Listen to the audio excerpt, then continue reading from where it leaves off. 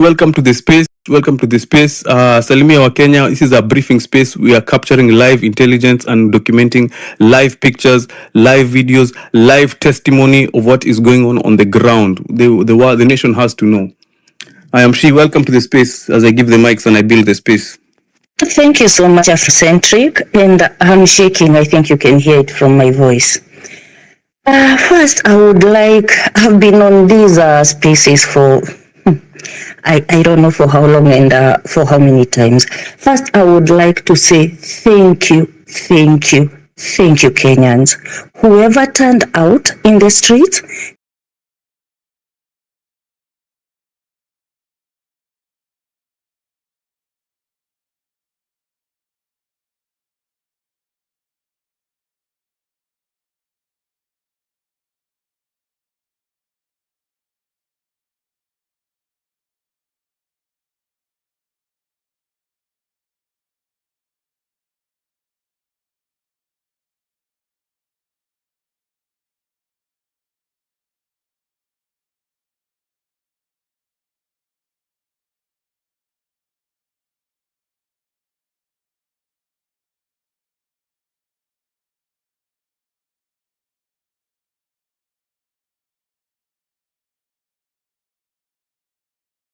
it's to tweet in people's pages.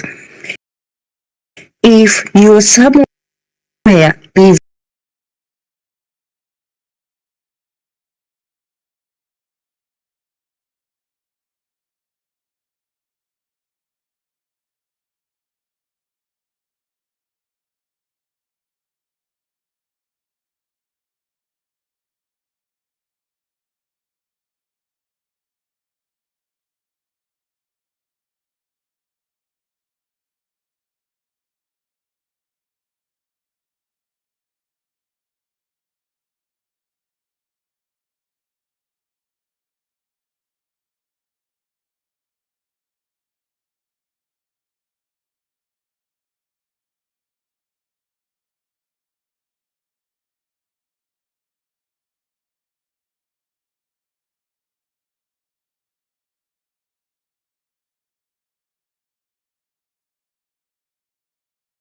away from, you're not on Thika Road,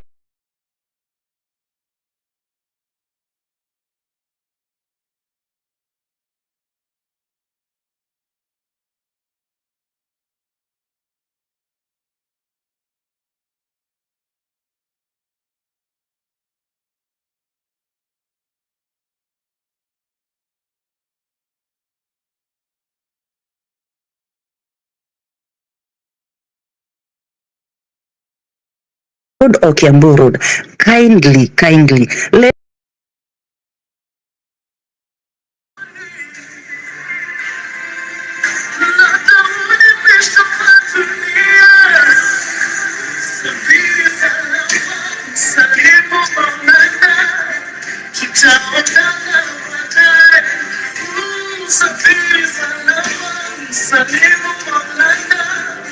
tutaonana baadaye. Those are for the 60 guys who died last year, and for the few people that were shot today. And today we can say that we did it. Today, like, the shooting wasn't as intense as last year. That means kuna venye tunasema na kuna venye tunasikizwa. Kama mmeangalia hizo clips zote zimekuwa online na venye Karau wana behave, believe you me, they are hearing us. Not only the Karau, ata gava, cause they know kifo ya Ojwang, kifo ya huyu mask guy. This is what has built up all this anger. And believe you me, even them, they don't want more of us. That one we know for sure. They don't want more of us in the street. So they are trying their best. If we stand strong, believe you guys, we will win. Let me hang up my mic and then you can give it to somebody else. I might be here later. Let me hold on my breath. Thank you so much. I am She. Asante sana for that song dedicated towards all the Shujaz that we lost, 60 plus, Akina Rex, Masai, Denzel Omondi. You know all the comrades that we have lost, and we are commemorating today on our Mashujaa Day. Once again, I want to reiterate, Manze today was a big and massive success. All eyes of the world are on Kenya. Kasongo must go. Kasongo must resign. We are also picking up intelligence. If you're in Rongai, please enter my DMs and I will give you the mic immediately. We want to highlight that the killings and the guns must fall silent. The killings and the shoot to kill order given in Rongai must stop. And to give the microphone to Lemay, you're in Kenyatta Hospital. Please give us an update the nation. DK Limien, can you hear me? Yes, Afro. I'm trying to share the link first, social handles. So kindly, maybe in fact, to give you the update kindly. Hiya. Thank you so much. Please get that data correctly. Wanjiru, who is going to be helping me co-host the space tonight as we pick up live updates and get eyewitness of what has happened on the streets today. Please, Salimia Space. How are you doing, Wanjiru? Are you safe? Are you okay? Thank you so much, Afro. And also, it was a good idea to open a space for live updates. What to say? I think I'm just overwhelmed, but I'm still very, very happy. Apart from being overwhelmed, I cried tears of joy just in the morning, seeing people. And right now I'm so overwhelmed knowing that our numbers still count. The tyranny number literally worked. If you saw how in Kiambu they literally came, sitting in numbers literally does work, guys. So I literally felt power belonged to us. I felt powerful. I felt somebody who has a voice and can be heard. And that is how we should be. So nobody should ever tell you anything. Your voice matters. Your voice can be heard. You are that person. You are who you are. You are Kenyan. So I am also here waiting for live updates, but I do have people who are telling me in KNH, and maybe the guy in KNH can actually tell us. There are some medics who are actually telling the wounded comrades after they are treated, wanapelekwa kwa police ama jela. So maybe we can work on that. There is somebody who wrote me like their nephew. Was it nephew or niece that was shot on the Maandamano and was taken to KNH? But instead of being, after being treated, they were told that wanapelekwa kwa polisi. So that's heartbreaking. So continuing good forward, I'm so happy for us. I'm so happy for what we can achieve, and we can do much and bigger things. Afro, back to you. Thank you so much. Thank you so much for that update. YCY, were you on the streets today? Tell us your witness account. YC, can you hear me? I can hear you. Hello? Yes. Please go ahead. How are you guys? For the first time, the hashtag city numbers. At first I thought maybe okay, but at the end of the day, we can push something. We had a very nice idea. All of a sudden, we were demanding 1 million march, 2 million, and at the end of the day, we are around 3 million plus.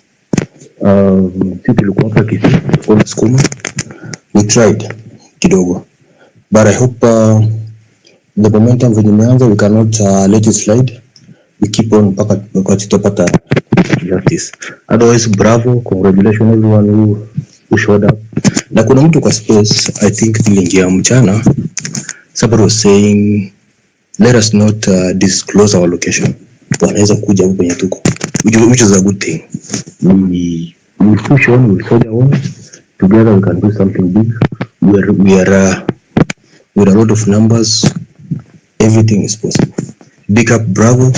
I don't have anything to say. We congratulate kila mtu alale akiwa champion. Anything yenye tutachukua direction let us collect ourselves, tuingie pale, tutawakilisha. Leo umeona makarao wamehepa, at least 80% ilikuwa peaceful. This is for the start. Let's keep on pushing. Let's keep on pushing. For the start, sio mbaya. For starters, we've done something. And at the end of the day, tukitokea tena na tena na tena, something will happen. I know hii maandamano ikikuja lazima ina sweep. Last time tulisweep cabinet, half of it ilienda. Saa hii I'm sure something big is coming. Hiyo picketing tu, tukibeba hizo mabango tukitembea, it means something. It sends something. It sends shivers to those people who are watching there. Kwa wale watu kwa street inaweza kuwa na kitu, lakini let's keep on pushing. That's it. Thank you. Thank you so much. YCY. Guys, repost the space. Most importantly, we want to highlight that there is a shoot to kill order in Rongai, and we're trying to get Rongai residents onto the space. They could be a Rongai person who follows you, and if you retweet the space, they will be able to see it. Give the space maximum visibility. Today was massive success. We are peaceful. The goons were ni kama walichukua hiyo doo wakakula na kazima simu manze. We did see any infiltration from goons like the last time we were on the streets. So safety in numbers. Power to the people. A big congratulations to you. Please pick up the mic if you're on the streets, whether you're coming from Mombasa Road, whether you are coming all the way from Thika Road. Please tell us your witness account as we update the nation live. We know there is a gag order given to all media stations not to cover this protest live. We know what they want to do. They want the TVs to go silent, and when you lose the mic, it shows you've already lost the room. We are right now in charge of our country. We have taken the country back. It is visible that Kasongo is a illegitimate president, and we have rejected him totally. He cannot kill and lead us. That one we have refused. And as we commemorate all our comrades that we have lost, please retweet every hashtag you see. City is numbers. It's a very powerful hashtag. We have pictures and videos there that we are documenting to have a watertight case against these political leaders who are stealing the public coffers and they think they're untouchable. Hiyo kiburi inaisha leo. Sijui kama uliona them evacuating parliament. Ni kama wana intelligence. We were never in the first place even going to parliament. Our eyes are on State House. A movement can take days, but we will achieve our objective. If there's someone who lacked faith, manze leo, mjue leo tumefanya, we have done something very powerful. Psychologically, we know we can do it. I want to give the microphone to Njao Janice. Janice, am I saying your name correctly? Mike Nyako, please, in 2 minutes, brief us. Janice. Janice. Yes. Okay. Hi, comrades. I want to thank all of us for what we did today. It was really amazing. Yani, mi nilikuwa tu nasema, aki 1 million strong kweli. Wasi watatokea, lakini you guys showed out. Like, yani, and it's not only in Nairobi, it's literally everywhere. Like, the only place I didn't see people showing out was like Kisumu. Other than that, I saw like everywhere people were showing out. I also wanted to say, I myself, I couldn't go to Tao because I have a bad knee. So I did it here at home. We had a very massive one here in Kahawa. But yetu ilisha mapema because walitutumia askari wakamiti and, and people didn't continue because I don't know what happened. They didn't get there. But again, we did so well. I'm almost even crying. I'm very proud of us. I'm very proud of the work we are putting in, and for the first time, like, Mimi, honestly speaking, this time we can, like, we are what we are. We are what we think we are, and we stand on what we say we are going to stand on, and that is something, as Afrocentric has said, niko sure imewatishia sana, because, I mean, you saw Baba Fahed was there, is on calls 24/7 akiwa mazishi na nyesha muona akiwa on call akiwa public event, meaning we're doing something, we're, you know, it might not seem as big as it is because they're downplaying it. They can show us they're scared, they can show us that we're making effort, ama effort to in a land on deaf ears. That's what they want us to think. But we really have done so much.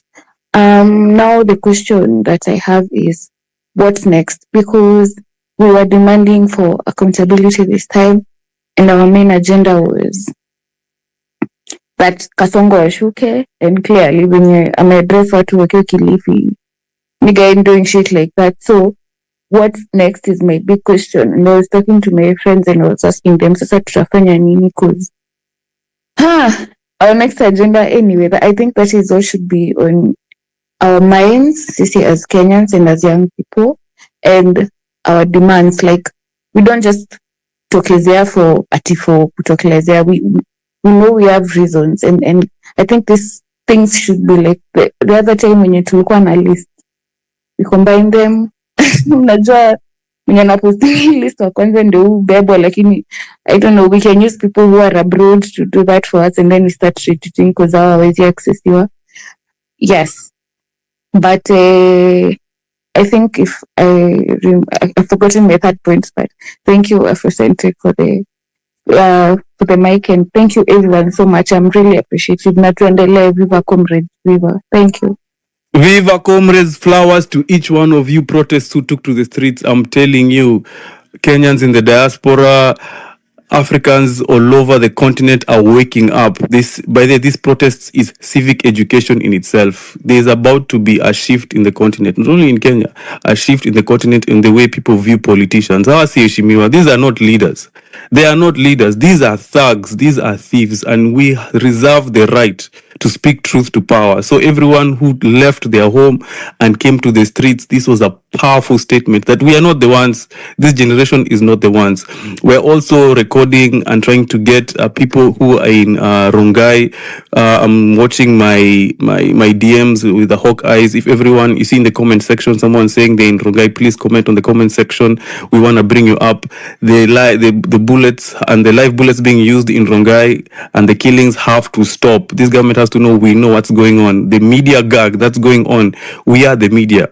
We have to shed light into what is happening in the country. So please repost the space and request the mic. This space is yours because of your digital activism. Let no one tell you that our voices don't matter. Let no one tell you that you don't have a following, that you don't have a circle of influence. When we speak with one voice, even the power structures, the corrupt power structures begin to tremble. So I'd like to give the microphone really quick to Mabile. Please take 2 minutes. I have a hot mic request. A lot of comrades who are on the streets want to speak and give their eyewitness account. Your witness account encourages the next comrade, because the next one, I'm telling you, is getting bigger and bigger. If you thought last year was something, this year we have they are shocked. They had over 4 choppers in the sky trying to make sure that the crowds don't merge, because they knew if the crowds merge, it is over for them. It's over for them. But now we know their tactics. As much as they are reading us, we are also reading their punches. We are checking their moves. And one day, I'm telling you, it's going to happen. It's going to happen. It is growing. It is growing. The movement is growing. Mabile, mic is yours. Thank you very much, Afrocentric, and all the comrades here on the space. I am very grateful for all the commitments you put into today throughout the Maandamano. I must confess that Ruto is very much afraid now. He's coiling his tail somewhere in his hideout. He knows the people have taken power from him. He's just pretending to be a president. He's somebody who is a very vicious despot, a tyrant with a lot of thirst for power. The Kenyan young people have taken their power from him, and I tell all of you here, we must not relent. We have to keep agitating for good governance. We have to fight for a better Kenya, a country that our parents had envisioned for all of us, and one that we want to leave better for our kids and our grandchildren in future. Now, before we there are colleagues that are still right now on the street in the CBD. We have to keep praying for them because now they're going to unleash a lot of brutality on them, given the fact that there is no media coverage, thanks to the court order that we've just received. But then we have to remind ourselves that these people will do anything. They will go at any heights to kill Kenyans that are demonstrating peacefully. Let us pray for our colleagues. Let us keep watching on our backs. Contact each other. Know where they are going. Find a way to contact your friends, your colleague, those who are demonstrating with you. It's important to be our brothers' keepers, especially at this moment. They did that last year in Gudurai. Now they're doing it in Rongai. They could do it at any point, and I want us to be able to keep agitating, but we have to look on ourselves. We have to keep watching on our backs because these people, they're a bunch of despots, a bunch of criminals masquerading as protectors of Kenya, people that are pretending to be leaders, but a bunch of looters. Thank you very much, and I pray for all of us so that we can live to fight another day. Thank you. Thank you so much, Sir Pineapple. The microphone is yours. Thank you. I am sad, I am in pain, but most of all, I am so proud of everyone that came out on the streets. We might have not achieved what we wanted, but I think we achieved something greater. We actually saw that we can come together and achieve such amazing turnout. Do you know how amazing it is? Unazunguko tu na someone you feel like this is my brother because wako like, we've got you. Unajua, we went out as sisters, as a friend group with just females, and the males on the streets walikuwa like, msiogope, hakuna guna tawashika, and that is so amazing. And seeing the numbers, seeing the turnout, I got home and I saw this video of a police hitting someone on the streets, and then like the crowd inatoka kama Vikings and Spartans, and then wanakimbiza the police, and it is such beautiful scenes. We were so afraid of these policemen, but guess what? Now we know it's actually achievable, my people. I am so excited. We're not there yet, but we are getting there, and I am so happy. You know, today nimechapwa hadi mwili ika factory reset, but I got home in pain, but I am still happy. I'm telling you, if we can keep this momentum, I swear, if we keep this momentum as a movement, we will achieve so many things. Right now, my like, you people know the police don't have any power over us. How many policemen have you seen being overpowered? They are the weakest link. The saddest thing is that they don't know we are actually fighting for their rights. You know, this fight is not only ours, we are actually fighting for them. But I am happy for you. Please check up on your brother, your sister, whoever was in the streets. And kudos, my people. You made me proud. That's all. Thank you, Afrocentric. Thank you so much, Pineapple. Manze, safety in numbers. Thank you for all the guys who are protecting the ladies. We knew last time that there was a order given to goons to target women, as if we don't have enough femicide issues already going on in the country. Thank you for making sure our sisters were safe. We have a comrade who is asking if there's anyone around Bahati Estate, Jogo Road. They are there and they're stuck with no means to go home. So if you are around there with a boda, if you're around there with a vehicle, if you're around there, please reach into my DM so I can share his contact to you. He's trying to get home safely. Please, if you are we're trying to make sure people are getting home safe and people are safe wherever they are. Wanjiru, do you have any comments? At least 4 comments to read for us? Anything showing up on the comment section? We are trying to get everything, information to the nation as quickly as possible. Wanjiru? Yes, the comments are here, but let me also say hi to Comrade KOT Sonko. Good job, KOT. I would start with Last G's comment. Anasema injured, and in hospital, but I can't say which one for security purposes. Lakini majaba aluta continua. So we also pray for Last G. He is injured. I think for security reasons, hawezi tuambia ako wapi, but we pray for him. kuna CJ anasema what can we do as the Gen Zs doesn't exist. What we can't do as the Gen Zs doesn't exist. Oh, okay. Sitting in numbers. Mustard Cash anasema viva comrade, I like the way you turned up today. Kijana ya Kabras anasema vile tulipata means of transport along Thika Road while heading to Nairobi CBD, that was fire. This is so good. Kuna mtu anasema space iko na shida wase. Pauline, work on my end. Maybe ni serikali, I don't know, but when tunasikiza. We have bigger duet anasema even now Rongai we don't have electricity, so sad. So watu wa Ronga tunasikiza, so I don't know what we can do about electricity. KPLC inayo inakaa kama these things are not going very well. #police anatuambia Chris lays an alarm about Rongai. If you know people from Rongai, check on them and their safety. We need to hear from them and from them to document what is happening. And there are also so many people from Rongai wananiandikia on my DMs like they're stuck kwa tao sababu wezi enda nyumbani wametoka maandamano. So if you're in town and I don't know, you can be your brother's keeper. I finished the last comment with Kenyan boy. There was one challenge today, media and Mars. So next time, let's make sure hatujulishani. Let them be met with surprise before they act. Itakuwa too late. So ni hayo tu kwa sasa. And the last one, literally the last one. There is only Papa Ochi amesema this is bigger than Kenya alone. Look around the world, this is happening everywhere. And just to let you know, today in the media, tumekuwa the first trending topics in the entire world. DW, imekuwa ni sisi, the news, Sky News, France 24, we have been trending. So we are doing a good job. Our voices are being heard internationally, so I don't think Kasongo can try anything fishy right now. So back to you, Afrocentric, and I'm so happy.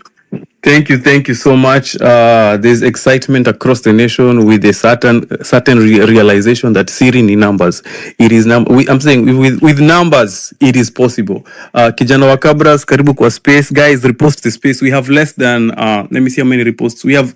We're over 1,000, and we have 50 people who have engaged the repost. Let us repost, get maximum visibility. You could save a life. The cops like to operate under the cover of darkness and under the cover of silence. Whenever we take pictures, whenever we take videos, whenever we speak about it, they become paralyzed. Let us take power away from this dictator, Kasongo the tyrant.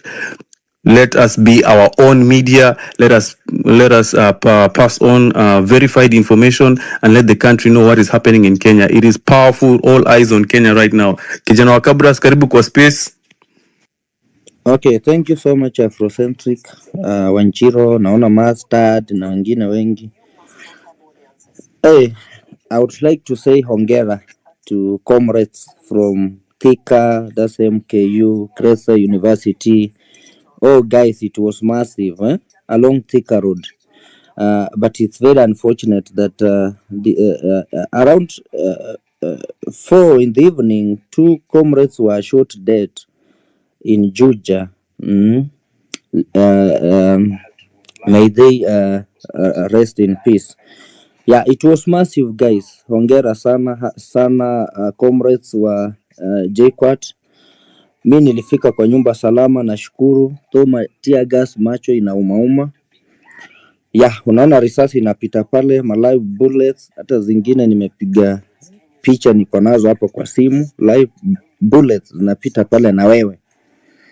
Place unapitia hata ujui, hadi saa hii sijui nilipitia wapi nikiapa, lakini Mungu amesaidia tumerudi kwa nyumba guys. We are almost there. We can make it guys. We can make it. Niliona Kipchumba Murkomen akitembea tao, mikono imefunguka anatishia, lakini wazee walijitokeza. Congratulations guys. Hongera sana comrades. We can still make it. I can see it.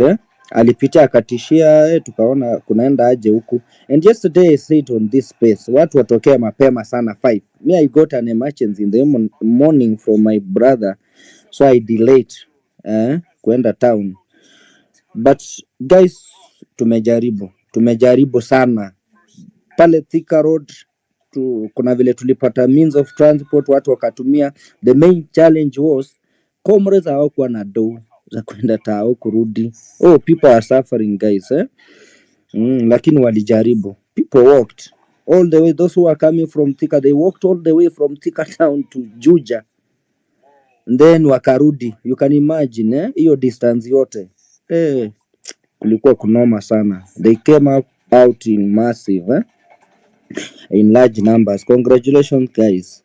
Next time I think we will make it. Imagine people making to State House Girls High School. We were almost there guys. We were almost there. Yeah, na hata Gavi ishaanza kujua sisi hakuna mchezo tena. Hakuna mchezo. These people Kasongo has to abide. Yeah, he must surrender. He must surrender because sahi mambo kumechemka mbaya sana. Kumechemka mbaya sana. Let's wait and hear from what he's going to say to address Kenyans. Yeah, tutajua tutafanya nini.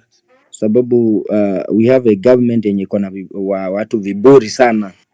Yeah, viburi sana. Thank you guys. Thank you wale wanatoka Thika along Thika Road guys. Follow me we link up. Yeah, next time it's gonna be more than massive. Thank you so much and enjoy your night.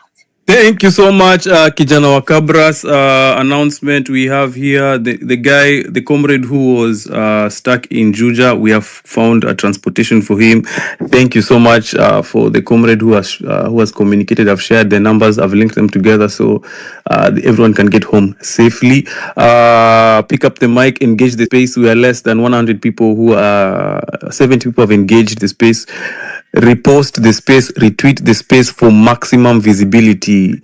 Digital activism works. Once information is power. The government thrives in tyranny when information is limited, when they control information. But we are taking charge of the communication networks by leveraging social media to get information out as quickly as possible. Most importantly, if you are in Rongai, please slide in my DMs, slide in the comment sections. We want to hear your live update. We are very, very worried. We're not going to bed until we make sure everyone is safe. The government will not kill us and lead us. That is our motto. I want to give the microphone very quickly to Elsie. Elsie, are you there? Elsie Adhiambo. Hi guys, how are you? Coming down with a cold, but we were very well represented around Committee Road, TRM guys. You all, I just want to say, I salute all of you. Yani nyinyi ni mashujaa. You are who you think you are. However, my comment will say for today, it's quite unfortunate that again we lost lives. And what makes me a bit angry so much is even with what was going on, the people who we wanted to address were busy mocking us on our faces, like the likes of Murkomen telling us how he's coming to work in the morning, as if like every day, where are you always? Why don't you always make to town to make your rounds every day? And they are attending a burial like wanajionyesha ni kama hawa aiwaguzi. And my take is this: I like the initiative, I like the screams, I like the Syrian numbers. Like today, guys, it was amazing. That was amazing, and it's a start. However, just to echo what my various speakers have said who've come before me, we should have a strategy. Like the same way we are saying the next time they are going to come out big, hata wanaenda kujipanga. The same way tuliamka asubuhi tukaona masengenge zimekwa kila mahali. It's like this country is not ours. They are the ones who threaten us with war, and they don't want us to bring war to their foot. So I will say, whoever leads us through, we need a strategy. We need to come to these people with a set goal, like tusiende tu blindly na after sasa tumeongea even then, like you've been seeing after last year's Maandamanos, this guy passed everything that took us to the street. They passed it through in December. So personally, I think we need to cripple Kasongo with his government, starting by our own MPs. And I'll challenge us. Do we know who our MP is, your area MP? Do you know who your area MP is? Have you written to him? Have you talked to him? Have you held him accountable from that little level space that we are in? Because I'm imagining his army is the MPs. Hao ndo wanaenda huko wanapewa madoo, wanapitisha hizo vitu venye wanafaa kupitisha. Tukiwaanzia na hapa chini kuwa hold accountable, au watu watakawa. The same way police are getting the notice. We are not here to be killed like fools. You want to kill us once you drop your gun, you drop your shield, weni mwananchi kama mimi. You unarudi kukua, hauna hata hiyo nguvu yenye unashinda unapigia watu. That same energy should go down to these MPs. Hii army yake ndio tunaanza kuikata. Tunaanza kuikatia hapa chini, anakosa power huku juu. Because when these MPs store online, amefanyia nini your constituency? Ni nini sijui pesa ya CDF? What has been done to your constituency? Can we hold him accountable? When we scream and say, hapa watu Yoisambu, we don't want 1, 2, 3. Ukienda huko ukika huko, are you representing us or you're just taking money? Once we deal with these people down here, he's gonna feel the pressure. Wacha vile anatembea huko akituambia tukue peaceful na niye anatuua huku chini. Sijui tusilute na niye anatulutisha huku chini. So for me, I'll suggest to the leadership of the team that we are working on, as much as siri ni namba, tushuke sasa huku chini kumkatia, tuanze kumkata miguu, tuanze kumkata na huku chini, atakuwa crippled eventually. Other than that, I'm so proud to be a Kenyan. I'm so proud of all of you. I'm so thankful for the brothers who are very strong. I'm so grateful to God for his protection, and I'm just saying, let's tumusukume kabisa, as Rigiji says, tumsukume until he feels the pinch. And it's not just him, it's anyone who will get to that seat. They will know the power belongs to the people. Good night, guys. Please keep safe. Asante sana. Asante sana comrade. Mustard, kuna majina ya ajabu. Mustard Kesh, are you there? Mustard. I'm there. Yeah, microphone is yours. Talk to the nation. 2 minutes, please. Yeah, go ahead.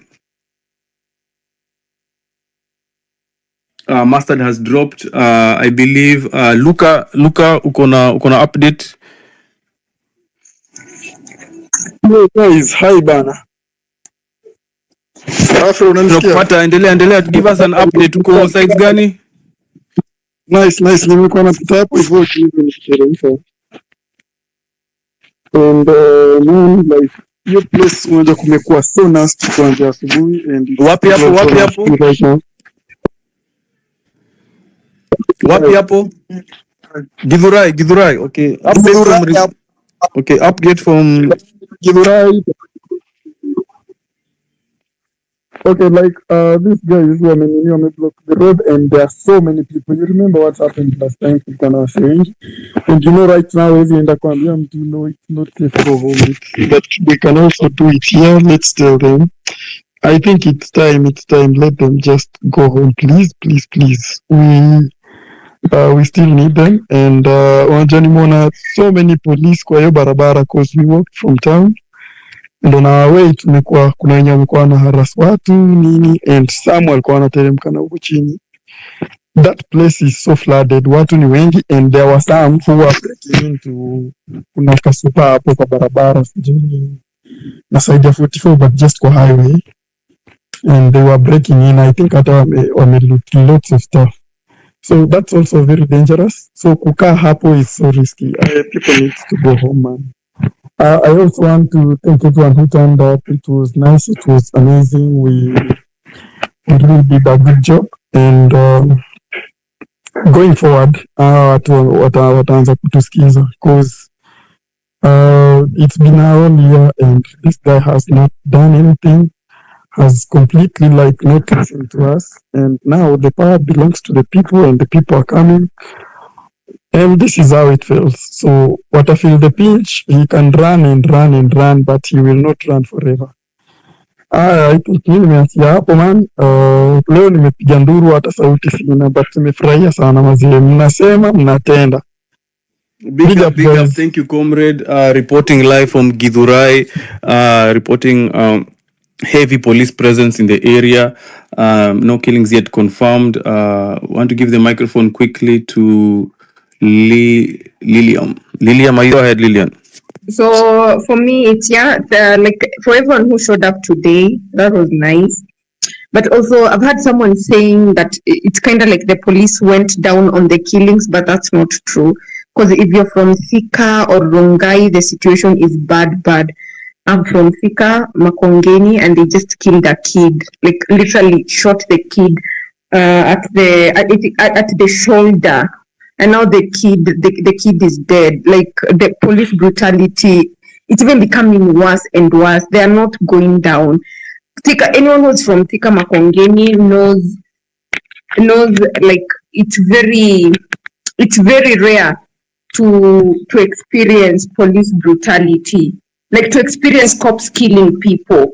So if today they like used all their, they literally went to an extent of killing someone I know, I don't think when it comes to police brutality, like the numbers are going down. It's actually getting worse. If you're from those two towns, you know, like it's really bad. Like I don't know. I don't know. Like when it happens to someone, you know, that thing is really messing with your brain. A kid just got shot, and personally, I'm from Tao. Literally, they were using rungus and nyakunyos on us.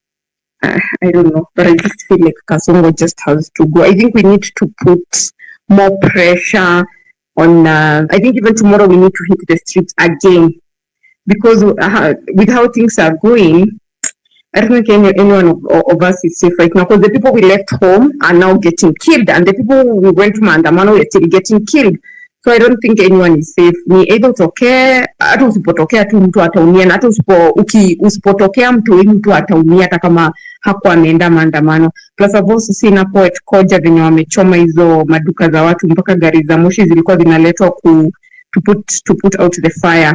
And apparently there's a woman who was saying when goons were even stealing from the shops at River Road, the cops were literally just standing there and watching them and doing nothing. So when it comes to police, I think it's either we get done with Kasongo and whatever, and his administration, and even the police. Cause for me personally, it's really we're really heading in a dangerous place. We are really heading in a dangerous place. But if tomorrow we are hitting the streets, please, let's just show up again like we showed up today. Let's not fear and back back down. Let's show more. Let's use Twitter more to amplify anything and everything. And please, let's tell our parents and even our friends that think they are safe even when they are at home. Let's tell them they are not safe, and we should be in this thing together. Yeah, that's all. That's all that I wanted to say. Thank you so much. Thank you so much, Lilian, for those updates. Wanjiru, you have some comments. Guys, repost the space. It's on the Jumbotron above me. Please repost. Let's get to like 500 reposts first. Let's target that. Get more visibility. Get more eyewitness accounts in the space. Wanjiru, please take it away. Thank you so much. I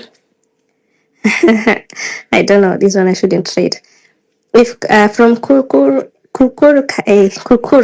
if Kasongo is a man, let him do an election now.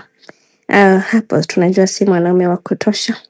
There is Joseph Mugo anasema, we agreed that if move out, no coming back, because you'll be forward back to where you should work as a TM. Black Solomon anasema, I'm sad. Next time I think people should be in the street by 7 a.m. Today it was almost done. So that's also a good comment there.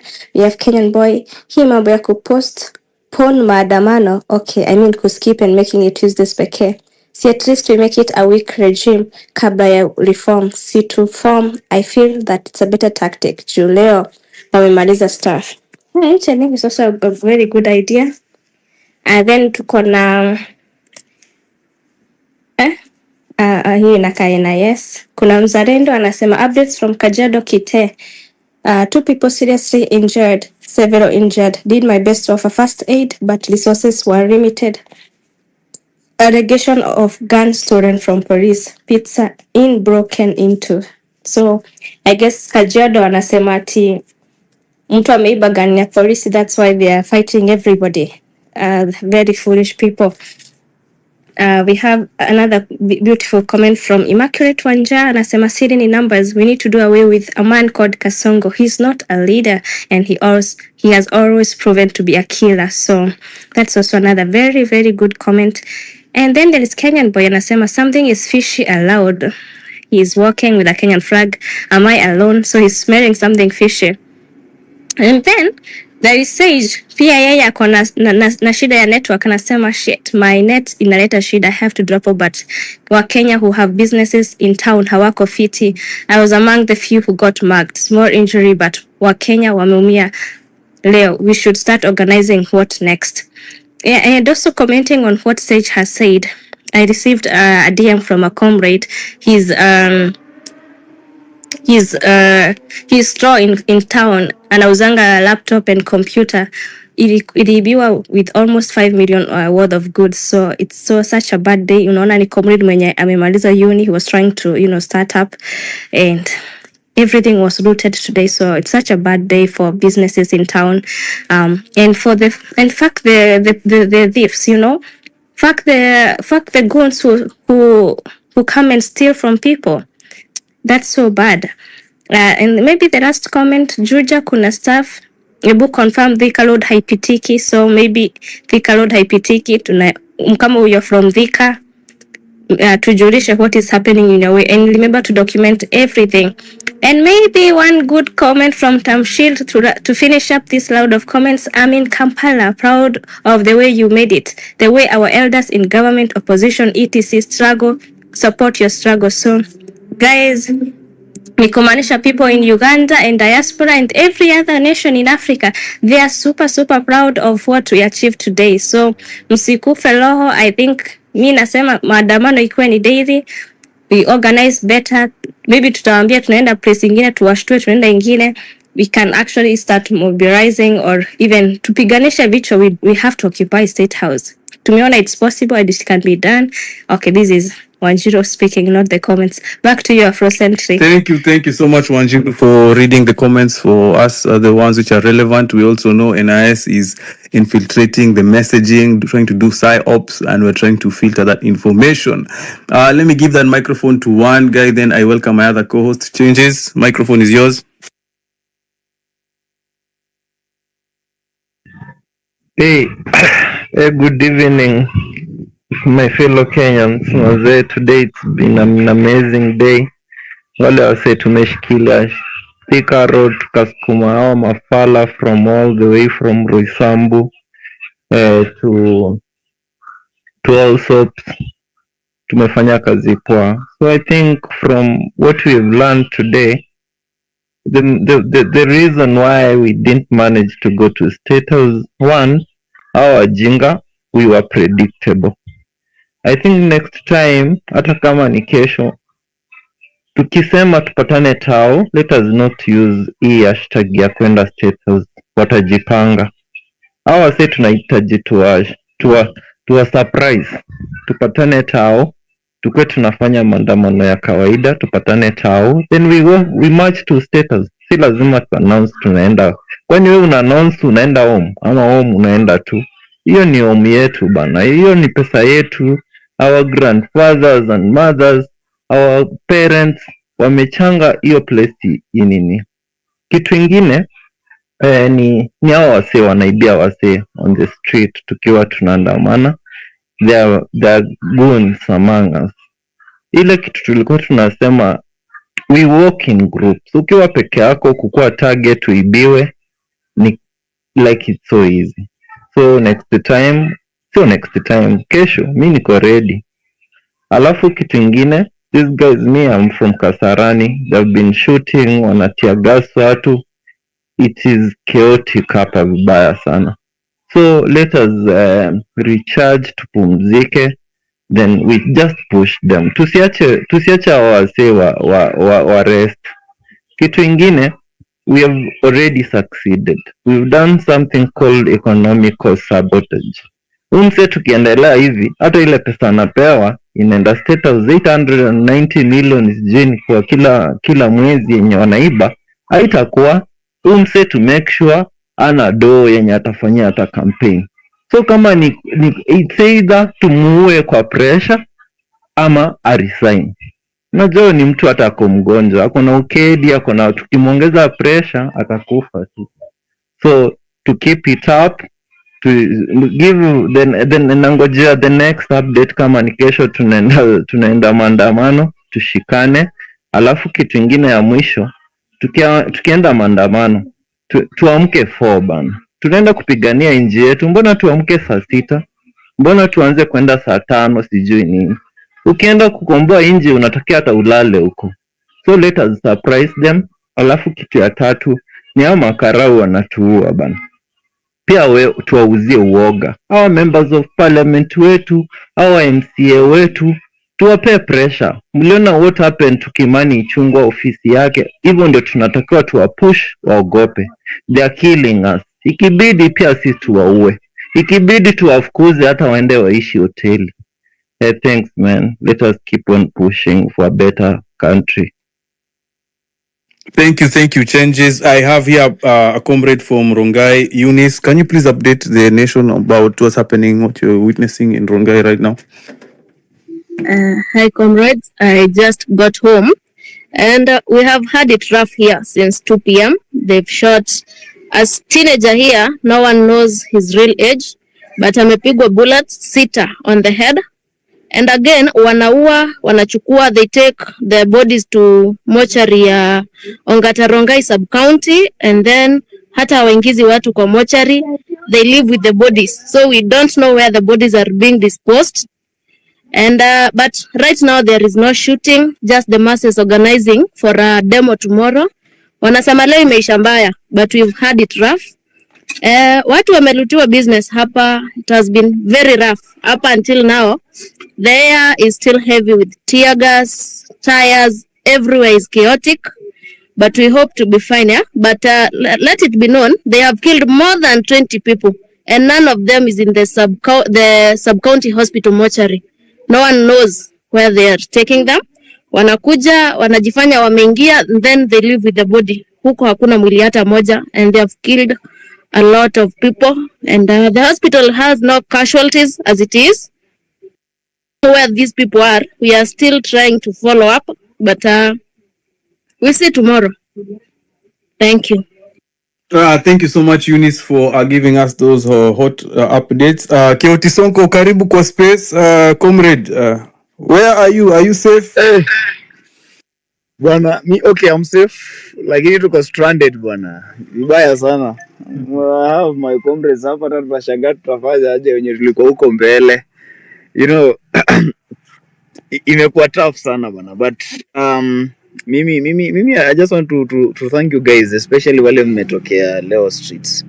Yeah, honestly you guys, you've made us proud, na hiyo unity tumekuwa nayo, acha tukue nayo kabisa. Those guys wamejaribu kuleta divisional tactics, lakini hazijaweza kabisa.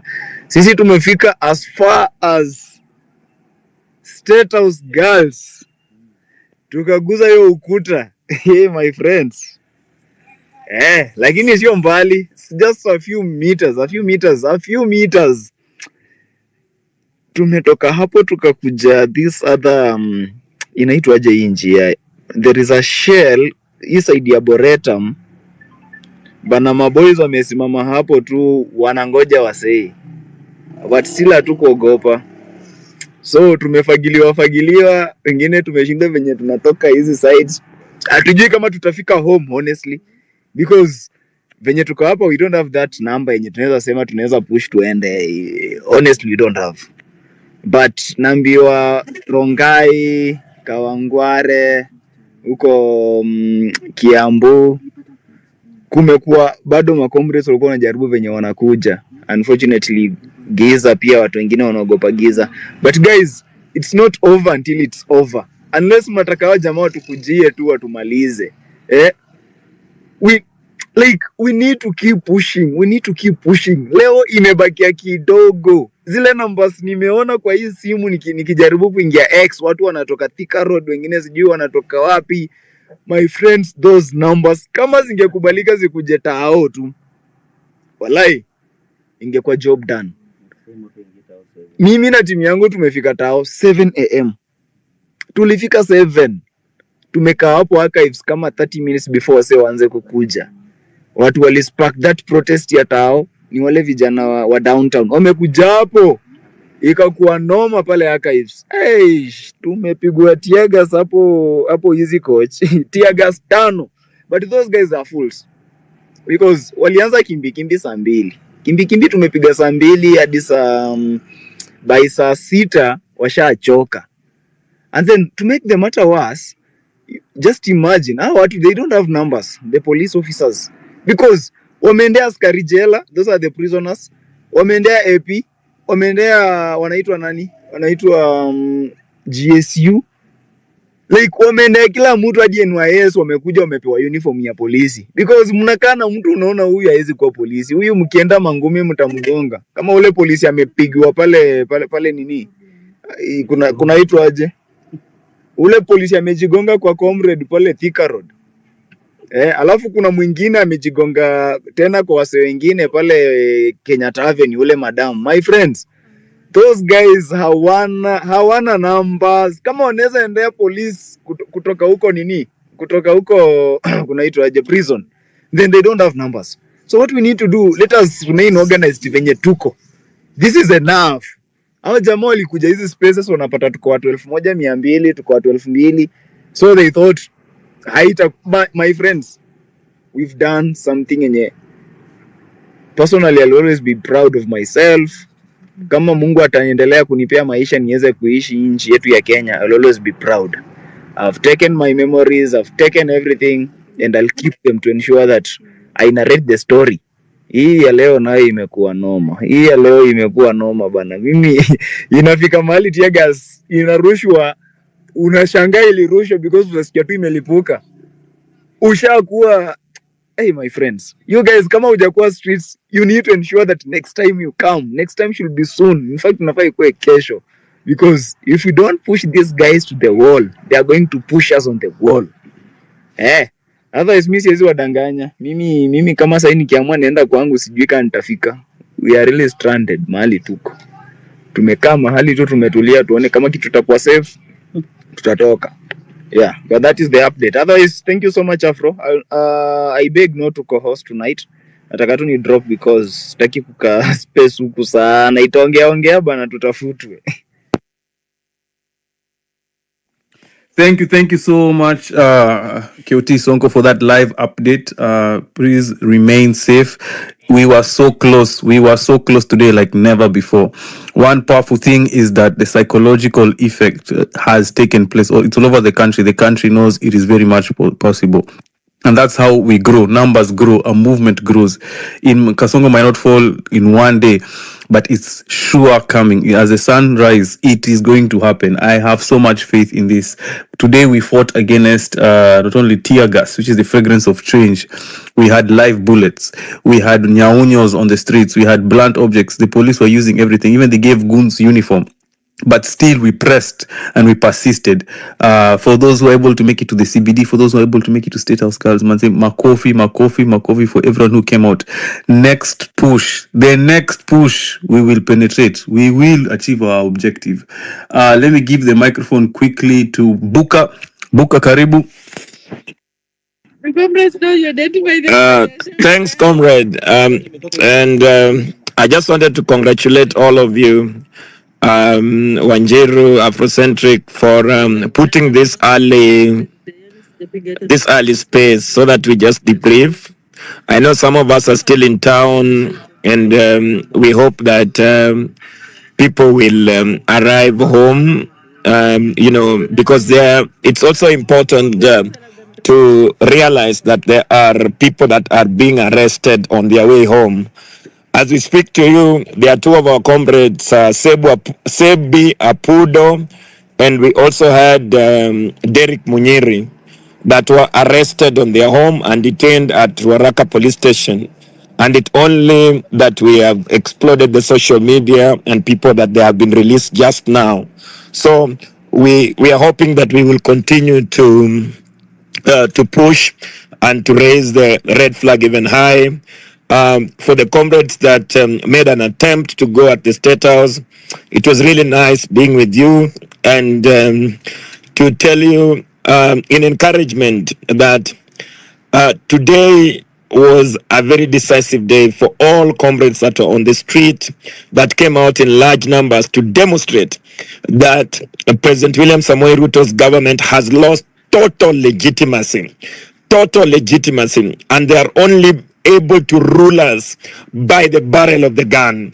They don't have any goodwill from the Kenyan people. Everywhere, people stood up to carry out the loudest manner possible that President William Samoei Ruto's government is actually illegitimate. Even when the peaceful protests were taking place, and he pretended to have attended a funeral, but at the very end of it, the taxpayers' money was used to do all-time surveillance with the helicopters to try and intimidate young people to go home. But they stood up and showed up for their dead brothers and sisters, for their dead martyrs. And it was really amazing that people did not get tired, even though a few people this evening, one of the security guards at Pale Kenya Power amepigwa risasi hapo, but you can see how desperate they were to send people out of town.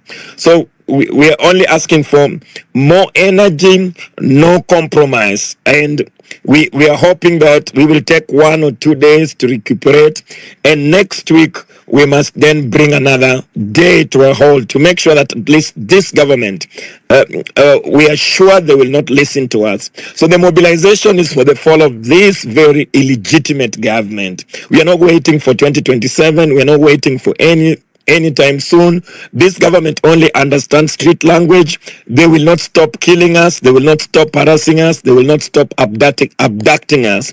The only fire we have in our heart, the only hope for the Kenyan people is to carry out their revolution to the total conclusion. Without carrying out our revolution, then we will remain the slaves, the prisoners of these criminals, the prisoners of this thieving elite that have auctioned our country. So from the Communist Party Marxist and from all the comrades that were in the street today, we just wish you good health.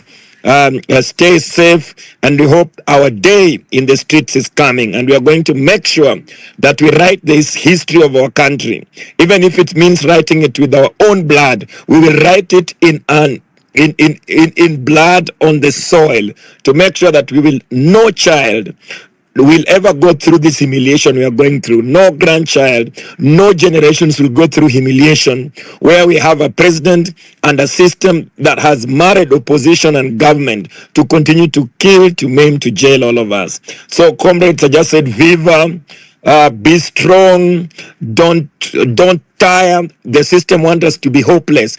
Don't be hopeless. The system wants us to give up. Don't give up until we give dignity to all our comrades that were killed last year and the ones that were killed today. This is Afrocentric. Thank you very much. And now we just got, actually all of us, we leave town shortly, and we're hoping that we'll reach home in time to make sure that, again, we join everyone in the street the following week. I just wish you guys a good discussions and more strength, and we will make this country a safer and a better place. We have every mind here. Thank you, Comrade Buka. Thank you for showing up on the streets. Thank you so much for.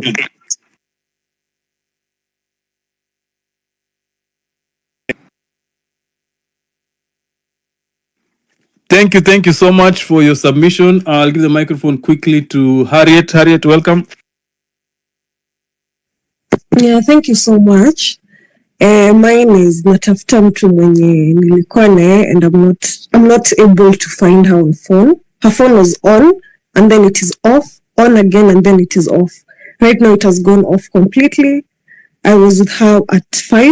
Right now ni saa 3. And by saa 3 I'm thinking mtu ashafika penye alikuwa anafaa kuenda. I don't know what is happening. I'm really scared because I was the last person with her. and now she's not being found on phone.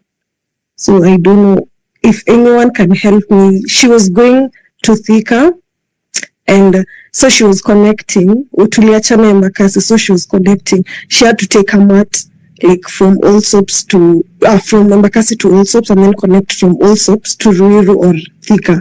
So right now she's not on phone. Her phone died, and then nikimpigia, like maybe it was like at 8 there, her phone was on, and then it went off again.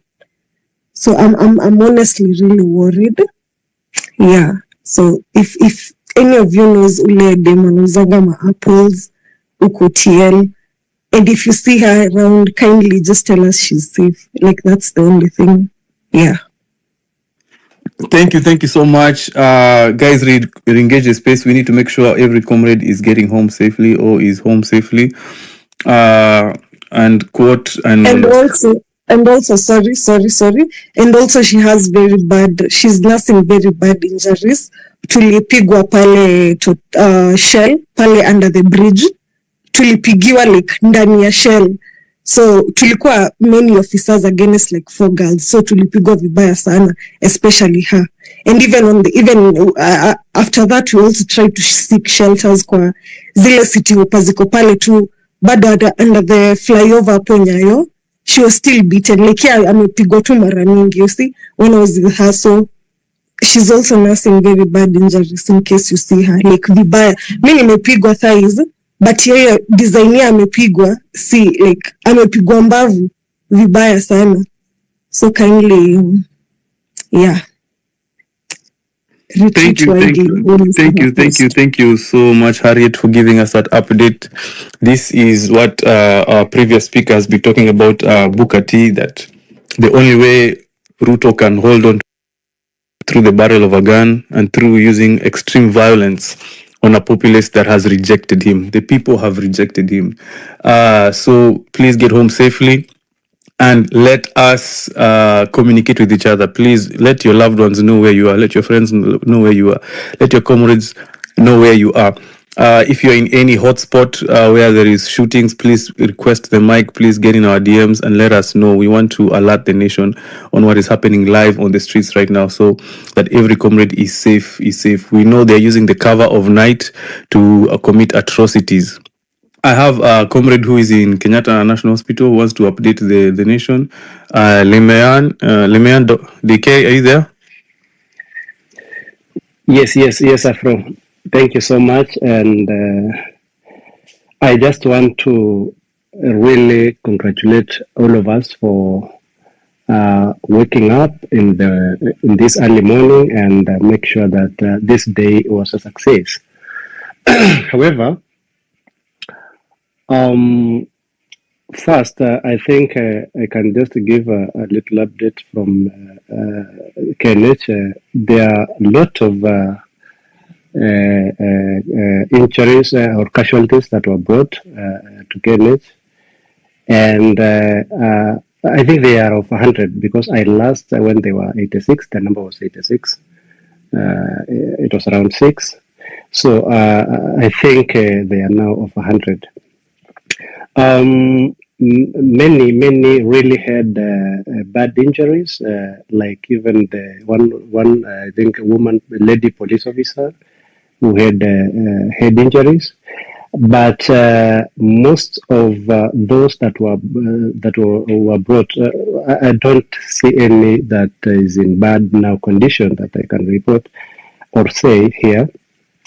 But I just want to encourage all of us when we come out again, or when you go to these protests, when we go, because we were in the CBD, I was in the sides of Afya Center, Quick Mart on that side, but we got some goons that were able to infiltrate and disrupted even the peaceful march that we are having. And they really looted many shops across that, I think, bus station. I think that is in the bus station area. and to even I've even seen some trying to vandalize some what do you call a cop ATM. So I think I just want to advise you that whenever you will go out to these demos, because we have to go, kindly be able to work with a friend or a comrade. Just have someone that you know, so that you will not get yourself. Because a friend of mine today was mishandled by just some goons. He lost his phone and he lost some of his items because these goons were just trying to find something to take. But these are not genuine demonstrators or peaceful demonstrators. Probably they were hired. Yeah, that's a probability. But let us be vigilant when we go out, and we must. And I just want to condole with the families of now the comrades that we lost. But I think here in Kenyatta, there is no fatality that I think we received, that was received at Kenneth. However, maybe I don't know the city mob if they received the bodies, but let's be brothers and sisters keepers. For the lady who spoke earlier, like Harriet, it is good that those that in those sides of Thika, as she reported, assist her to find a friend. So I think I just want to pongeza all of you for coming out in large numbers and condemn the use of violence by the police now in Rongai. We don't know what is happening. And today I want to really congratulate the judiciary also, because they tried to switch off the CA or Communication Authority tried to switch off some stations for reporting live, but the orders were given by I think Justice Muita, someone I think so, as I saw in the news. So I think we said earlier that it is one term. This government is one term, or this administration is one term, if not half term, because we can say it might be a half term. Because and I've seen for the first time now the president today when he was in a funeral, I think in Kilifi, making calls in public. Yeah, you will see him on phone. I think we don't know if he was the one giving orders. So I think let's be vigilant, let's be brothers keepers, and make sure that we remain and fight for until justice, until we get justice. Thank you. Thank you so much. Yeah, we can just keep alert and make sure that we help where we can. Thank you so much, Leman, for your contribution. Olawande, are you there? Yeah, I'm here. It's only that my voice has gone. My voice has gone. But I just want to thank all of you that were here with us in the streets today.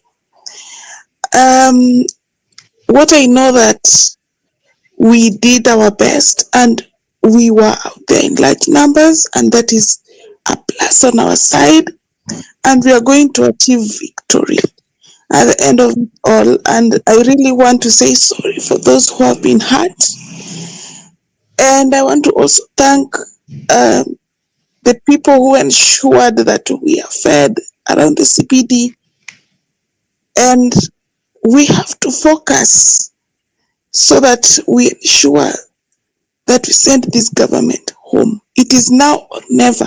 If we leave this government go scot-free with whatever they are doing, 2027, we won't be able to remove them. So the war is now or never. So let us just stay put. Let us have some resilience, and let us stay focused. The victory is ahead of us, and we are going to achieve it. I'm not going to talk much Afrocentric. I think I shouted too much today, and I don't have my voice. Thank you. Thank you so much, Olawande Pole. Please rest, get quick recovery. Poleni sana also again for everyone who has sustained any injuries from this rogue regime. Are you there? Yeah, I'm here. Can you guys hear me? Yes, we can hear you. Go ahead. Oh, perfect. First of all, I just want to take this opportunity to actually thank everyone, every single Kenyan, every single human being who showed up in solidarity on the streets today, streets of Nairobi, and any other cities or counties in Kenya. Again, I also want to thank the Media Council of Kenya and the Kenya Editors Guild for standing strong with the media houses. We also, the kind of nonsense that happened to our media houses today, media houses were being shut down. That is NTV, KTN, and also K24 was threatened to be shut down. I'm so happy that the Kenya Editors Guild (KEG) stood firm and spoke out for the fourth estate, for the members of the fourth estate, and said that we are just doing our jobs, and they actually ought to have listened. And that also brings us to the fact that now we know the kind of government that we have, a government that will even sanction the media to ensure that their agenda has agended. And today it was different, and I'm so happy that regardless of the challenges we went through, today there was so many blockades, or rather blockages along the Nairobi highways. Others on Kiambu Road, others were on Thika Road, others were on Magadi Road, others on Mombasa Road, and the police checkups all over. But we still managed to make a statement. We came out in numbers, and that hashtag sitting in numbers, whoever came up with it, I applaud whoever came up with that sitting in numbers hashtag. Again, for the families that lost their loved ones, I'm glad that today, at least, and when I say at least, one life is too much, but then again, we've been here, we've seen this shit, and we can say that at least we didn't lose so many lives. So that means someone is listening. Watu wametense, gava imetense. They are scared. The whole world is watching. I was glad to see us on DW. I was glad to have seen us on Al Jazeera. I was glad to see Larry there. And that means so much. The whole world is watching what's happening in Kenya. And other nations are seeing what's happening in Kenya. We are setting an example for other African countries that, you know what, once we say no, when the citizen says no, enough is enough. So what I'm coming up here to urge you guys is we came up with one voice, and we saw what happened. We saw the flock of human beings, the huge population that were on the streets. Regardless of the measures that the government took, we did what we had to do, and we'll still keep on speaking with one voice. And what I learned today was that one voice can emancipate a lot. It can go too far. So if you're quiet, just know that you're reducing our volume. We need you to top up that volume at the maximum. So let's keep tweeting, let's keep talking, let's go on TikTok, let's go on whatever social platform and speak that message, sitting in numbers, and enough is enough for our country. So that's all I wanted to say, at least for now.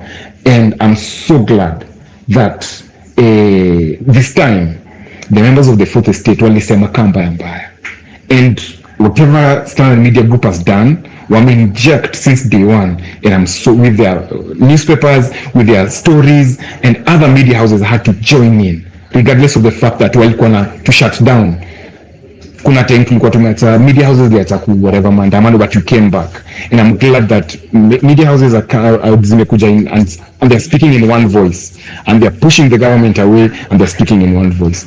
Thank you guys for listening to me, and I'm glad that we did this today. I can't wait for the next and the next and the next. Let's keep on being our brothers' keepers. Thank you so much, Comrade Ayo. Asante sana for injecting. Guys, engage the space. We are still getting live updates from the ground. Wherever you are, CBD, Rongai, Githurai, Thika Road, Mombasa Road, please pick up the mic and tell us what is the situation around you. We're trying to bypass the government gag order.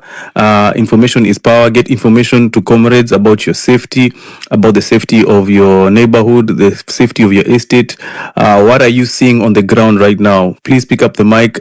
This is an intelligence space also. We're trying to gather more information and know about your whereabouts. Are you safe? Are you okay? And what are your live eyewitness accounts of today's protest? We saw goons were hired to break into shops, to loot, to target women, but we held our ground. Siri ni numbers. This hashtag is the one we're going to use even to build up momentum. This is day one. Any try one. I'm telling you, it is big. I can feel it in my heart. It is big. There is an air in the country right now that change is possible. We are not waiting for 2027. It is happening. It is happening wherever you are. I'm going to give the microphone to Waigwe. Waigwe, can you hear me? Afro, just a moment before Waigwe goes. Just a moment. Sorry, I don't mean any disrespect. Just a moment, Waigwe. Afro, one thing I forgot to say is that there's a story that was done today of a police officer that was injured, and the citizens were trying to protect this police officer. I'm glad that regardless of the fact that these police officers wanatuonyesha rage, we are still there to actually protect them. And then again, there was this other there's this other police officer who was actually helping and speaking to the public, telling them, "Najua nyinyi ni watoto wangu, blah blah blah." It means that the police are also listening. Let's change this police one at a time. I believe in voices, and they can see whatever is happening to us, regardless of vichwa ngumu. It doesn't matter how many days it takes for us to change them and realize that we need you on our sides. So as much as kuna polisi wabaya, I can report that there are positive stories about mapolisi wengine. So ikifika hiyo point ya mapolisi, let's be a bit fair to some. Some are good, some are bad, some are just following orders. So I just wanted to bring up that to light to show that kuna wengine pia are there for us.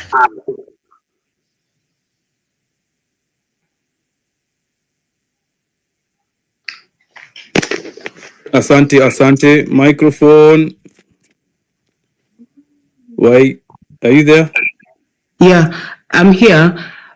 So unfortunately today I was in the online group, but something that I realized is when we are doing these mandamanos, especially the ones who are on ground, I think a strategy that we can employ mostly is create a form of a channel where people can just be watching and sharing, because I've seen it could work.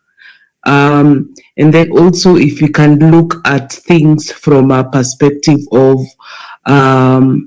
people on the ground really telling us what exactly is happening. And then I also think that we right now we need to strategize. Like the conversation should be like, okay, next time what do we do better? So because I believe there's something that is coming, and I believe we can't wait until 2027. And this year is our year. Yeah. Thank you so much. Jahoma Bay, karibu. Afro mimi hata sina maneno mingi kabisa. I'm just very, very happy that one person who always thinks that Maandamano has to be done by himself, that he must. I am very pissed off with events in this country where one person think that Maandamano has to be called by himself and that he has to be the one. I'm very happy today my people of Homa Bay were out on the streets and to show that Maandamano cannot be called by one person. He thinks that he is holding people hostage. He thinks that bila yeye Maandamano haiwezi fanyika. In fact, for the first time, in fact, and I like the people of Kenya. I love you guys. You very nice people. You very nice generation. This is a generation that has never been seen. I love you people. You are breaking the barriers. You are showing the whole world. You're showing us from all the way from Kajiado down to Turkana to Mandera to Garissa to Lam, you showing that politicians, we can do this without the involvement of politicians. They have been trying to drag the opposition into us, but we have done this. We did it in June 2024. We've done it today. This to me was a very, very momentous time. I saw things I've never seen in my life. In fact, I don't even think those who fought for the second liberation have did what we have done. This is a show of unity. This is a show of intent. We have deconstructed that myth that one person has to do it himself, and we have managed to do whatever they haven't done. And for me, I want to thank the judiciary. They were very, very fast. They issued a gag order against a rogue regime headed by David Mugonyi. You know very well who David Mugonyi is. It's a Ruto proxy. One of the Ruto confidants is Mugonyi. And the fact that the judiciary issued that court order that restored and reinstated the independence of the media. We have a country to protect Afro. We cannot allow ourselves to be like our neighbors. That is what, and you people, what you have done today is big. We've lost a very young man. I was seeing a very young man today has been gunned down. I was just going through and looking at his last moments, hiding next to a pole with a black mask. I'm still finding his name, but he was putting on a Barcelona jersey, and I think that champ will die. He's died, but he's a hero. His blood will not go free. We have to do it for him. We've shown that we can stand up for X. We have been in the streets for the David Chege, Eric Shieni. If you watch the videos of how Eric Shieni was a jovial young man, let me tell you guys, this is what we want. The ability, the energy, the courage, and the ready to fight for our country. And I know the police have, as I always said, there are some rogue police officers who came out to steal fire and shoot us. But I can tell you that what happened today has shaken them. They were all in Kilifi. The Opoda conman and the Sugoi thief. They were all in Kilifi. Why? And this is what they do. And I want to tell you guys, if we don't remove this man now, I can tell you, these people are students of Moi. Hawa wote ni wanafunzi wa Moi. Ruto was in the YK 1992. You all know this. Raila has been in Moi and Raila has been in power. Hakuna siku jamaa ataguliwangwi kama rais, lakini hakuna siku ambaye kosa kwa serikali. There's no day. In 1997 he joined KANU akapewa secretary general. In 2002 he formed alliance. He was the first minister for roads. In 2007 he was a prime minister. In 2017 to 2018 handshake na Uhuru. In 2022 handshake na Ruto. He has never been out of government. He has feared taking responsibility. He is one person who has feared. Anatakanga tu ajificha hapo nyuma ya watu. Watu wanakufa kila siku anajificha. But let us come out. Let us call it what it is. Let us call it, and it's what it is. Guys, I want to stop there, but I believe that the rage and the courage we still have. This is the beginning. This is just the beginning. We need to do it again and again and again. For the first time, you saw State House was barricaded with razors, wire razors. Where? Which country? Where? That is how powerful you are. Siri, Afro, Siri in numbers. Siri in numbers. And that numbers, we are the majority. We can get these people out. We are going to do it. And I love you people. You've been very amazing. We have sustained minor injuries here and there. We have lost a few of our comrades. But if you know the rule of the military, we have overrun them. The word is we have overrun them. That's for fact.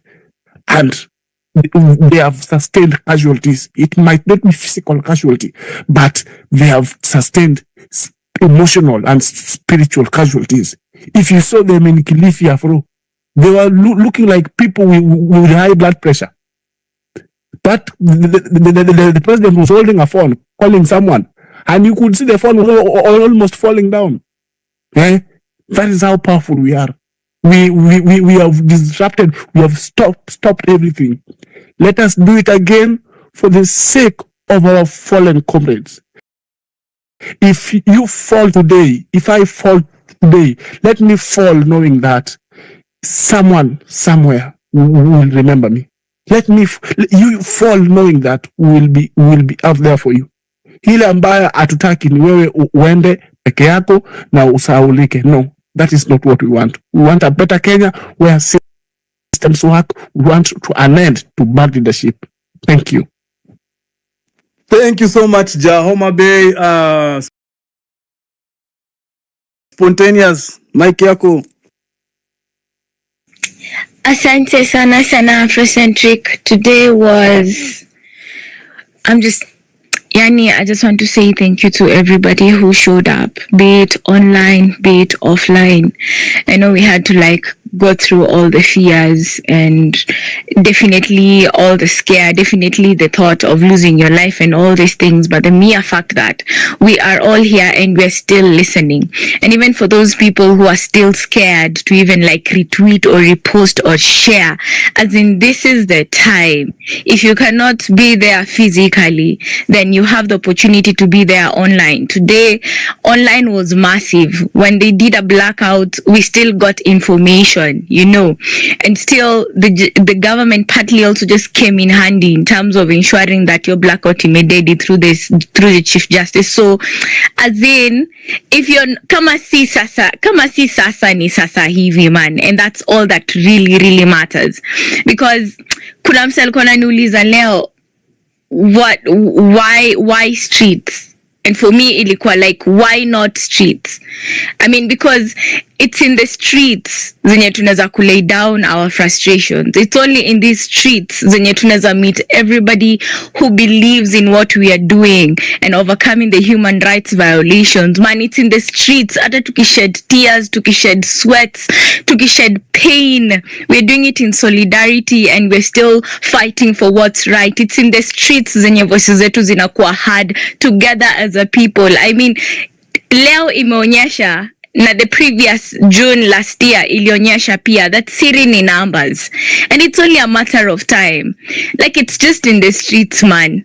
Be it streets za online, be it streets za offline. Labda jiulize tuko street gani, because at the end of the day, Kenya si ya watu wachache. Kenya is for so many people, and I am, as much as na feel true ni sad, ukweli tumeluzwa see. Nilikuwa naangalia Ronga sahi bado kuna gunshots, nikifika home Roisa bado kulikuwa na gunshots, bado kuna tear gas. But the mere fact that the people we are all putting our lives out here, surely it cannot be for the sake of and God aiziacha watu wake wadai. So for lose sight of the vision. And so for me, I can't wait. I'm already excited of what such a beautiful country Kenya is in itself, and the mere fact that everybody is fighting for our country. If it's not here, tutaishi wapi? You know, if it's not here, tutabuild vision zetu wapi. If it's not here, education ita make sense wapi. And for our parents, man, we have parents who nje wenye they are in so much fear, and the best they can do is like call their people and say msiende streets, hatutaki kuhabari kama nyinyi wa young. But na hope tu hata kama ni parent unasikiza hii call, because of course not everybody had to go to the streets. Indo ile time una give motivation for your people to go. I mean, you might be fearful, but the next person who wants to go, don't be the reason why we lose on something great. And I'm so thankful that sai nilikuwa naangalia live yetu, we are in over thousands, man. That just means everybody is taking this to heart, and there's nothing as beautiful as such a spirit. So, man, mina tumatu hug zangu through and through. And again, the way musema tu, yani, in whichever form you can do it. I do it as a poet. If you do it as a writer, do it as a singer, do it as a musician, just do it.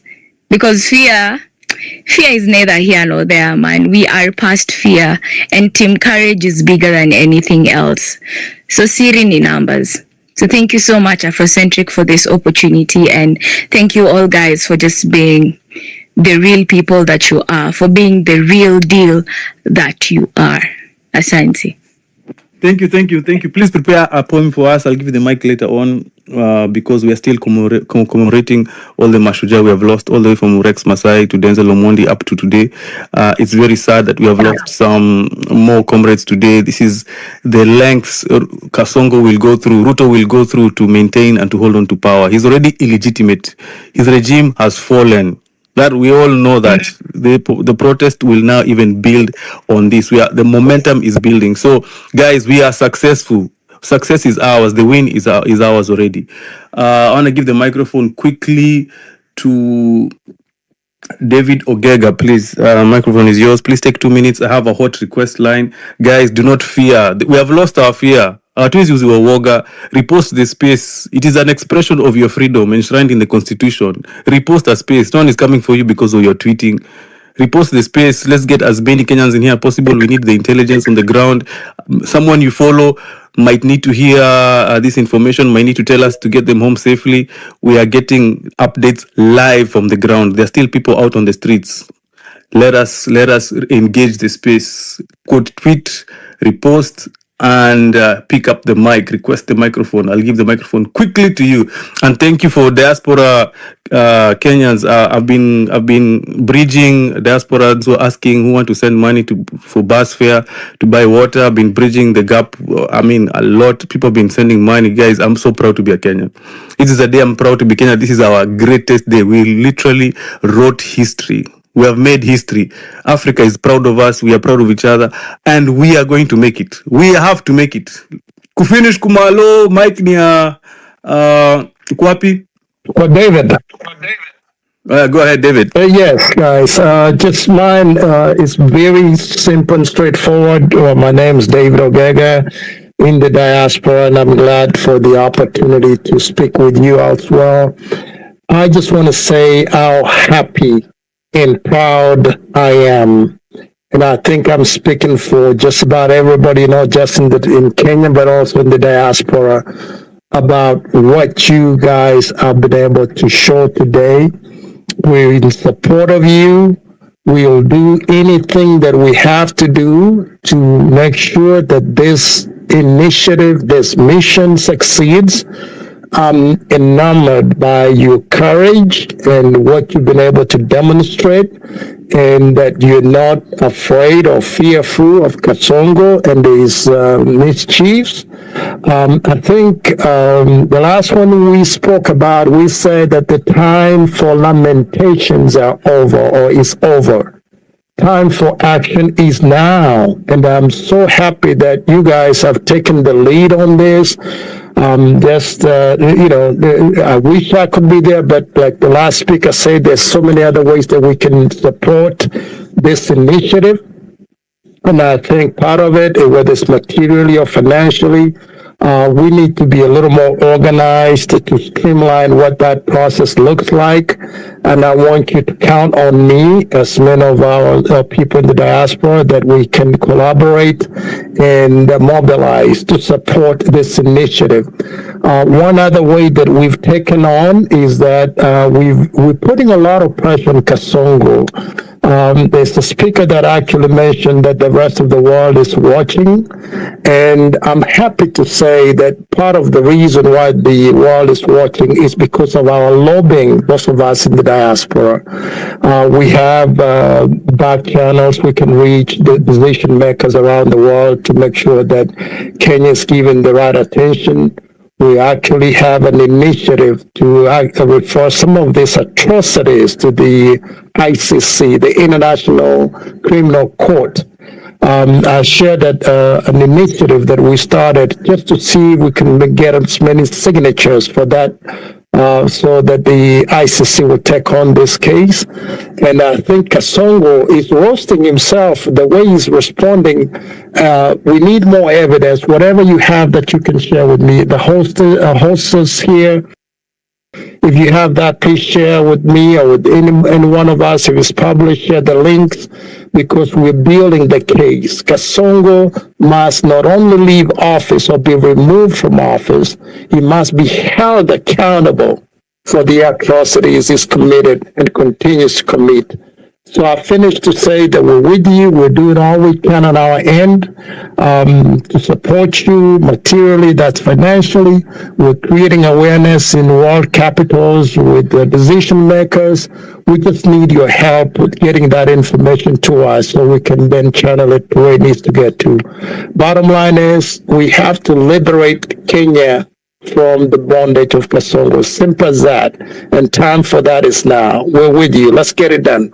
Thank you.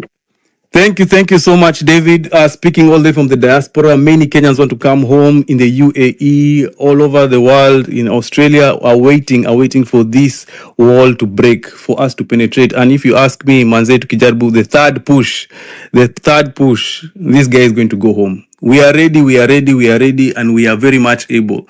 Wanjiru? Yeah, sorry for disrupting, but I think kuna comrades bado wako in the street. I'm receiving their DMs, so I don't know how we can help them. I was suggesting, sijui, if we can give them food. I don't know how we can do, but I'm pretty sure in the 2,000 of us who are listening in the space can actually reach out if to the people on the street, help them. Maybe akina KOT maybe could be started somewhere. I don't know if we can actually send them money. I don't have any idea how we can do it, but maybe help us to brainstorm the ideas on how we can help, because there are a lot of them, and most of them are from also Rongai, because Rongai imekuwa blood month this evening. Their DMs, sijui ni wajibu aje, sijui ni wasaidie aje, so I said I will speak on the space. If anybody of us knows how we can help them, give us an idea. Back to you, Afro. Thank you so much, Wanjiru. Quick thinking, because this is a developing situation. What I've been doing in the DMs is anyone who is stranded or in a situation, you can just connect them with anyone who is in the diaspora or any Kenyan of goodwill who wants to help, because they are reaching out to me as well and saying, who can I help? If they're reaching out to you. So just connect them to and verify the information. And be that bridge, Wanjiru. But thank you, Kenyans, for pulling through for each other. Kenyans for Kenyans, you know how we always do it, coming through for each other. Revolutionary, I know you have an update.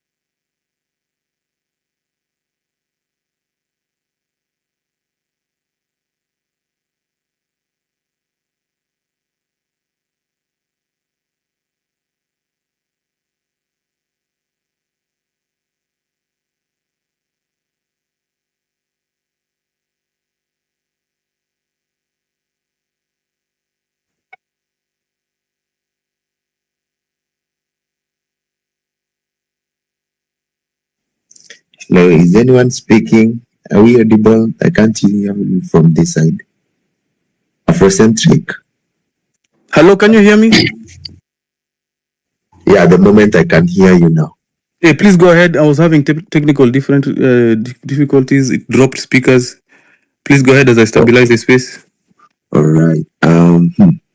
Thank you, Afrocentric, for this opportunity. I literally hope everyone can hear me right now. Yeah, it's been a day. Let's call it one big day. Personally, I really want to thank God. I literally got shot. My right ear. I was shot, and I thank God it didn't go through my head, because it only made a hole in my right ear. And yeah, it's been very serious. I bleeded much, and it kinda took time for we getting to the hospital, because the ambulance and all that, they were not available at the moment. I guess I don't know Kenya that well. It's something I had museum here around that place. So sure, yeah, it was a hell of a thing. But when I was also receiving teachers, I think there's also a lady that was brought in so sad. She didn't last for 3 minutes. She passed on.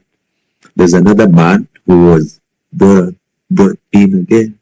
He didn't last something like, I guess, 5 minutes. He also passed on. It's so sad. But I also thank God that I made it out alive. Yeah, after getting shot. Actually, those cops, we are not supposed to relent. Someone just pointed a gun on me. If I didn't bend, maybe it could have just shot my head. So I just bent, and it made a hole on my ear.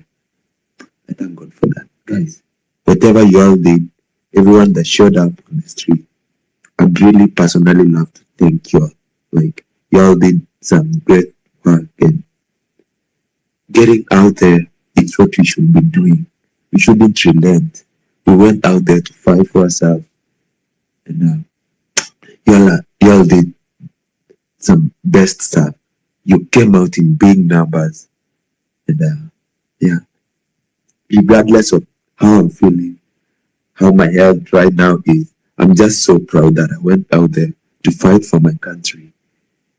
Yeah, it's so annoying that the police, they never learn. They can't see that the others in court at the moment, the others that are maybe being accused of killing Ojwang and all that, police are not learning.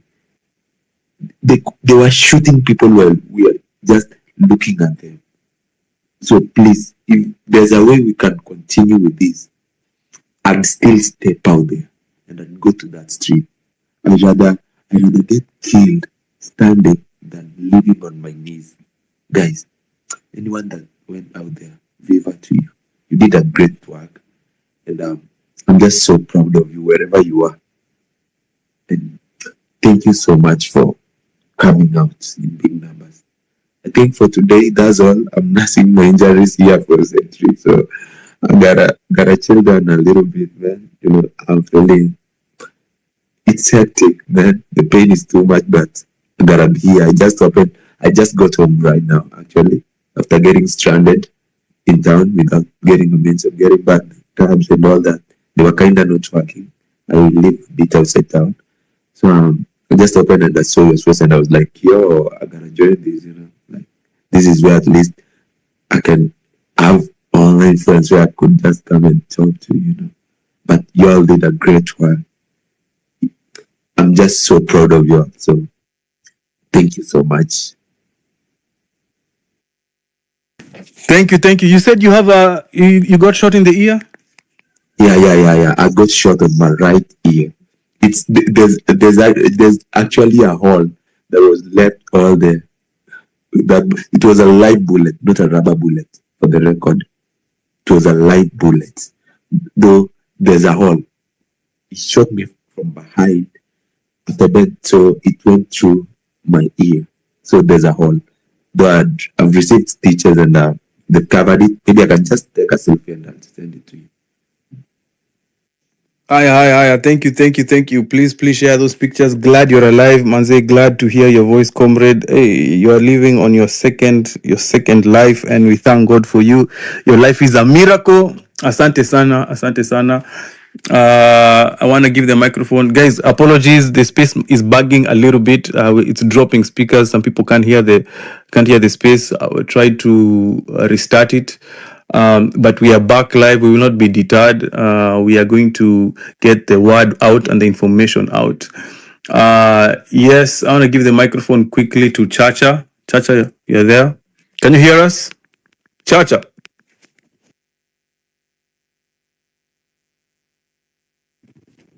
Chacha, can you hear me?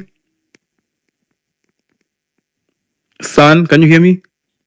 I can hear you. Can you hear me? Please go ahead. Okay, thank you very much. So, after spending a better part of today in today's protests, there are key takeaways that I think in future we really have to consider. Specifically, I was in that group that was between Mwindi Mbingu, Haile Selassie, Tom Mboya, Moi Avenue, and partly that is City Market. So the key takeaways here that I have learned and that we really need to work on, there are quite a number of wins and losses. And the wins today that the mobilization, especially on digital platforms, really worked. It was organic, yes, but a lot of heavy lifting was done online, and it has proved to be very, very effective. But another thing that I have noticed today is that we couldn't attribute today's mobilization to one particular individual. And much as politicians did show up, they didn't steal the show like they have done before. And that's what is really needed to sustain that conversation. That's a very huge win. And I also noted that the objectives of this particular protest, beyond them being that we are remembering the fallen heroes of 25th June 2024, they are also sort of they have morphed into something else. The pressure and the disillusionment with the administration and lack of its and responsiveness to the concerns of the citizenry has really sort of galvanized people to really now start agitating for more transparency, accountability, but more importantly, for shared prosperity. Particularly among young people. I'm a millennial myself, but I'm happy that I was part of this particular, I will say, historic moment in the country. Something that I noted, which I think it's a loss or a law, whichever way you look at it, that we really need to work on going forward, is that when groups are meeting spontaneously without a particular structure and hierarchy in terms of, I'm not saying that we need a leader per se. There were groups who didn't really have that tag of a good. So there are people who have already infiltrated the genuine protesters, and they could literally see them. They will try to sort of, force themselves into shops. And of course, a few among us, not a few, a majority among us will stop them from doing that. But I think in future, we really need to see how we can actually contain that so that we do not really look like then we are entertaining behavior that is causing a lot of financial problems to business people within CBD, because many people have lost their stock today. That has to be said. So the police normally they do not really tag along protesters, so they are maybe 30 meters, 50 meters away from protesters, or maybe pushing them towards a particular direction. If there is a way we can have this law enforcement, even if it's one or two, I don't know how this is going to be done. I think it's a hard one to crack, but that is a law that I think is not really going to go down well. We mourn the fallen heroes today, those who have lost their lives, or rather those whose lives has been taken away because they didn't lose that life. And the families will need our support going forward, especially during this difficult moment. and I hope we can be able to mobilize for us to give them that support, spiritual, physically, and also emotionally, rather, and as well as financially where possible. So today, what law enforcement really tried to do, and partly they were somehow successful, especially in the early part of the day, is that they were able to erect barricades among the major arteries into the CBD. So Nairobi has several arteries in terms of how you come into Nairobi. There is Waiyaki Way, you come from Mombasa Road, and then there is Ngong Road. We have Thika Road as well as Jogoo Road. So Jogoo Road, for example, was barricaded. Parts of Waiyaki Way was barricaded, I think, Kawangware. And it really took a lot of time and effort for people to be able to get access to the CBD. So I think it's imperative going forward that if we, from an organizational part and the mobilization, that we need to have enough people so that they can overwhelm law enforcement early enough for them to get access and to coalesce those groups. Then it becomes a formidable force. So I remember when the first group we made our way towards Jomo Kenyatta Avenue on our way to State House Road. What happened is that we were barely 5,000 or 7,000 people. But if we had been like 30, the first group before the Thika Road one came, then that would have been a huge win. But also, we also have to define key objectives that we need to achieve. For example, we were not aligned as to whether there was going to be camping. Of course, that would have been considered illegal. If anything, killing protesters is also illegal. So they have already, broken the law themselves. And you cannot pretend to remove a speck from my eye before you remove the log in your eye. So I think there are a number of areas that we really need to work on. But we have to sustain this momentum.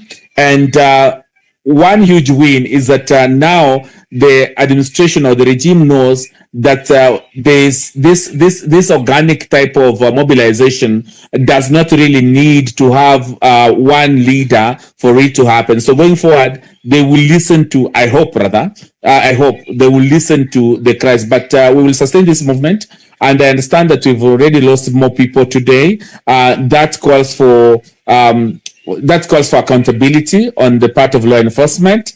And the majority of the protesters today were very, very peaceful, save for the ones that I've said, especially those who came from the sides of, I think it was Globe Cinema, and they started causing a lot of mayhem within the city. Those who tried to pickpocket people, unfortunately, some of them were met with really, really bad beating. Let me use that word, from the protesters, but no one was killed in the hands of protesters. That is the update, I think, and I believe that if we have a more organized and structured way, we can achieve quite a lot. But so far, I think this has been a huge success, save for the fact that we've lost a number of Kenyans, which is very, very regrettable. And we stand with the families during this difficult moment. Thank you. Thank you so much, Chacha, and we hope that you get well very, very soon. Comrades, I think if you know somebody in the street, I have information. They can go to Sitam Valley Road Church for security.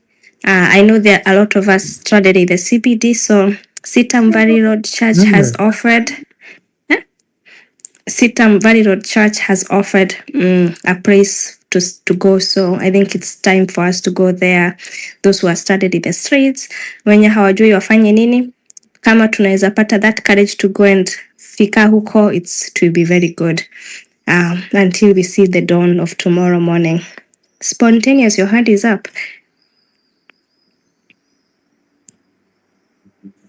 Oh, sorry, no, I was just saying, niko na appreciate the fact that Sitam imeoffer space. Maybe I could, I don't know if Afrocentric would still want me to share that poem yet, or I can do it later. Maybe atuambie. Yeah. Maybe we can do it when he come back. I'm the captain now. So unaweza niambia we can do it later. Just stay there and keep me company. Sawa, Rosie. Thank you. Thank you. Anyway, let me give it to Waris because I know he's going for a prayer space. Then I go to Rosie, and guys also request for the mics last year. I can see you there. So, brother Waris, Dugu, Mzalendo.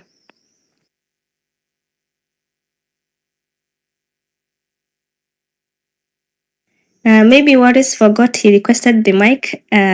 So Rosie, you can take over. Tell me how today was for you. Hello, hi. Hi to. I just wanted to give feedback for today. First of all, just proud of all of us, of our courage, our tenacity, our resilience. I know we are tired of this regime, honestly. I was just hoping by today, end of business day, we'll just be saying, man, he stepped down. But we try again another day. So a couple of things today. I actually was very impressed with guys that made it to town early in the morning. By the time us guys were getting ready to go, guys already there. It gave us such morale, because it's still going for Maandamano is so traumatic. Hey, I don't even know. Sometimes even your mind is just telling you, you're just casually taking yourself to go get killed or maimed or hurt. I don't know. So just proud of Kenyans in general, our kindness on the streets, our care and concern for our future. It's just the best. And so for those people who made it fast, I think when we say mapema ndio best, it's the truth. Getting there early is the best thing that you can do for yourself. First of all, you don't encounter those roadblocks. At least we got to go by car and then just walk a short distance. Also, you get to strategize better because before the heat gets intense in CBD. But I think now looking back, I was just thinking, was it really necessary that we all converged at CBD and then headed to State House? I think that was our biggest problem. The first problem that we had today was that people just had to come to CBD and then now head to State House. I wish we all roads would have led to State House. So from wherever you are, just get to State House so that we don't have a collective convergence point. And then the other thing is, I wish guys who were contained on roadblocks, on Thika Road and Kiambu Road, I wish we had embraced fluidity. If the roadblock is there, then let's be fluid. Let's move to, let's use alternative routes because now they just got stranded from over there. So, yeah. That's it. So maybe next time we can embrace fluidity and maybe really just get to town early. Yeah. But we were so courageous. Man, we are so courageous. We are courageous people. And yeah, you're the best. Thank you. Thank you so much, Rosie. I would just request if anybody in the space, the 1,000 of us, if you have any contact of the pastor of Sitam Valley Road, you can maybe post it on my DM. I try calling him and ask if he can literally host the comrades there because I don't know. So if you know the pastor of Sitam Valley Road Church or anybody who goes to that church, post the number on my DM. I call them personally and request if they can host the comrades for the night. Afro Merudi. Yeah. I'm here. Okay, I had already said I'm the captain. Tunapost under Tugi Grace ama tunapost under which name? I have for Thika Road, but I'm sure he could probably connect us to the one for Valley Road. Yeah, it will be very important because I think your Valley Road is on the strategic position for the comrades who are stranded. Ukipata, maybe you can call them yourself, alafu niambie, we are still here. Aye. Yeah, do that for us, please. Thank you. Aya, wacha tusalimiwe na Rasji. Rasji, how are you?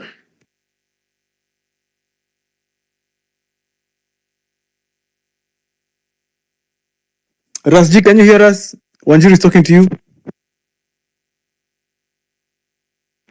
Rasji. Haya, revolutionary, go ahead. Yes, habari zenu. I hope mnanisikiza. Wewe tukupata, endelea. But okay. Thank you so much. So this is Mankuyo. Ningependa tu niseme juu ni kama sijaona kama like hakuna mtu, mimi niko Narok currently, nilienda Narok kwa hizi shughuli zetu. Kitu ya kwanza ningeweza kusema wazee, big up wale wase walikuwa Nairobi na mtu yote mwenye ameparticipate hii maandamano ya leo, juu tumeonyesha pia kwamba inji inakuwa yetu ikuangi ya wakora na wezi. Kwa hivyo nilikuwa nimerequest niingie space because I'm really tired. Hapa Narok nakwambia ile vituko zilikuwa huko Narok tulisukumana na watu vibaya sana.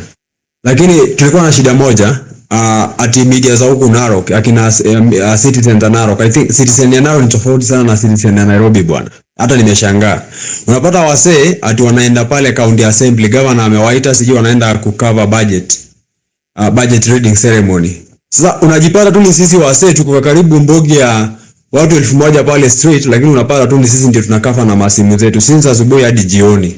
So hadi sasa ile tumepata casualties, tumeenda OC, ndio wanakuja ati kujaribu kutuinterview, hadi tulikataa. So hiyo ndio issue tulipata hapa Narok, na already tuko sasa ndio nimetoka OC. Tuko na watu 9 ambao wako na serious, nafikiri umeziona kwa wale wananifollow.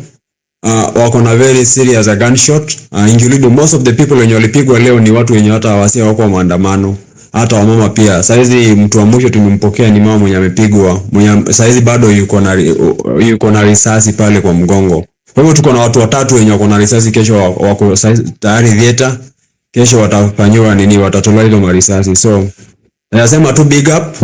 Alafu pia issue ya story ya media Narok manze imetubo sana. So kama kuna vile tuweza amplify hii story ya media Narok, tuweza amplify, tuambie hawa reporters wa Narok. By the way nimeshangaa mimi wa Nairobi, lakini hata ile KBC yenyewe ile ya NIS na ile ya DCA ya Nairobi inakuwa inakava hizi vitu. Lakini just imagine huku Narok tunapata wasi wanaenda huko county government office, sisi tukinini hapa maandamano. So hadi kuna wase walikuwa wanapigwa live hapo kwa barabara, na hakuna mtu mwenye anani. Sisi ndio tunajaribu kuchukua na masimu na tunarushwa na matia gas. Na media wangekuwa hapo na hizo kamera zao na wameandikwa press, at least hawangepigwa, but kuna wase walikuwa wanapigwa live hapo. So hiyo ndio shida kubwa tumepitia hapa. I hope wale ambao waliumizwa huku Narok na Kenya mzima, I hope watarecover, na pia kwa wale makomedole wenzetu pia wamepoteza maisha. Nimeona saizi namba imeenda hadi around 11. So pia wapumzike pema peponi. Walikufa juu ya struggle, hawakukufa ati juu ya vitu zingine, waliamua kukufa juu ya struggle. So ni nzuri pia tukufe na kile ambacho tunakiamini. So kwamba tumeshukuru, tuwe pamoja na pia tukue updated. Hapa Narok saizi kuko safe, ni kama barabara zimekuwa clear. Though wanasema ati kuna curfew, but mimi nimepitia tu saizi lakini sijaona curfew, but watu wase wamehepa, na bado tu kuna moto zilichomwa kwa barabara hadi wa sasa bado zinawaka wakati. Thank you, Revolutionary, for giving us updates from Narok County. If you're in any other county in the country, pick up the mic. We want to hear live updates of what is happening on the country, on the ground. We need everyone to be safe. The government will not use the cover of night to keep on killing us. I'm seeing right now we can verify there are at least 11 comrades that this government have taken down. We have 2 in Matu, 2 in Emali, 1 in Rongaturungai, 1 in Mpakasi, Juja, Kikuyu, Molo, 1 each, Ngara, and Olekalu. With a total of 2 comrades we have lost, and over 400 people are injured, reported injured because of today's protests. We'll keep the information, decimating the information as we get it. But let us keep the space to minimum 2 minutes, guys. Your fellow comrades want to update us. And you have something burning, a serious breaking news, please come on the DM or go on the comment section so we can see you and we can jump you ahead of the line. But anyway, big win, massive turnout. The whole world is applauding us. All of us, we are together. We are marching in lockstep. Today was massive. Today was big, and it's only getting better. I'll give the microphone to Kalika. Kalika, I believe you're still in CBD. What is the situation in CBD? Kalika, are you there?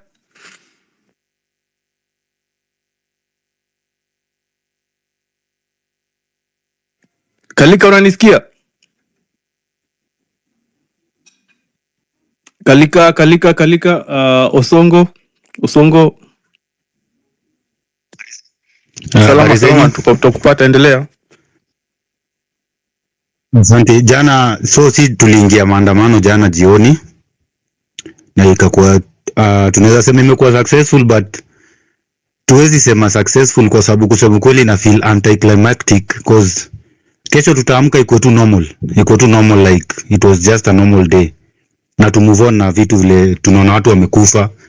So vile tuliamka jana, leo tena tumerudi mali naishi tena, kulikuwa na maandamano Kasarani. So mnasema 11, actually kuna watu 3 wamekufa Mwiki Kasarani. Kuna kijana mmoja ameuliwa jana, mama yake alimkataza kwenda maandamano imemfuata mpaka kwa nyumba na ameuliwa kama ameendea mboga. So as much as watu wanakataza wengine kwenda maandamano, pia tunafaa tufikirie sana cause Ruto, kusema kweli, Ruto has no respect. Hata amefuata watu Rongai, amefuata watu Kasarani. Mwiki kulikuwa na shida Mwiki mpaka saa hii bado kuna nuka tear gas. Actually tumetoka tao tukidhani ati ni kuzuri, kufika Mwiki tena ni moto. Ni kumoto kabisa. Huku pande moja ni goons, pande moja ni polisi. Either way unaenda, simu either ipotea ama ukufe. So hii kukataza watu kwenda maandamano pia tunafaa tuongelee. Cause hiyo kifo itafuata mtoto wako mpaka kwa nyumba. Ndio alikuwa amekatazwa kwenda maandamano, alikuwa I think 17, alikuwa anataka kwenda, aliambiwa asiende. Mamake hata ndiye alikuwa asema story. Anasema amemtuma sijui akalete mboga na manyanya. Mtoi akitoka kwenda kusikiza, mtoi amededi. So pia wazazi, kama mtoi anataka kufanya kitu, please allow. Unaweza kuwa unapenda mtoto wako but atafuatwa mpaka mahali huko. Thank you. Thank you so much. I'll give the microphone quickly to Sankale. Oh, thank you. Afrocentric. Mimi nimefika mtaa safe and leo Comrade Power tumefanya shughuli poa, as much as pia na feel bado hatuja win, as much as tumetry kufika semi-finals, bado tuko na finals. So acha ni make points zangu tu haraka cause of time. Na think in future pia tunaweza kuwa na another plan ya demonstration in a different way. For example, tunaweza ambia ama MPs, tuko na MPs 299, tunaweza sema at least 233 MPs to a summon, tuambie kama watapeleka motion parliament ya kuimpeach Ruto, wasikanyange ground. It's either wapeleke hiyo motion wa impeach Ruto ama wasikuje huku, tutaki kuwaona. Juu at the end of the day hao ndio soldiers wake, tuko kwa war, na hii war juu hao ndio mageneral wao, tuna deal na each and every general. Si ni wengi, na tukiamua tuseme wewe ni wakina Babu Owino, akivote yes asikanyange tena Embakasi East, weni wa Major Donk asikanyange tena Embakasi Central. So this is one way ya kutemu mse. Another thing haraka Kalonzo Musyoka, we are partless, we are leaderless, we are tribeless. Hiyo ndio agenda yetu. Niliona leo Kalonzo na wengine, it's either watu join na wa support leadership yenye si tutaleta, na kama hawataweza kusupport leadership yenye sisi tunataka, hapo ndio tutajua wako na agenda yao na watatutoka. Na it's still okay because already we have a plan. So lazima pia si tujistrategize vile tutatake government come anytime. Si to come 2027, come anytime. Hata kesho government inaweza kuwa ni yetu. Kitu ingine, Ruto is a very stubborn person. Na the only language I understand ni tukiwa stubborn kama yeye. Si tuna believe huko kwetu Masaini ni ati ng'ombe yenye inauanga watu, ng'ombe ishaiua mtu, hata kama inakupatia maziwa mingi aje na ishaiua mtu, haufai kuikeep. The only way unaweza fanya ni pia hiyo kuiua. So a stubborn person, the only way you can deal with a stubborn person is being stubborn like him. So lazima tuendelee kukuwa stubborn, you understand language yetu. So lazima ambie MP wa area yako kama apeleki motion ya kuimpeach Ruto asikanyange kwa hiyo constituency. Tuone au ma generals wa Ruto ataendelea kuwa protect for how long.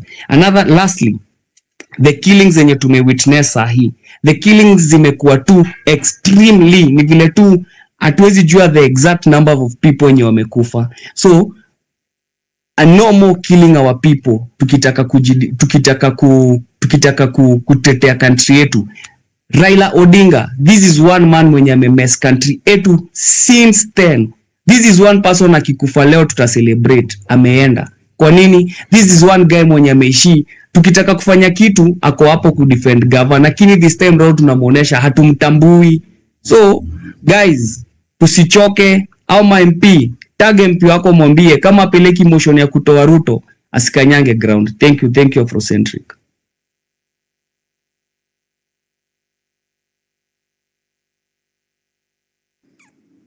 Asante sana Sankare. Afro. I think give the mic to Tuji Grace. Okay. But Sankale, powerful points there. I agree with everything you've said. Let us be careful. No politician hijacks the movement. By the way, guys, if you are joining this movement with an agenda, we are very alert to people who are coming and using this movement for their own personal gain. Tutakumak, and you know what has happened to Kasmuel and Morara. You know what happens when you start diverting focus. We all came together, even most of us are faceless. We are using our platforms to remove this regime. We are very decentralized. We have no hatutambui any leader. Ukienda huko kwa TV station, you are speaking your own opinions. Over here, we want good leadership, we want accountability, and we want transparency. And we want, most importantly, they need to stop killing us. They need to stop killing us. And that's why we must remain decentralized. We know what we want. Every time wanakuja wanajaribu kuchukua mtu mmoja wetu, they make them sure that they have absorbed them into the political power structures of this country. Say, okay, now we are listening to the youth. Wanawanunua, trying to demotivate us so they can continue giving us bad governance. We will not agree until we get the Kenya that we want, the new Kenya that we want. And the movement is awakening everyone. Courage is contagious. It is contagious. Kwa roju, wacha kuziwa uoga, wacha kukubali uoga. Encourage. If you see your comrade is losing faith, is injured or something happened, watie moyo. Courage is very contagious. We got this. We are winning. Njeri, Mike ni yako, karibu. Asante, mnanisikia? Yes. Okay, comrades power. I'm so happy that kila mtu alitokea. Everybody was on the street. Us outside Kenya, we were doing our best to support anyone that is on the ground. And I just have 2 points. One, I'm so thankful for especially the leaders, whether it's opposition or I even saw one cop, one OCS from I cannot remember where, was marching with people. I want to congratulate Akina Kalonzo, Wamalwa. Those people, like, they did not have to come out, but they actually did, which says something. I feel that the biggest cowards and the biggest disappointments are the people who are constantly preaching to us with Wanta, Mangake, Akina Rigathi, Karua. None of those people were outside. And it was such a disappointment to see people who are the biggest mouthpieces of, oh, Ruto is the worst president, blah, blah, blah. But when it comes to shove, they cannot show their faces. They're just inside their houses. You cannot lead. You cannot ask for the vote of the young people or the future of Kenya if you are a coward. So you're either with the system, if you can hear me, or if they can hear me, you're either with the system or you are against it. And it seems that today the line was clearly drawn. Every leader who was outside, I saw Asige, I saw a bunch of people that were able to come out, even musicians. Akina Nameless and the wife and one of the daughters. It was so encouraging to see that. But everybody else, aoni maumbwa, like they are bottomless barrel shit. I have no apologies to say that. The other thing, in terms of like exposure and in terms of like communication, as you said, people are taking pictures everywhere and nothing is like, there's so much disconnected information. Kwa sababu NTV Citizen today, I guess they got the memo. We're not going to be wash omo. We're not listening to them anymore. That's not the media. That's legacy media, and it's, you know, yesterday's news. Today's information flows through X, flows through TikTok, flows through YouTube. So communication, whether ni live coverage or pictures, connect to VPNs to secure yourself. There are tech bros that are even sharing ways to be able to track yourself and send updates to your family members. I am so proud of being a Kenyan daughter of the Kenyan soil. I'm so proud of everyone, and let's plan for the next thing, because this Sugoi butcher has to leave office. 3 options: exile, resign and go to jail, ama ahangiwe public hanging. Thank you. Thank you so much, Njeri. Wanjiru, you have an update? Oh yes, I have an update. There is people who, I just want to update people who are going to Thika. There is Hapo Blue Post Hotel wameweka roadblocks, so people cannot pass from Nairobi. Gatito imefungwa pia na the police blocks, na tunajua ni usiku. That's why we are asking if you know somebody.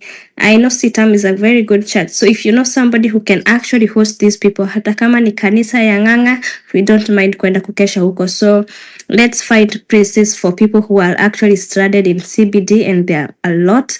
People who are going to Thika town from hiyo Thika road, from Gatito wamefungiwa, watu wamefungiwa kutoka Nairobi, so they cannot actually pass kwenda Thika, and there are a lot of comrades. So if you know how we can actually brainstorm wapate a place to go and sleep tonight, that will be very helpful. Back to you, Afro.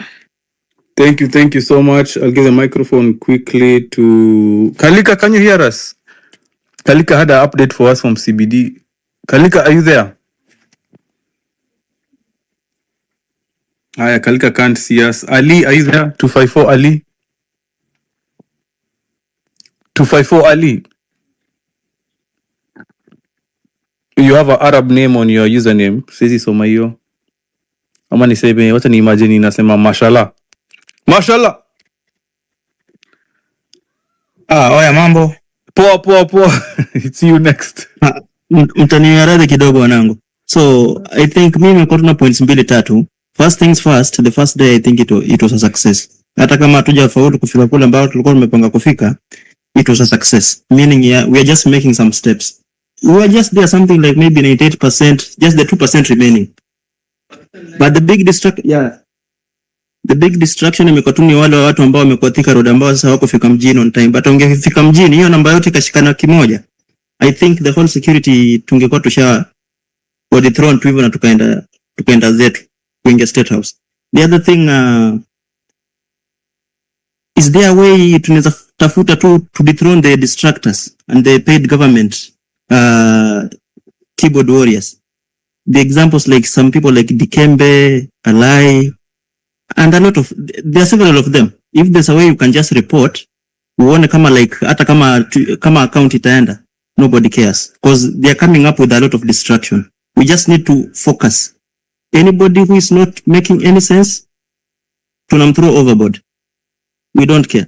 Then kwa vile leo it was not a success, if maybe we can just get some good leadership, blah blah blah blah blah, kama tunaweza fanya ku-strategize na ku-revisit as early as possible, because I think by next week the few generation, the high schoolers, most of them will be going back to school, and we need to see kama tunaweza jipanga mapema kabla wajarudi, because they have also some good numbers. We need to use advantage of that.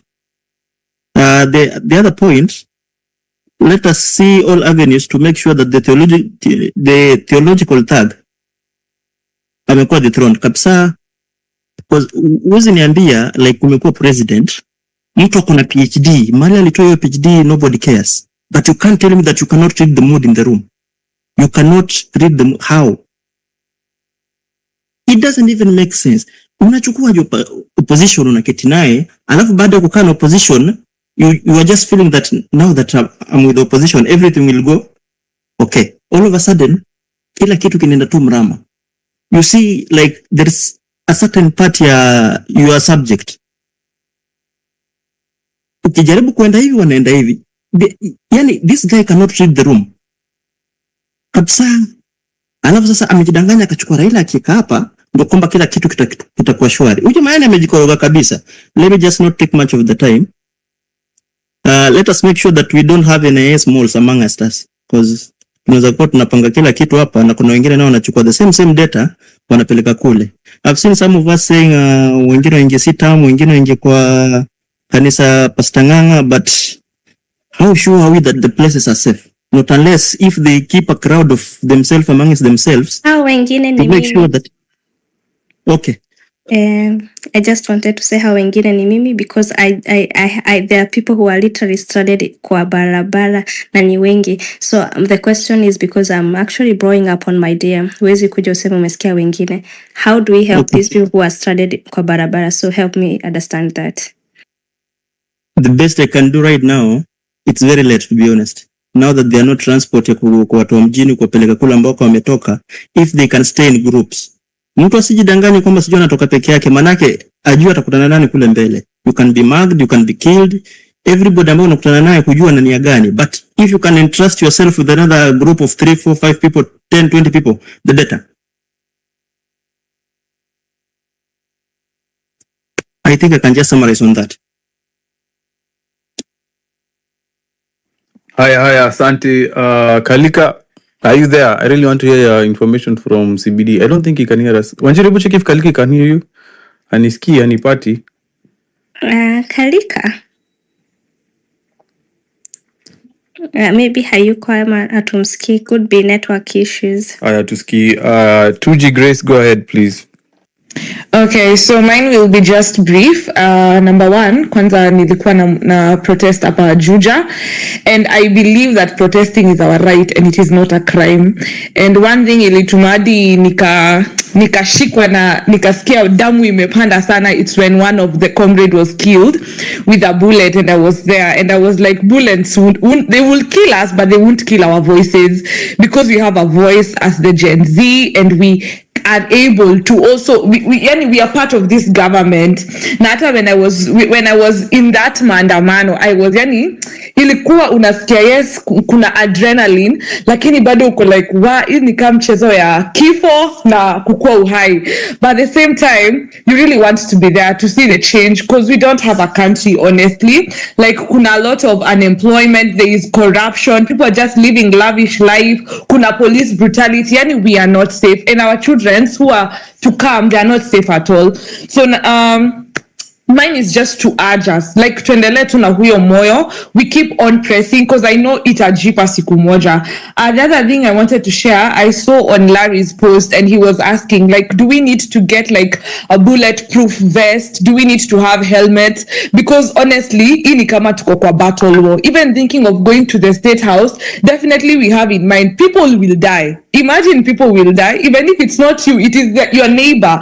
People will die. So we need to strategize in a way that atakama we are going to State House and we really want to be there in State House, lazima tujue how can we curb, like kusikwe na a lot of death. What can we do? I understand like hizo vests zinakuanga very expensive, ranging from 40,000 hapo, and sometimes the helmet 7,000. But what can we do to ensure comrades are not dying so much? Because at the end of the day, even if we win whatever we want to have, to achieve what we want to achieve, if we have a lot of death, that means there are a lot of families mourning. Yes, tutakuwa tumeachieve, but what can we do right now as comrades for the same? And also on that note, allow me, I have my dad here, na leo nikienda maandamano nilimwambia daddy naenda maandamano, na akasema my daughter go. So I want my dad to share something maybe.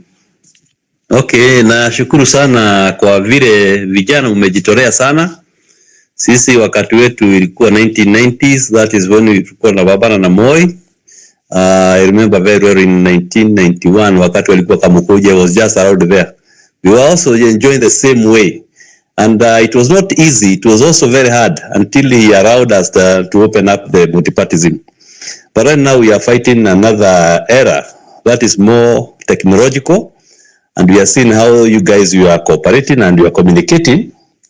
Na tunashukuru sana kwa sababu hii nchi sasa nyinyi ndio mnabaki nafasi kubwa kutushinda.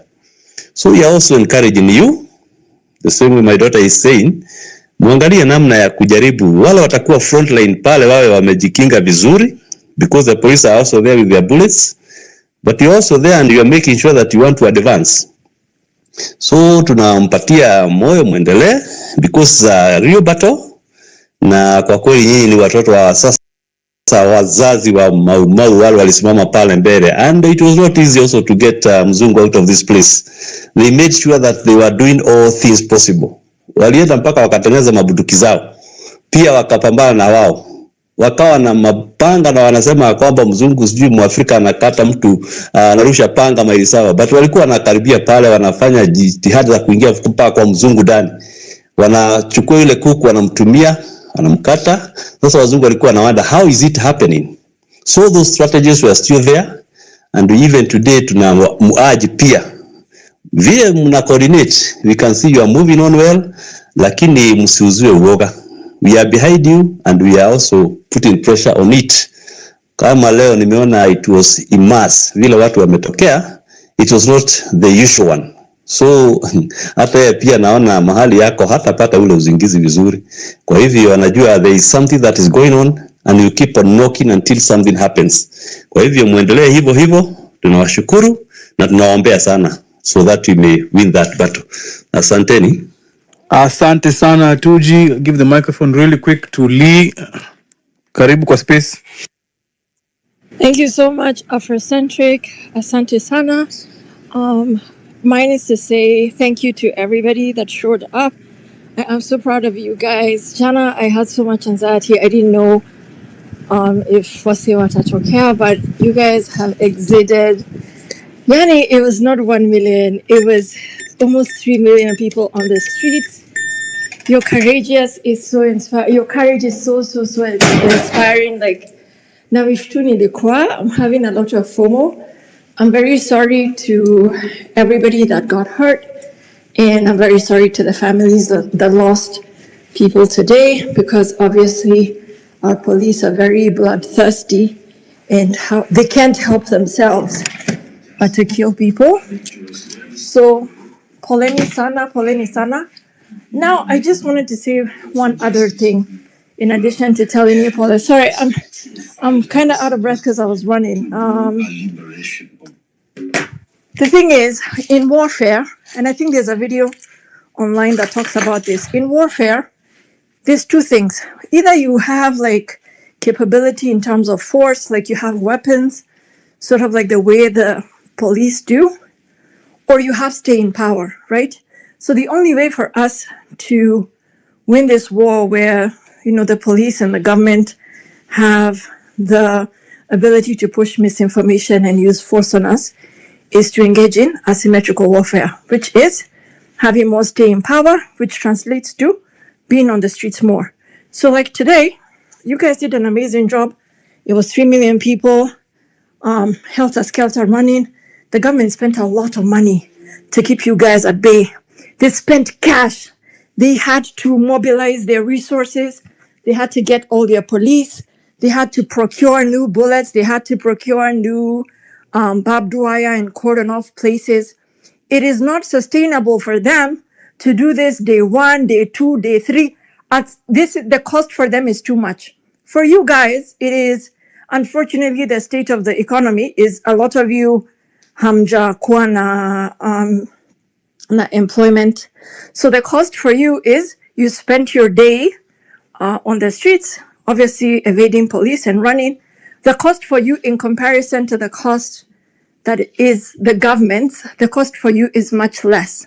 So if the comrades would have staying power, like we do this thing another 2-3 days, they would have no choice but to Ruto would have no choice but to resign, because the government doesn't have the ability to keep fighting you guys on the streets the way they try to do it today. Today they tried to show force, but you guys on very many occasions were able to stand up to them, push them back. I've seen so many videos of you guys chasing the police. Hawawezi kufanya hivyo siku tatu, siku nne. So I would like to encourage you, like if you, I'm sorry, I don't know if you can hear me. Give me 100 if you can hear me. Well, we hear you. Oh yeah. So if you can keep at this, Yani Afrocentric, Sonko, everybody who's been involved in keeping the momentum going, if we can keep the momentum going, Akiwanta Mataenda. Leo, they've seen. We lost you. Sorry, can you hear me? Wanjiru unamsikia? Namsikia.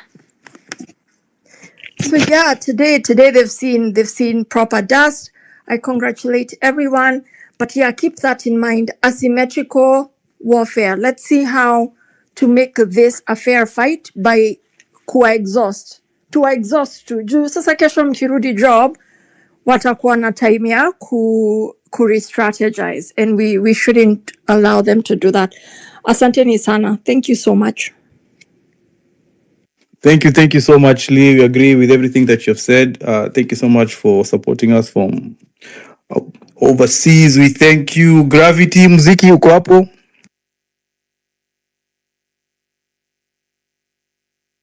Gravity. Muziki. Yes.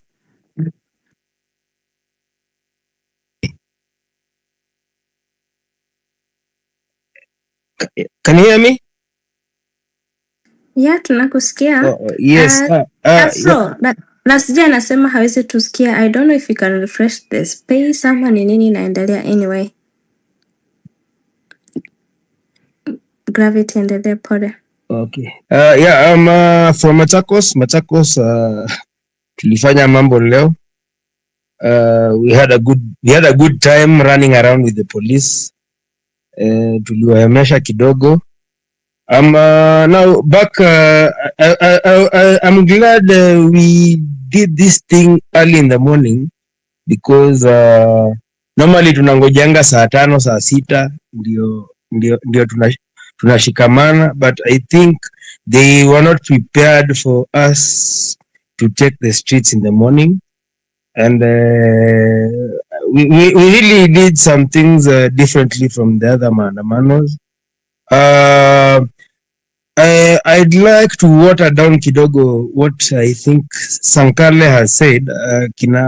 I don't think we are supposed to, when I saw Kina Kalonzo in the morning, I thought they'll be there most of the day, but for me, I just think they came for PR, then they left.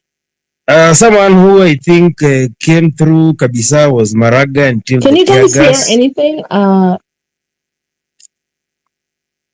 Can you hear me? I can actually hear everyone. I can also hear him. Yeah, so maybe Gravity continue. If you can't hear, I would maybe advise you drop then come back again, because Kasongo na mambo yake ya uovu ni mengi sana. So Gravity continue. Okay. Shetani ameshindwa. So I think we did well today. I think we achieved maybe 80% for me. Though we didn't, we had the good spirit. I think God was with us all through, even wherever Kasongo was. I'm sure he was really alistuka. So I think we don't kill the spirit. I think we just be consistent with it, so that even for the other guys wasione. Wanjiru, no one is speaking.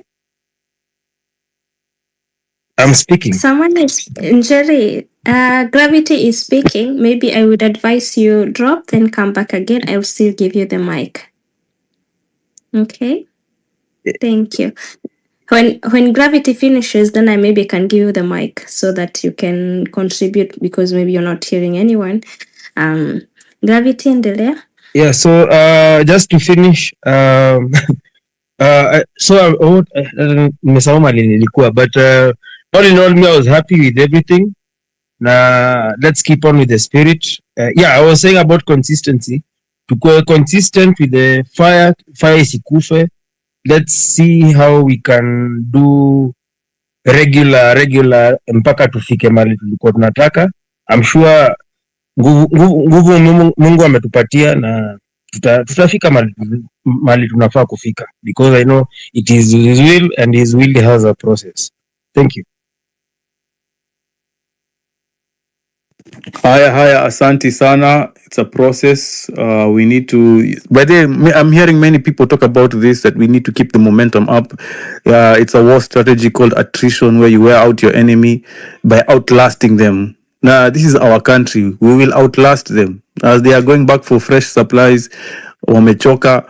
We cannot give up. We have to keep the momentum high. Kasongo must go. Kasongo must fall. He's already illegitimate. The whole country knows that. Yes, Luca, please update us very quick, 1 minute. Luca, can you hear us? Yo, I can hear you. So I'm here, and it's still something to do with Githurai there. Just the few minutes when I was talking to you, I was there on my way to Kahawaskari, and just I have a friend who is there, and what he told me is it's still not looking good. They made it to into, it's called Kasmat, the supermarket. They have looted almost everything in there, and there is another Kasmat now that they have broken in is on Githurai 44, and the Githurai 44, they are not yet there, but they are worried, people are worried they will still go to that Kasmat. There is another group shouting hakuna kulala hadi kashuke, and wameshuka sijui this place inaitwa Chuma Mbili, I don't know, but inashuka njia ya Githurai going to Muvoko. They are shouting that wakiteremka, so na wanaenda huko, but they are going that route. Also I'm being told there is also a group yenye inaibia watu hapo juu just before you enter the roundabout, and what they are doing, they are asking wanauliza mtu ni one term ama half term. So if you say one term, they frisk you and they stone you. Na ukiresist kupigwa. So the correct answer is half term. If you say half term, don't confront them, don't answer them anything else, just say half term ukienda. Mingi hapo mahali wacha. I'm saying exactly what he told me. Story mingi hapo mahali wacha. Don't try to buy anything. Sijui kuna mtu anauza fruits hapo kando. Don't try, because you do wanakuibia. And then I'm just urging those people who are like, if you know you are late protest, unajua venye Githurai, and these people ni bado. So tunaweza tunatamani we peaceful, and we are praying that kusikwe sana. Like if you have to go home and do you think you can pass through, ama kama unaweza pata place, get a place, sleep, then unaweza fanya hizi zingine kesho, but just pita, ukimanage kupita, go straight home. Hiyo place hatuwezi jua, wanaweza amua kwanza kurusha watu marisasi sahi, and it will not be good. So I'm finish up. Hiyo ni Githurai. There is someone Mali, 2 people are dead. I don't know. That's Mona Tunka ATL. Then they called. Then there was someone this need to be here a while because I wanna try charge my phone for a minute. This guy came to my section. I didn't like his tone. That's exactly what I told him, but I think the message is home. As much as we really tried, and we were almost. This guy told me there is this photo on my post in the morning. It was going viral. Don't say anything, just shoot it. Occupy status. So he said, "How to vote? What are they trying to accomplish?" just running around crowds. By the end of the day, we revert to the status quo. Let them come up with protest objectives, not showing up just for showing up.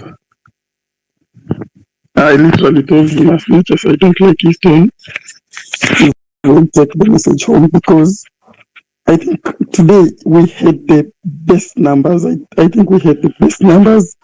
And kwa naangalia hivi naona yenyewe today is we are going to make it. But then at a point tulikuwa tunakaa lose focus. So next time, let's utilize that. We will need to really mobilize. We will really need to try and make sure like getting our strategies right. Yeah, nimeshukuru. She literally came with her dad. Mimi just nimepiga nikiambiwa nisiende maandamano. Haya, sawa, asante Luka mwanzi. Asante, please 1 minute.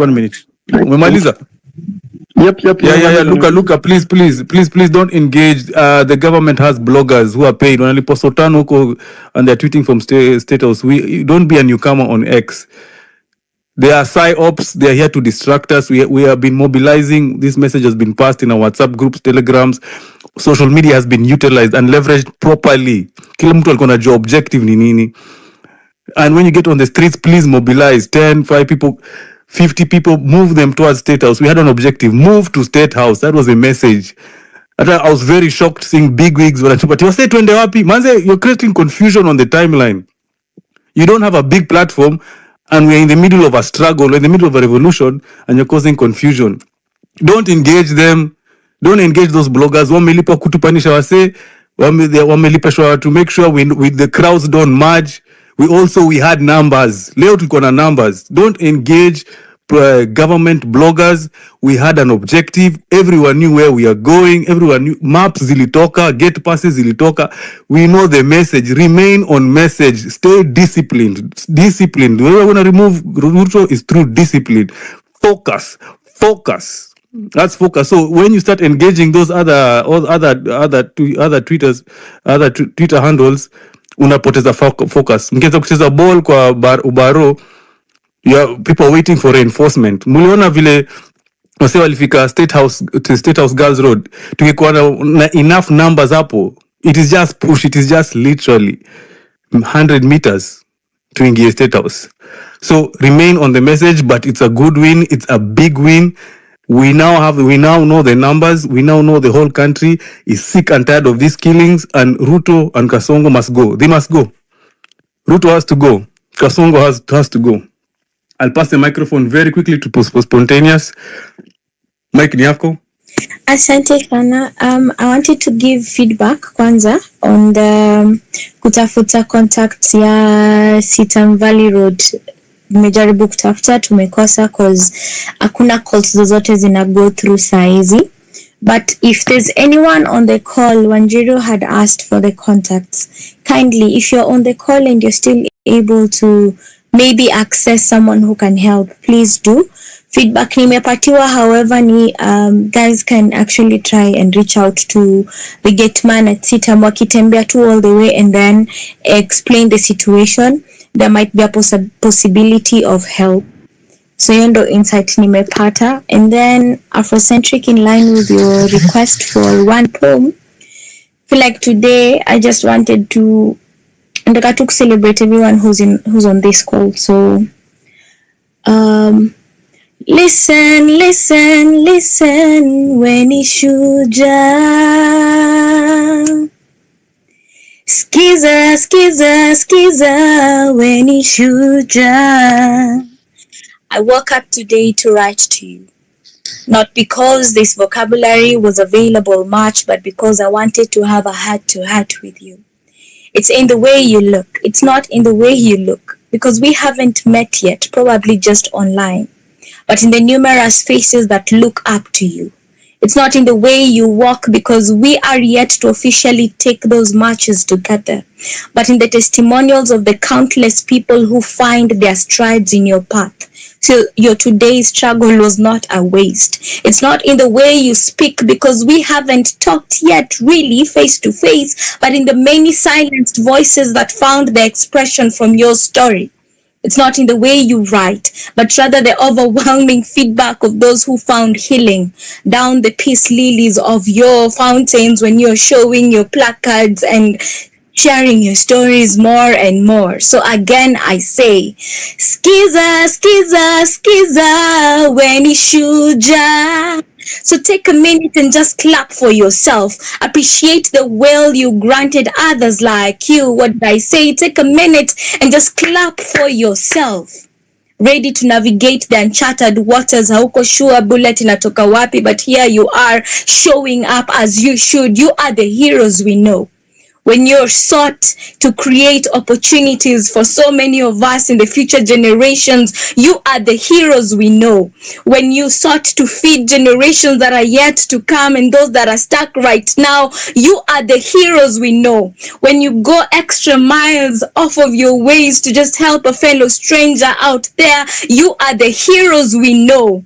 When the shadow issues sought to threaten our homes, our spaces, our country, yet you stand firm and you say, Siri ni numbers. You are the heroes we know. When your courage defied this corrupt system and this pathetic government, you are the heroes we know. Like the orchids, your presence speak to our existence. So listen, listen, listen when Ishuja, even when your blood sheds. Skiza, skiza, skiza, when Ishuja. Even when they ask you questions, listen, when Ishuja.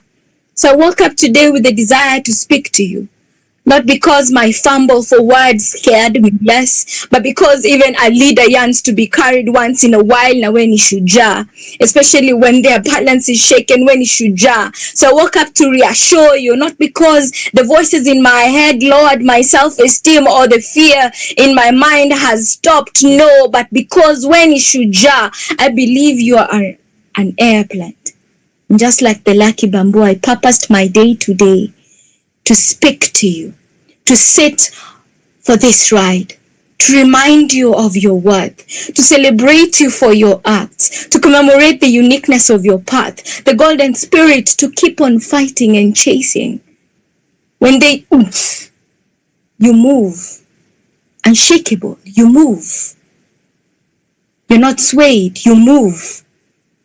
So this is for everyone. I woke up today to just write to you. For we are willing to break the barriers, both virtually and physically. This is just for you.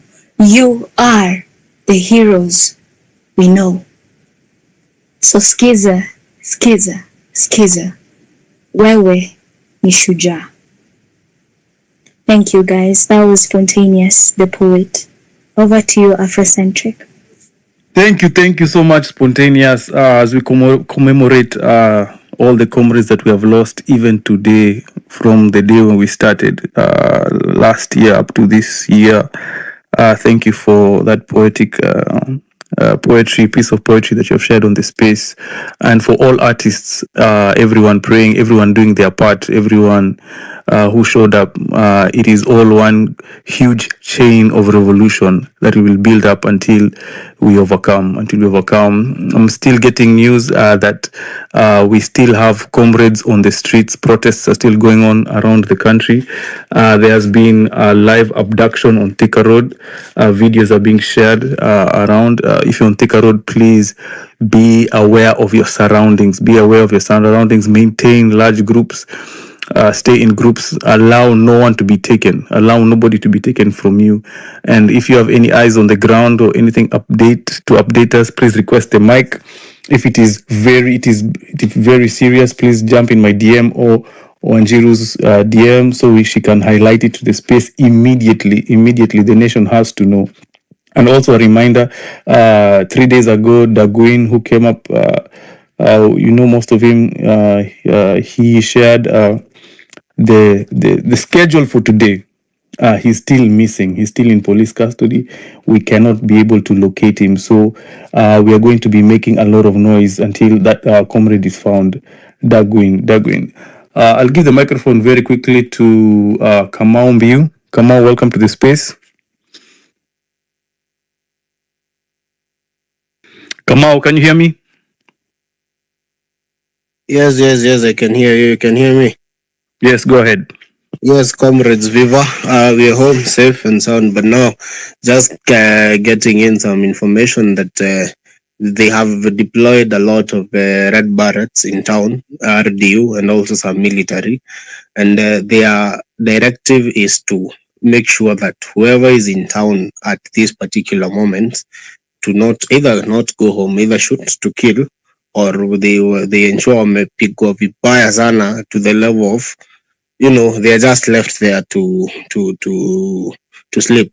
So if at all we can do something and ensure these people goes to the either Jamia, either Neno, Basilica, All Saints Cathedral, or this other one, Sitam, or any other church, or any even city hall, somewhere these people where they can gather shelter. It's about to get worse, and also there are some goons that are coming in very well dressed, trying to chase people. Roads have been blocked in Thika Road at Blue Springs, Wayakiwe at Westlands, just around Kangemi there, and there are a lot of goons, by the way. And then Ngong Road pale hivyo Yaya kuna barricade hapo na watu pia wanalimana sana hapo, and there are so many goons from Kawangware. I think that is what I had to say. But anyway, today was good. Today was successful. Did in numbers. Cheers. Thank you so much for that update, Kamau. LL, are you there? Lale Lave. LL, can you hear me? Okay, LL can't hear me. Gen Z mwenyewe. Gen Z mwenyewe, are you there? Gen Z mwenyewe. Yo, manigas, yo, ni aje watu? Salama, tuko UK manze, tumeoccupy huku, tunangoja mtupatie go ahead to occupy your high commission. Rada kwaje huko? Salama. Umesema uko UK? Yeah man. United Kingdom? Yes sir. You're not in the country? No, we're not in the country. We occupied the embassy, but we was only like 20 people. Oh, okay. Can you share some imagery with us? Yes, we will be doing that on the post. Okay. Thank you. Have you been? God bless you, Lord. God bless you, Lord. God bless you, man. Thank you for representing all the way from UK. Kenyans in the diaspora standing in solidarity in what is happening in the country. Kasoko, Kamlolongo.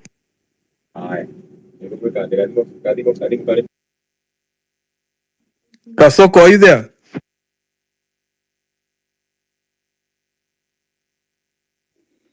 Kasoko can't hear me. King Kong, go ahead.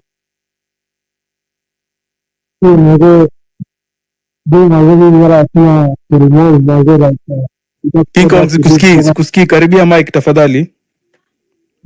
Am I audible? Unanisikia? Bado ya muffled. Tengeneza mic tafadhali. Am I audible saizi?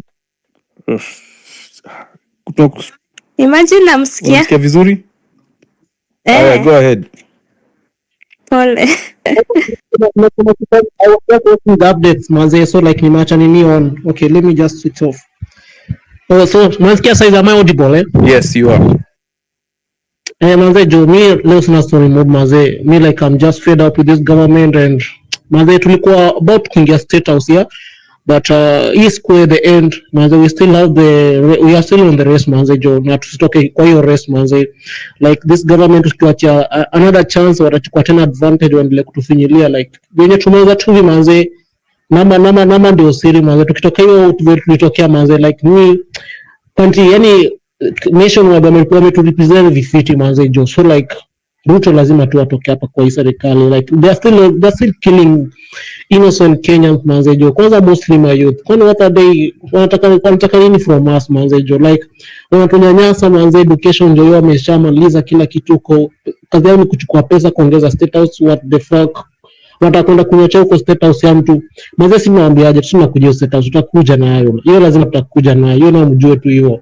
Like we had ni wasa tu wanaongeza tu uga kiasi, but tukikamtuna ile moral tu manze, tuseme twendeni, tutaweza manze. Ana polisi si wengi kushinda raia.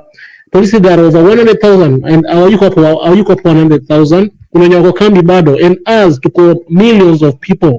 Like today manze, we were so many bana. Tukiamua leo maparoti tumwacha nyumbani, ni sisi vijana. If we die, we die manze jo. Tusikue waoga, tukibaki home tutakuja kuuliwa, tukienda street tutauliwa bado. So ni tukuve kwa street tukipigania haki yetu manze jo. Like me manze, even ni huwa na shed tears bana, like right now I'm speaking, like seeing my fuck manze jo, like seeing my fellow Gen Zs wakiangushwa, and this person akotoa hivyo amekaa tu anatuangalia tu, like sasa wanasema kill them manze jo. Manze me I'm fed up. So today alijua tunakuja, akatoka akaenda Kilifi, yeah. Today alitoka alijua August come, so like akafungadi akaikadi kirod block hapo hivyo kiwaya mesh, kwa hiyo they were kuingia State House. So like he was afraid, these guys wamesha panic, like they see us when we decide to make a move, but that rudi nyuma, we can't back off bana. These people are so fucking manze jo, and mimi naomba tu tumekushwa watu manze, ama fucking idiot ama watu wote wa UDA, even if you're on UDA MCA MP, fuck you manze, wewe utaenda home tu, like we don't give a fuck. Kama wewe ni mjinga manze jo. Na polisi wajinga wao wanapata madimine ama huko hivyo wanakuja kupiga raza matiaga hapo hivi, fuck them all.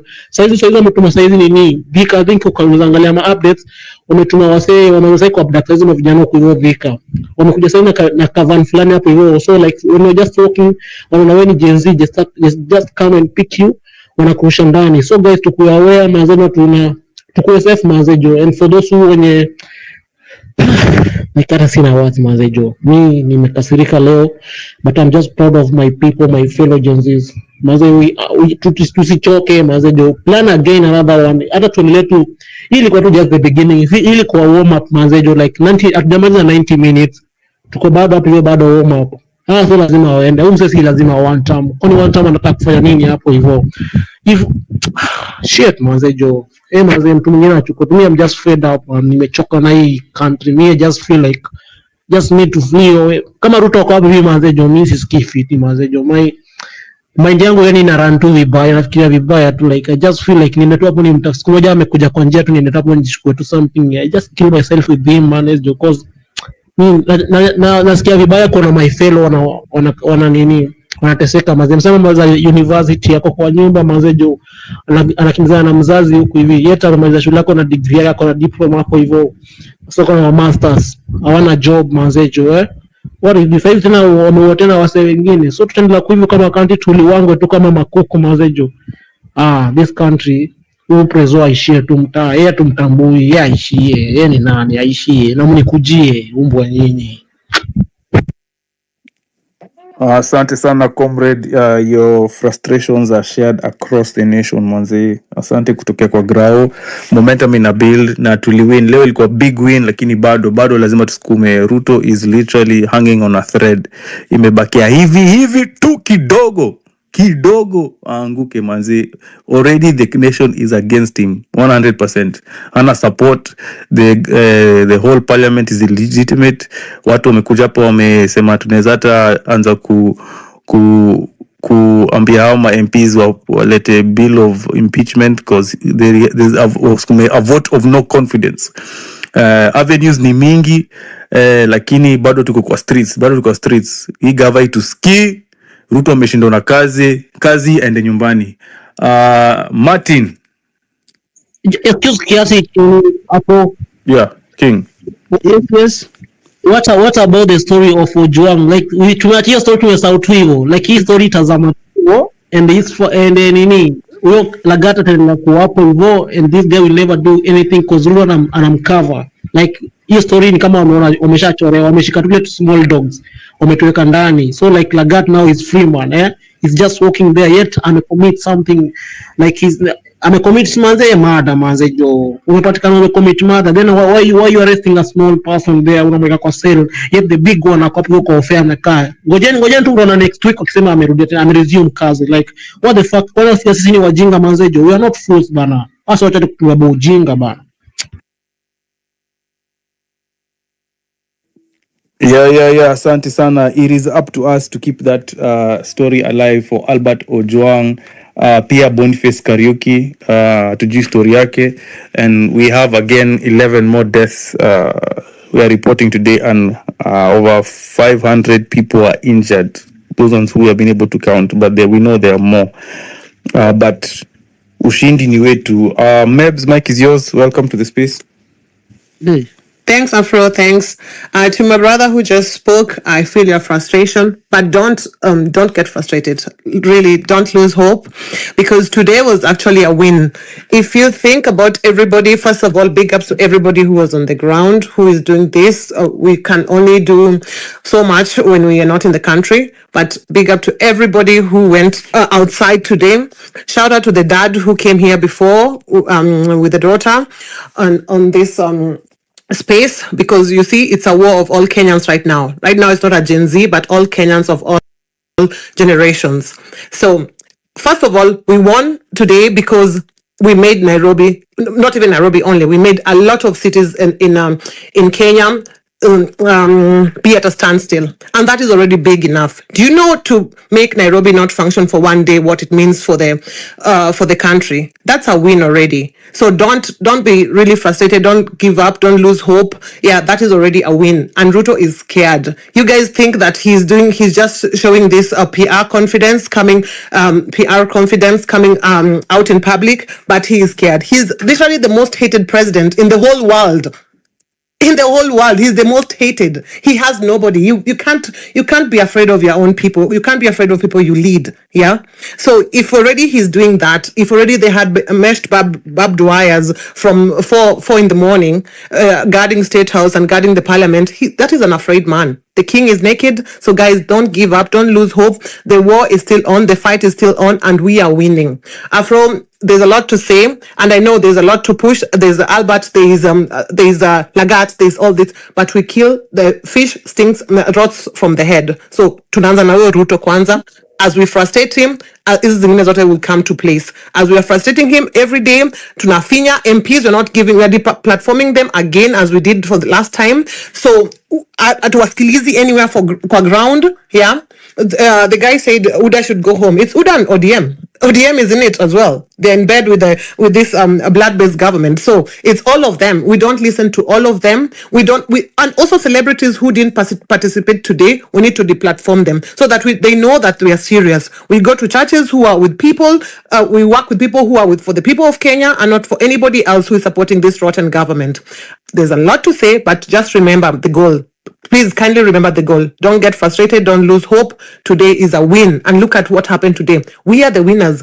They can always boast that, oh my God, I have this, I have the police guarding me, but the power always will ever remain in the people of Kenya and in the numbers that we have. Siri ni nini wasi? Siri ni numbers.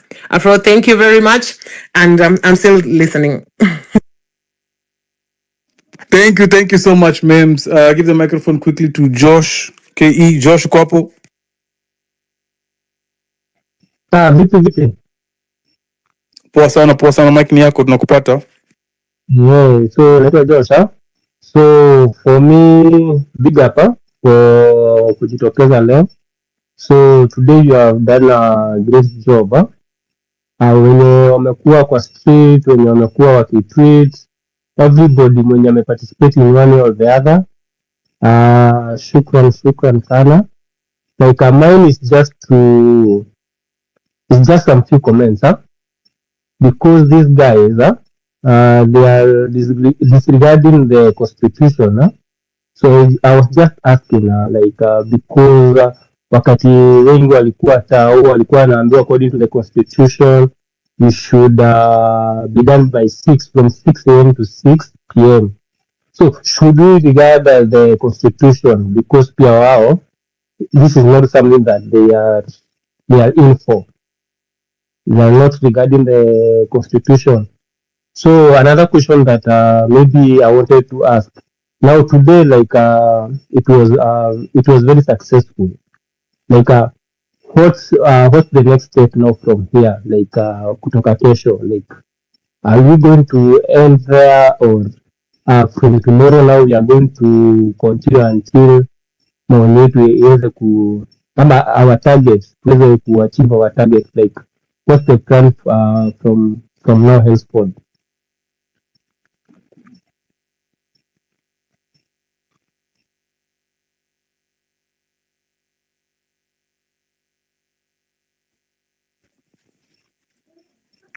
Hebu rudia mara ya mwisho, I missed you the last part. Umesema swali yako ni gani?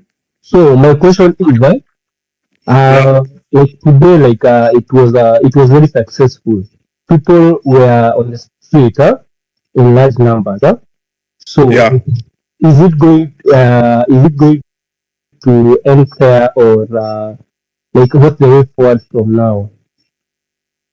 Oh, we're building on the momentum. We're building on the momentum. The revolution is not one day. We are very close. We are very close to the to achieve our objectives. Right now, we are trying to get to listen to the ground, to hear, make sure everyone is safe, and then we'll begin planning again. We begin planning again. Please follow each other. Follow.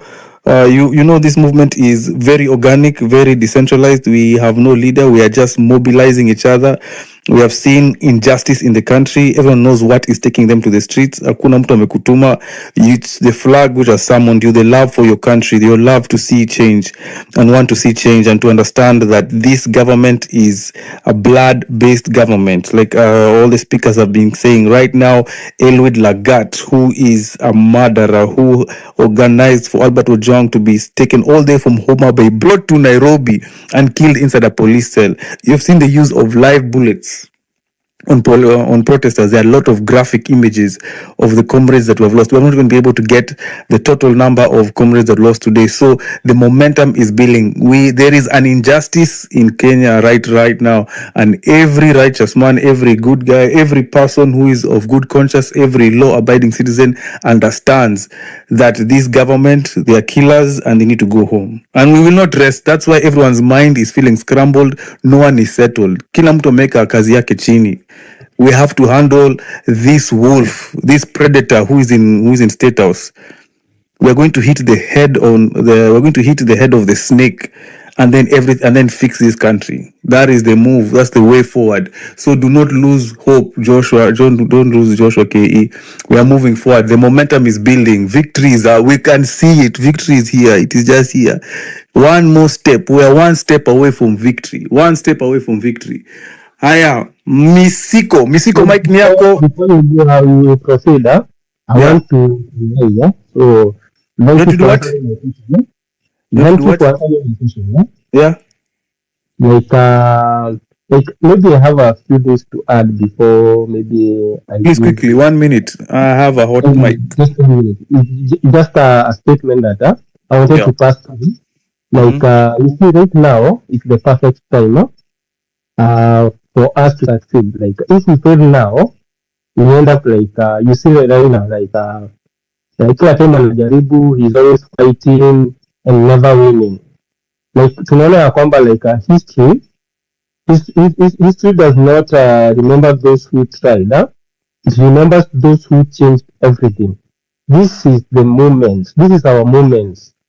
So if we fail right now, like I'm sorry, like it will be difficult for us to win this game.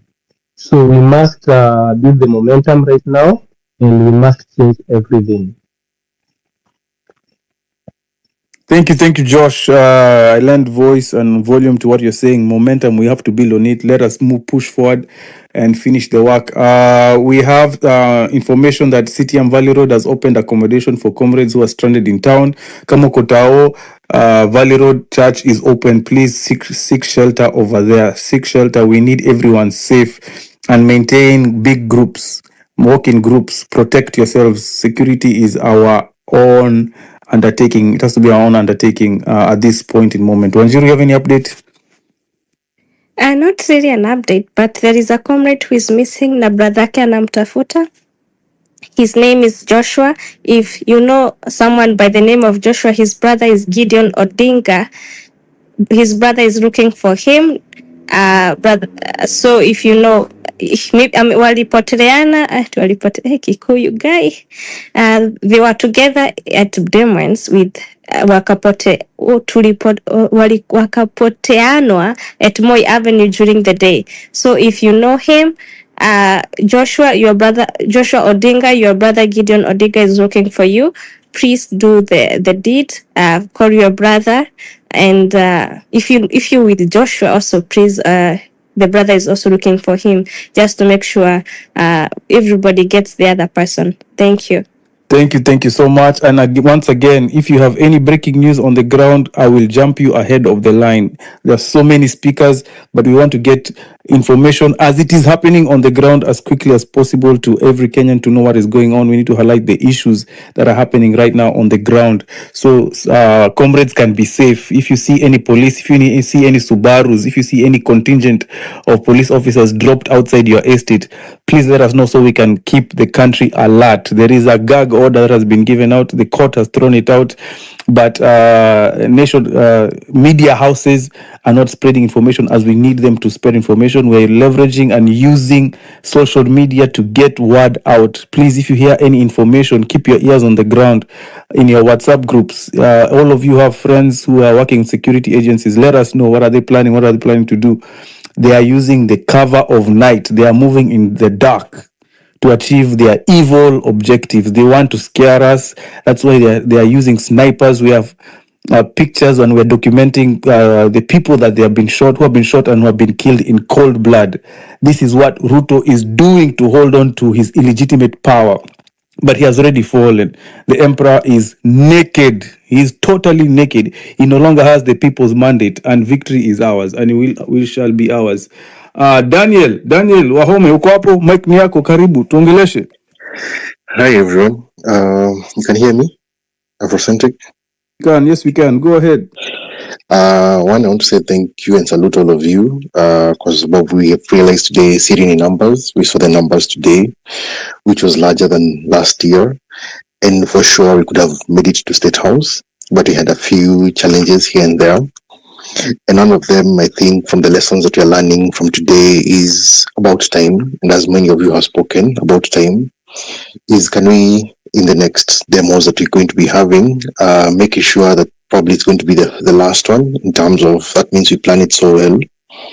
In terms of time, if we can all start by 7 to be out, because when it reaches the night, that's when the police and the government will move in and will be so much in the goons. So that will, most of us will be injured, most of us will be stranded. So if we can be able to observe, someone tweeted today and said, the problem with us Africans is that we don't keep time. A schedule had been shared with us, and Ruto was supposed to be hung by 2 p.m. today. Was it 2 p.m.? I think so. So if we can start by 7, then I think we can be done by 3 p.m. latest. By 3 p.m., that means either we're in State House, Ruto is out, and we are done, and Kenya is now under new, probably under a caretaker government or under the military, whichever comes first, according to the constitution, but Ruto has to go. So the issue about time, we need to observe about time and be very conscious about it. Today, the police beat us in terms of strategy, managing our routes. So they were able to know the access, to block many access routes from Juja, from Ngong Road, from Mombasa Road, from Rongai, and Kiambu Road. That is how they managed to corner us. So now the next step is for us to figure out how do we beat them at their own game. Do we use motorbikes? Do we hire the motorbike guys now? They become our guys. We play their circles and they be able to transport us and get us through. Do we use shields? Do we use shields, or how do we bypass this the police? Because they held up at Juja, Kiambu Road, and I think Mombasa Road and Rongai were the cause of the delay for us to get to have lunch at State House, and that was the intended program. So how do we get over this, and how do we maneuver around the police? I think that's something we need to think about before we get into the next Maandamano. In terms of someone who raised about the government bloggers, we need to be able to block, flag them out, and flagging them in terms of flagging them to Twitter for them to be able to, their accounts to be able to be shut down. And this because one, they're trying to make it a tribal affair. It's been, I will largely say they were trying to make it a Kikuyu affair. And I don't think a Kikuyu is buying flour at around 200 or Lamasa is buying the flour at 100 bob. So it's actually a Kenyan affair. So we must find a way of raising the flag to Twitter. X, the platform X, to get these guys blocked in all their platforms. X, Facebook, TikTok, wherever they are, they must be blocked. These are Kinakalumas and the rest. Then we need to have conversations, and the conversations are conversations all around. Conversations one with the police, because the police are our brothers, friends, uncles, aunts, sisters. So you need to have a conversation with them for them to understand why are we having these mandamanos, what do we want to achieve. And if you listen to them as well, most of them understand why we're doing this, but you need to keep that conversation on top when you're having a conversation with them. Then you need to push this conversation to churches so that we can have churches open doors for us in times when people are stuck, like right now, what churches are doing right now at around past 6. So past 6 p.m. we get guys to probably go back home. If they cannot go back home, they are let into the churches, and the churches have security to frisk people to ensure that people who are entering they are not goons. So we need to have conversations all around in the society, conversations with the police, conversations with the church, conversations with our parents. And I salute the lady who spoke and allowed the dad to speak to us. I salute her and salute the dad.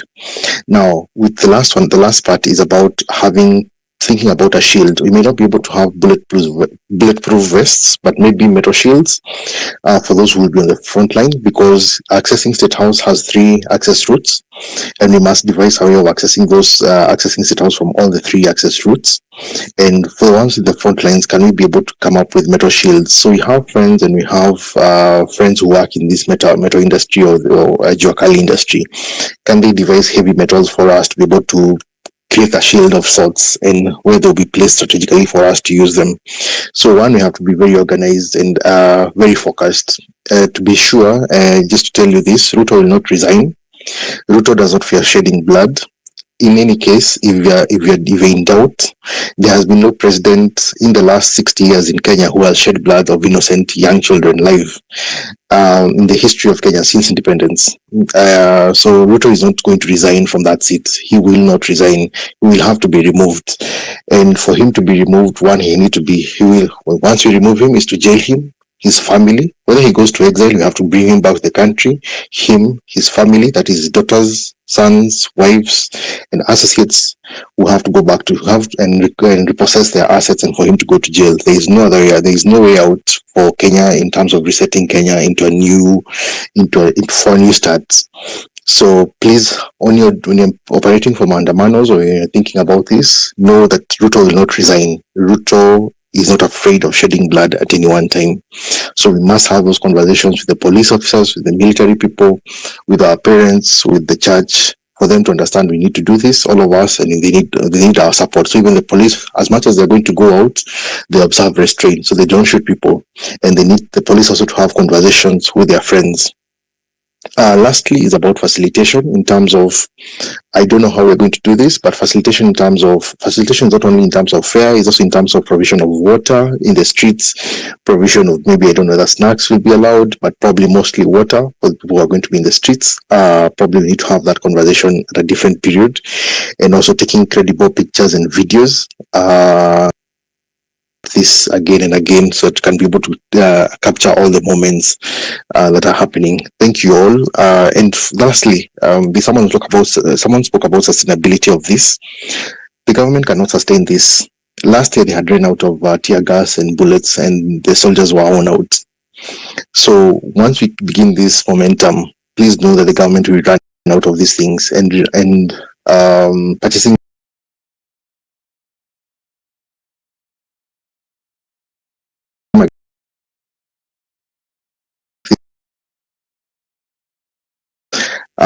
for those who are affected, especially in places like Githurai, and where the police come shooting in the houses or in the one language at that point. Those who are shooting at people in their homes, they understand violence language. So it's now for us now to adopt a different. I don't know that this will be agreed by many, but it's an option now to use Molotov cocktails for the police who are going to the apartments or shooting at the apartment buildings, and using slings just to also, push them back. Thank you. Thank you so much, Daniel. Powerful. All the points that you have brought up were in total agreement, and I think there I just want to italicize and write in red that point, or in matters strategy, how the police, like you so eloquently said, were able to intercept our routes. They were using a lot of aerial coverage in terms of their choppers, in making sure that we don't meet. They redeployed their police and their water cannons to make sure the troops that we don't make it to CBD, but we don't converge. So matters strategy, we have to put that in the back of our head. We have to know that's how the police are moving. So the next time we make a move and we build, we can move with this knowledge, armed with this knowledge. So thank you so much for that. Wanjiru, you have an update? Not really an update. I want to skip the line and give it to Prince. He has an update from KNH, if you would please us. Hi everyone. I'm Ifeda Prince. I'm a doctor at KNH. Just 30 minutes ago, 2 youth have been brought in. Mmoja amepigwa risasi ya kichwa. The chances of him surviving 0 to tuseme tu 0. Mwingine amepigwa risasi ya mguu. Then I just want to add on somebody Kenya alisema like about the case of Alfred Ojwang. First of all, we have to fight for this case, but the fact of Alfred I'll be disappointed sana. Mbona usi congratulate Kenyans for sending you money, but Mr. Kutenga anakutengea tu pesa, unaanza kupiga mdomo. I think that's why Kenyans walikasirika na hiyo pesa ikakuwa reversed. Then today's maandamano, niliona kitu yenye ilifanyika 207. Kitu yenye ilifanyika 207 ni gani? Kalonzo na but like Adobe youth. Prince, yes? I thought you were giving us the updates for KNH. I think that was the most burning issue. Hii ingine tunajuanga. I'm sorry. No. We would maybe No, like just, know the updates from Kenyatta National Hospital. Yes, but just give me 2 minutes, kindly 2 minutes. So 2 minutes will be a little bit, because the story we know, it's the burning issue here on the live updates. Let me just elaborate what I'm just going to say. Only 2 minutes. Hypocrisy will one day kill us all. In 2007, more than 5,000 people were killed and 1,000 displaced. But Kalonzo never demanded justice for them because he became president through the back door and quietly benefited from the blood of poor Kenyans. The same thing he did today. Mbona hangekuwa na Kenyans kwa street? Mbona hangebeba Kenyans waende waombe pale Pasilka, waende weke maua pale? They only went by themselves. So this is whereby these leaders wanatutumia vibaya. Okay, they're in opposition, right? But it is high time pia hao wajua wa feel pain yetu. Thank you. Prince, I have a question for you. Do you have any eyes on Boniface Kariuki? I know the last time I heard he's in Kenyatta Hospital. The hawker who was selling masks. Is he alive? Kariuki. So Boniface Kariuki, the risasi bado hajatolewa kwa kichwa. He may not survive. I'm sorry to say this, he may not survive. So tuendelee kumwombea, Mungu akipenda atapona, but the chances of him surviving ziko 0. Ako kwa life support machine, Right, so continue praying for him. Thank you so much for that update, Daktari. Misiko, are you there? Misiko, are you there? Yeah. Fro, I'm there. Thank you for this time. First, I just want to appreciate everyone who showed up today. We made it, and we will win it one day. I'm so encouraged. Actually, today event was so good, though we faced a lot of difficulties from the police. And I think Kasongo is very happy because I've seen him praising the police and he has promised the best with his governance, which I've said, no problem. We shall win one day, we shall win.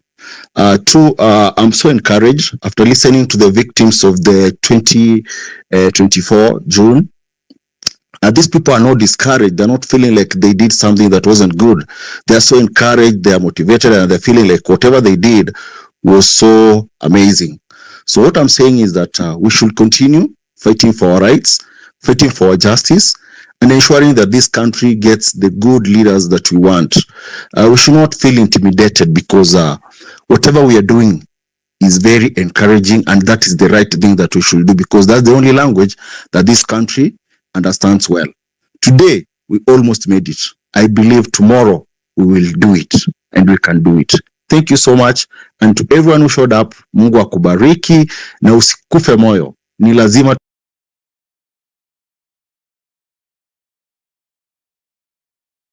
tutafika. Iko siku. And again, thank you so much. May God bless you people. Na tuendelee hivyo hivyo. Asanteni. Thank you so much, Maskio. That's the spirit.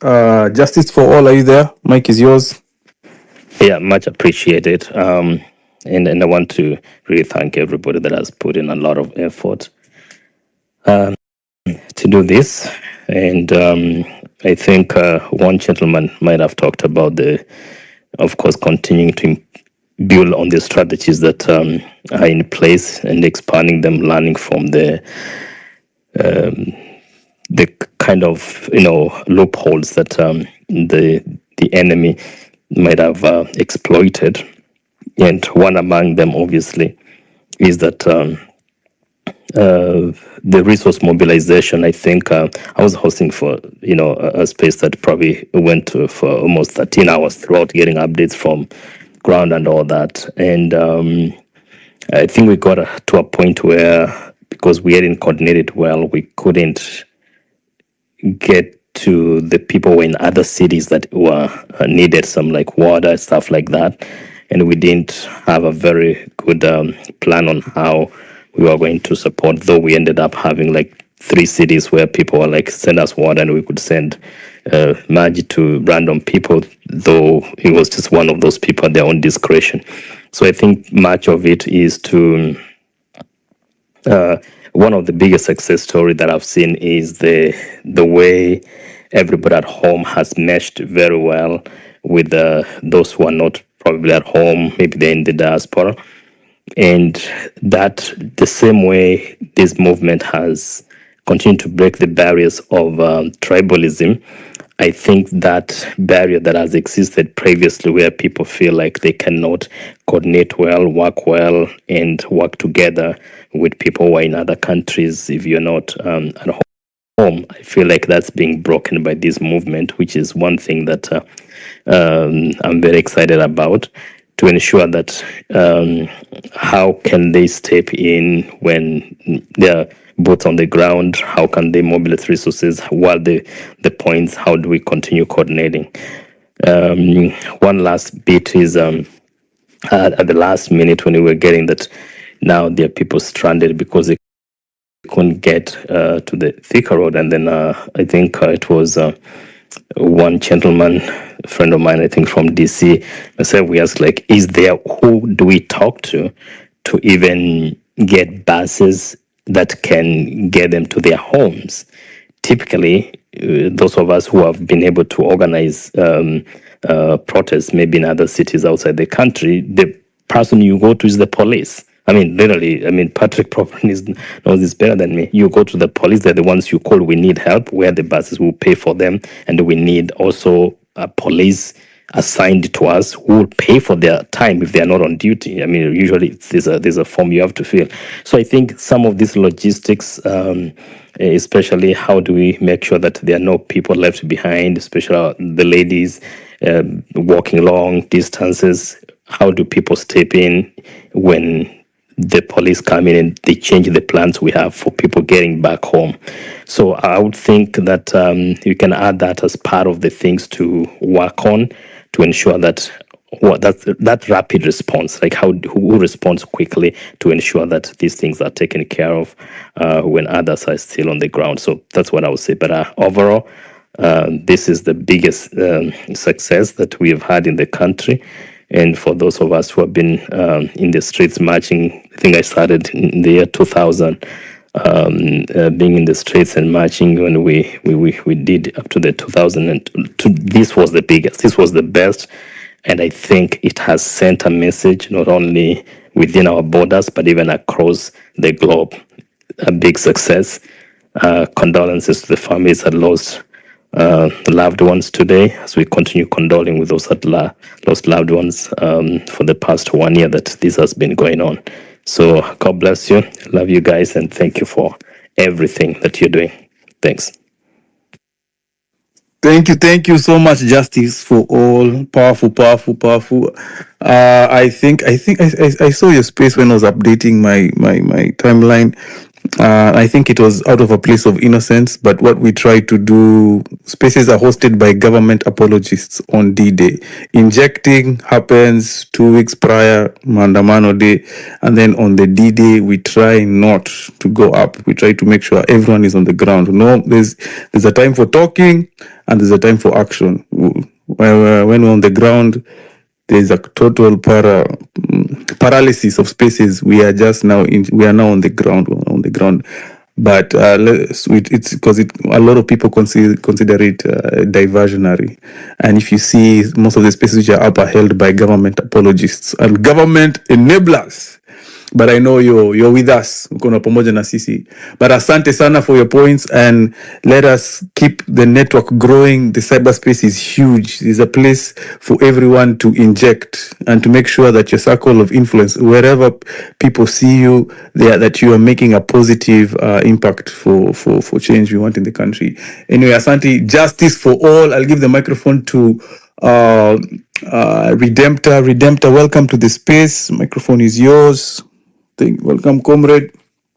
Asante sana. Boy, kichwa inauma. There's a guy who has made me even want to talk, who said he's a doctor.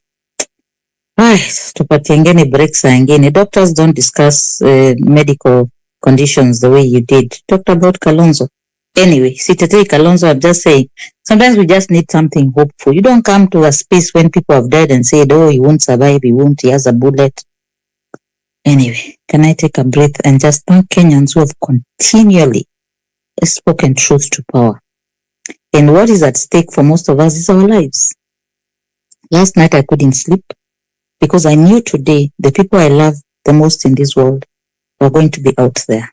And I agree with you, when I see spaces at that time, I wonder, how do you even get the energy to talk when you could use that energy to look for people, try and find out how can we help, what's going on.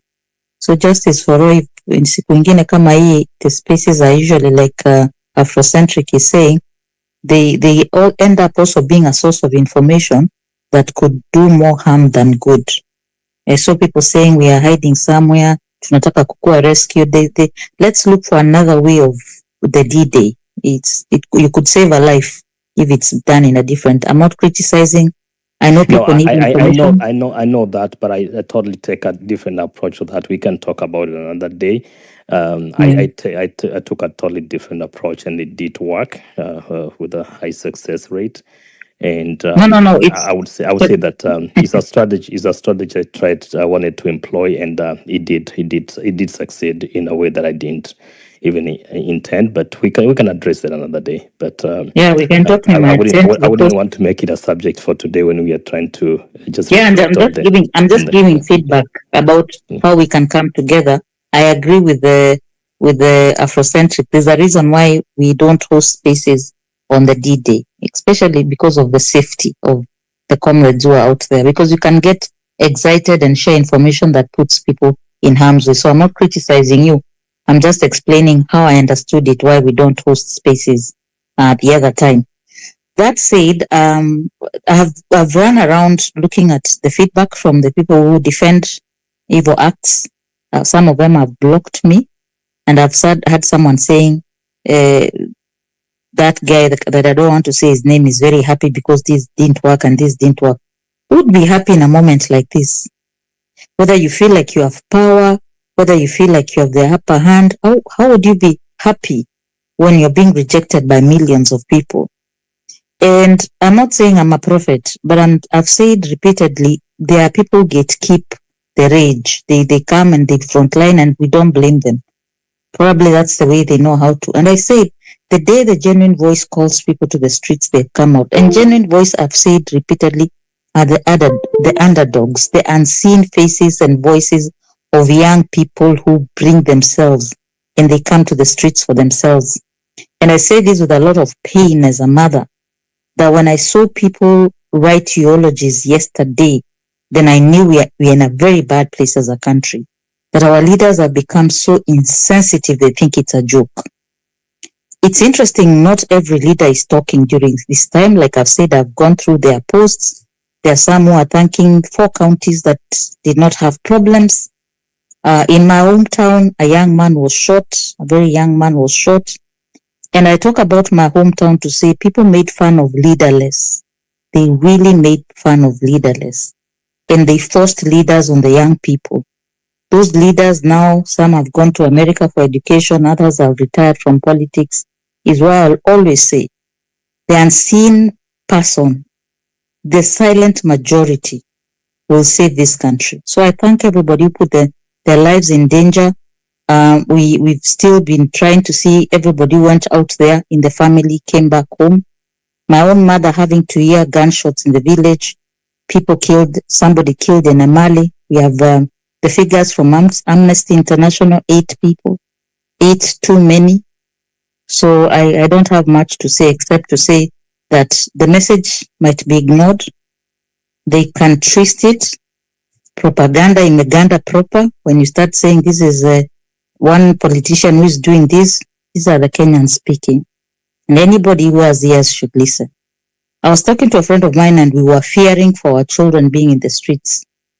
And then we sat and agreed that we would rather die than our children in danger, but it is their time, it is their lives that are at risk.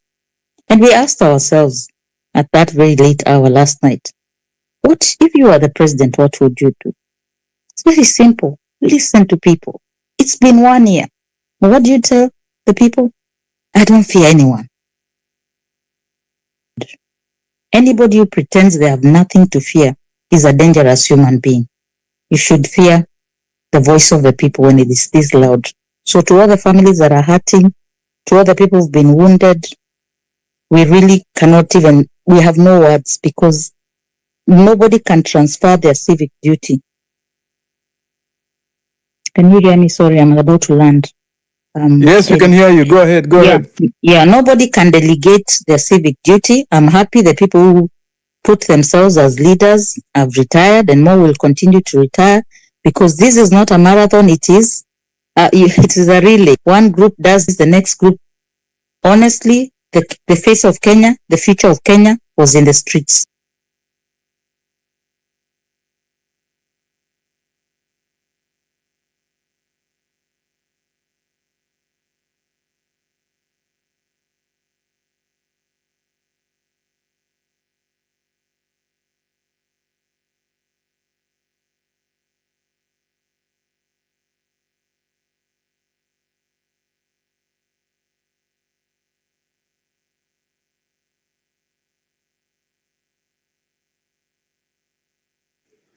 Wanjiru, unasikia mtu?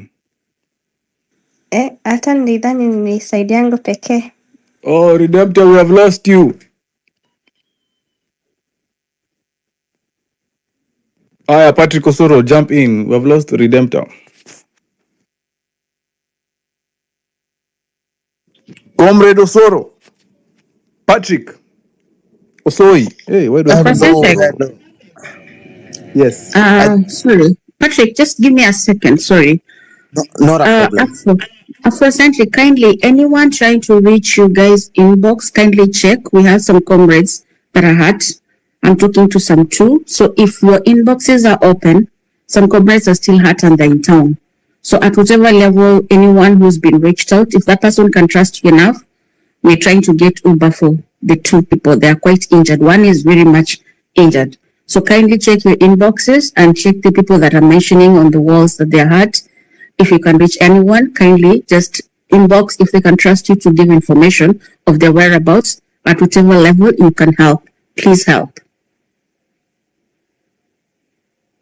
Thank you so much. Be real. Yes, my DMs are open. I believe Wanjiru's DMs are also open. Please reach out if you haven't made it home safely. We're trying to get home everyone as to a safe situation as quickly as possible. Remember, CTM Valley Road is also open. Patrick, mic is yours. Hello, everyone. I want to thank everyone for turning up in big number. And two, I want to pass my heartfelt condolences to the family of the fallen comrades. It's so sad to hear that. And I want to say again, right now I'm around State House Road. I just passed through the church and stuff. I was checking around. So I didn't see any sign of anything. So I'm just at a gas station at a cafe just to leave. So I thought just to have my submission before I get home. And again, I want to be very realistic. I've been a realistic person since last year. It is good to be realistic. And it is good also to follow experts in their area, especially if he or they advise so. One, what I want to say is that if I go to a medical place and I find someone who has worked there for 20 years and is not a medic, doesn't qualify that person to advise me on medical basis. So why I'm saying this is because I want to advise people in relation to my expertise, because I've been a soldier, and since I was 19 years until 34 years. Right now I'm 35 years, so it means just 1 year or just almost heading to 2 years from my retirement. I want to say one thing that people have been talking about, which also government can use to actually make us not achieve what we want.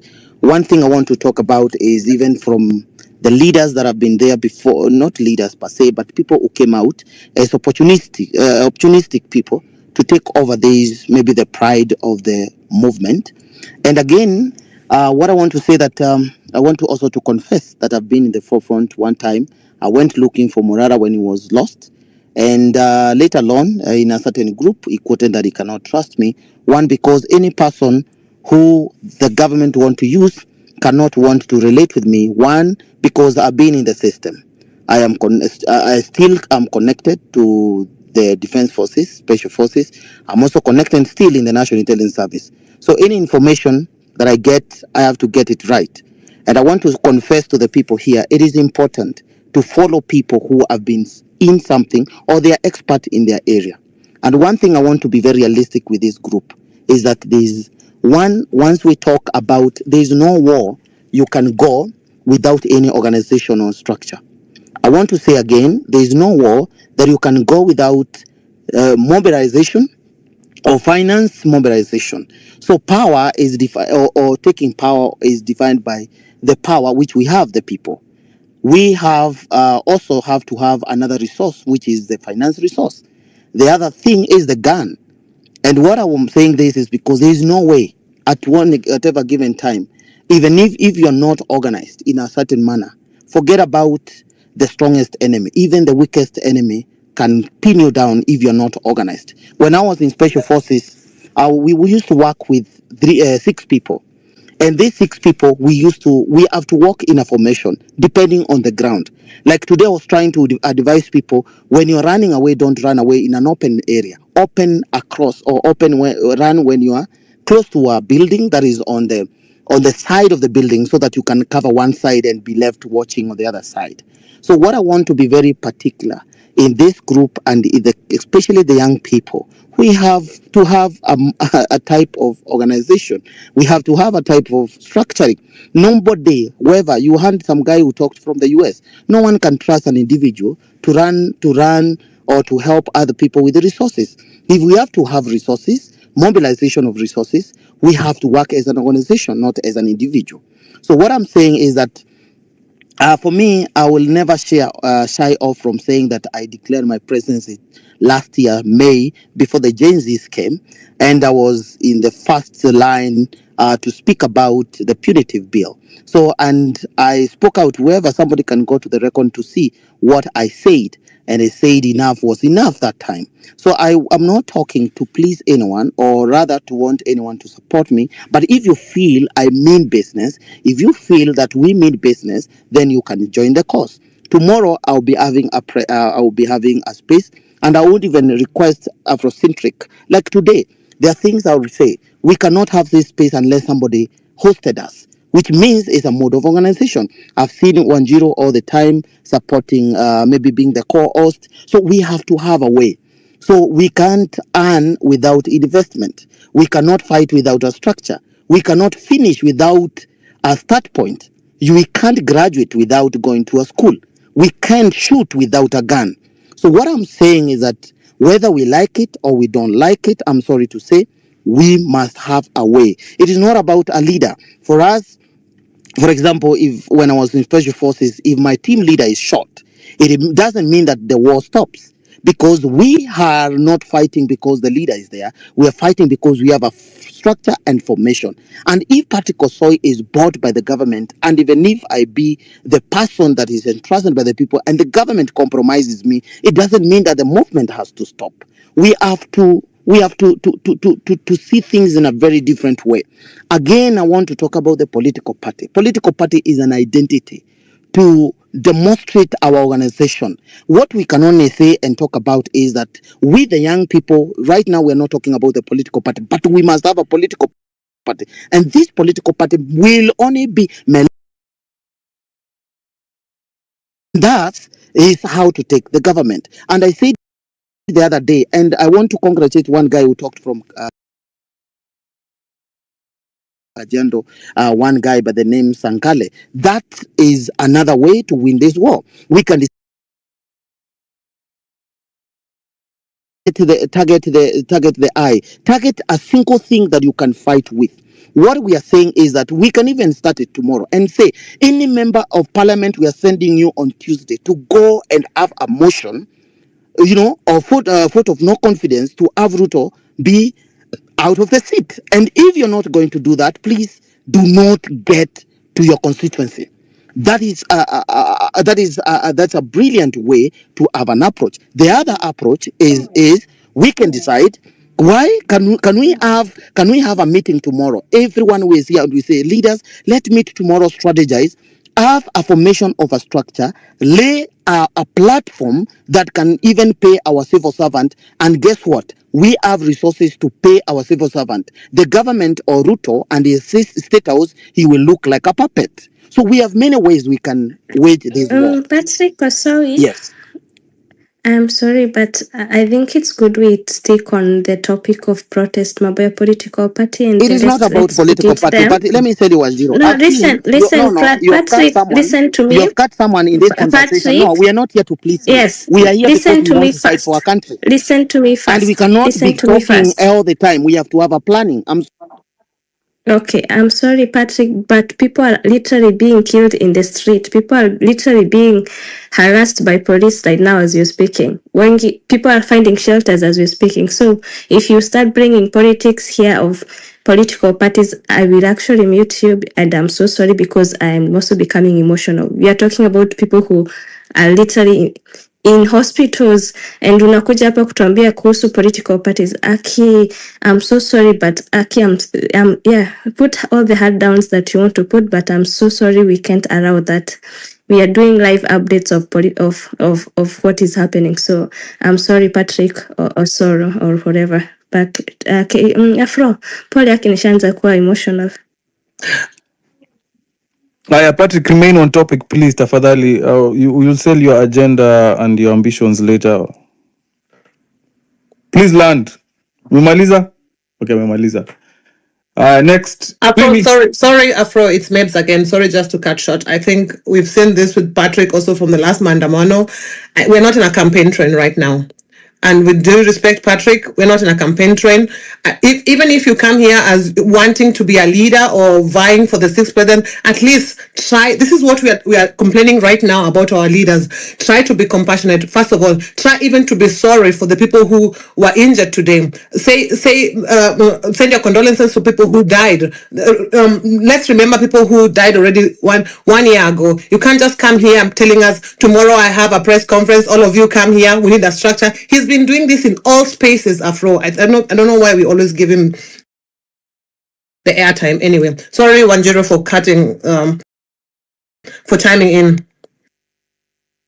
No, thank you, Mebs. Thank you so much. Venye saizi, I would have morated him like I did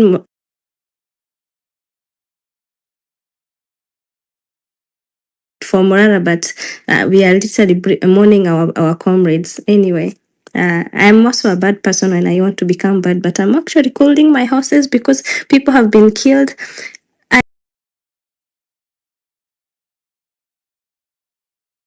share them on the timeline. That's why I became so emotional. I was like, no.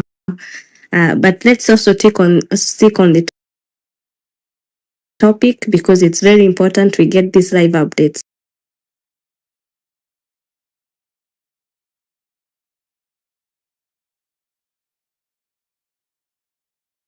In the middle of your submissions, you'll forgive me. Poleni, okay.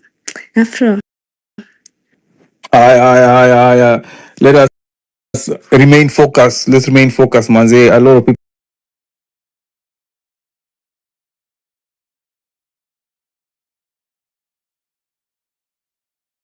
and maintain the momentum wherever you are, in your WhatsApp groups, in your family, ukirudi nyumbani. Maintain the momentum. Keep injecting. Kasongo must go. Di Medio wa Jane. Uko hapo? Yeah, niko hapa. Can you guys endelea, mic ni yako. Wazi. First of all, I just wanted to say hello to everyone. I want to say I hope everyone is doing good, but I don't want to say everyone's doing good. So I hope everyone is feeling encouraged. I know it's a long walk to freedom. Secondly, I wanted to appreciate the hosts, Afro, Kina Anjiro. Thank you for so much what you're doing, creating a space. I just wanted to call out 3 groups really quick. Number 1, the fake leaders. Nisikia mtu akisema hapo, congratulations to Kalonzo, sijui nani wakina Wamalo wametokea. Kalonzo amekuja tu na hiyo uniform yake ya scout. Na huyu mwingine ameleta tu mapua kwa nini. This guys as useless as atufai kupatia airtime na kwanza wanafaa kupigwa na mawe first of all. They haven't helped anyone with anything. Number 2, diaspora community. Wakuja hapa kusema, where I'm from, you just call the police. My friend, organize. Kushikaneni watu 5, 7, 10. Get an ambulance. Zile ziko private huko. Make sure ambulance iko mahali. Inaweza beba watu 3, 4 hizo ma hotspot. Retweet. There's so much you can do. Wacha hiyo mambo yako kukuja kwa easy ma space. Na makizungu mingi umeficha kwa mapua. Just shut up and do what you're supposed to do. Join the movement or shut up and sit down. Number 3 ni the churches. Sijui sitama wamefungua church usiku saa 6 ya usiku. Hawasemagi kitu, Sunday hawakusema kitu. They knew this anniversary was coming. Wamefanya tu prayer kadogo pale. These people are not leaders, they are not for us. Na hii si mali imefika, you either gathering or you are scattering. These churches are scattering. Kitu wanaweza kuambia kwa Sunday ni juu ya tithe. Na venye mnafaa tu kutulia muendelee mkikulwa. It cannot keep going on like that. So those are the 3 groups niko kunini. I say we keep the momentum, we keep pushing. Anyone anakuja na hizo agenda, sijui anataka kurun for office, wewe kuja kwa street, wewe tutoe mtu kwanza, hiyo nyingine tutajua huko mbele. Let me give back the mic. Thank you. Powerful points. Skizeni kwa makini, you're either gathering or scattering. Right now we are all gathering, we are mobilizing. Tunakuwa kitu kimoja, one voice, one objective. Usikue hapa unasaidia gava. You are an accomplice if you are scattering. You are an accomplice unajaribu kudivert our attention. Every effort, anyone mobilizing, anyone gathering, manze, you're my comrade, you're my brother. Hadi Kasongo Anguke. Thank you so much, Dimedio, for the powerful points. Japonch, Komoi. Hey, Afrocentric. Well, Jiro, how are you guys? It's been a long day, and I hope you guys are well. Afrocentric, today, first of all, it's a very, very, very useful day. It's a very big day. I would like to congratulate each and everyone who showed up on the street, anyone who mobilized people in one way or another, and anyone who showed support. And also hats off to the medics, people like Kina Nyakundi, guys.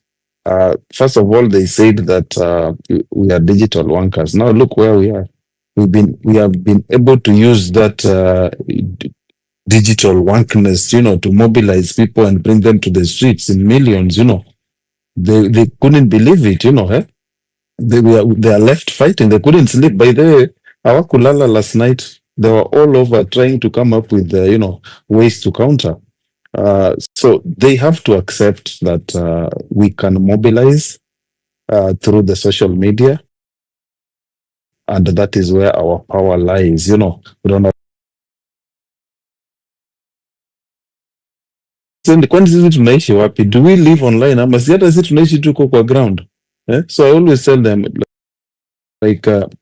look, we are just a reflection of what is going to happen there.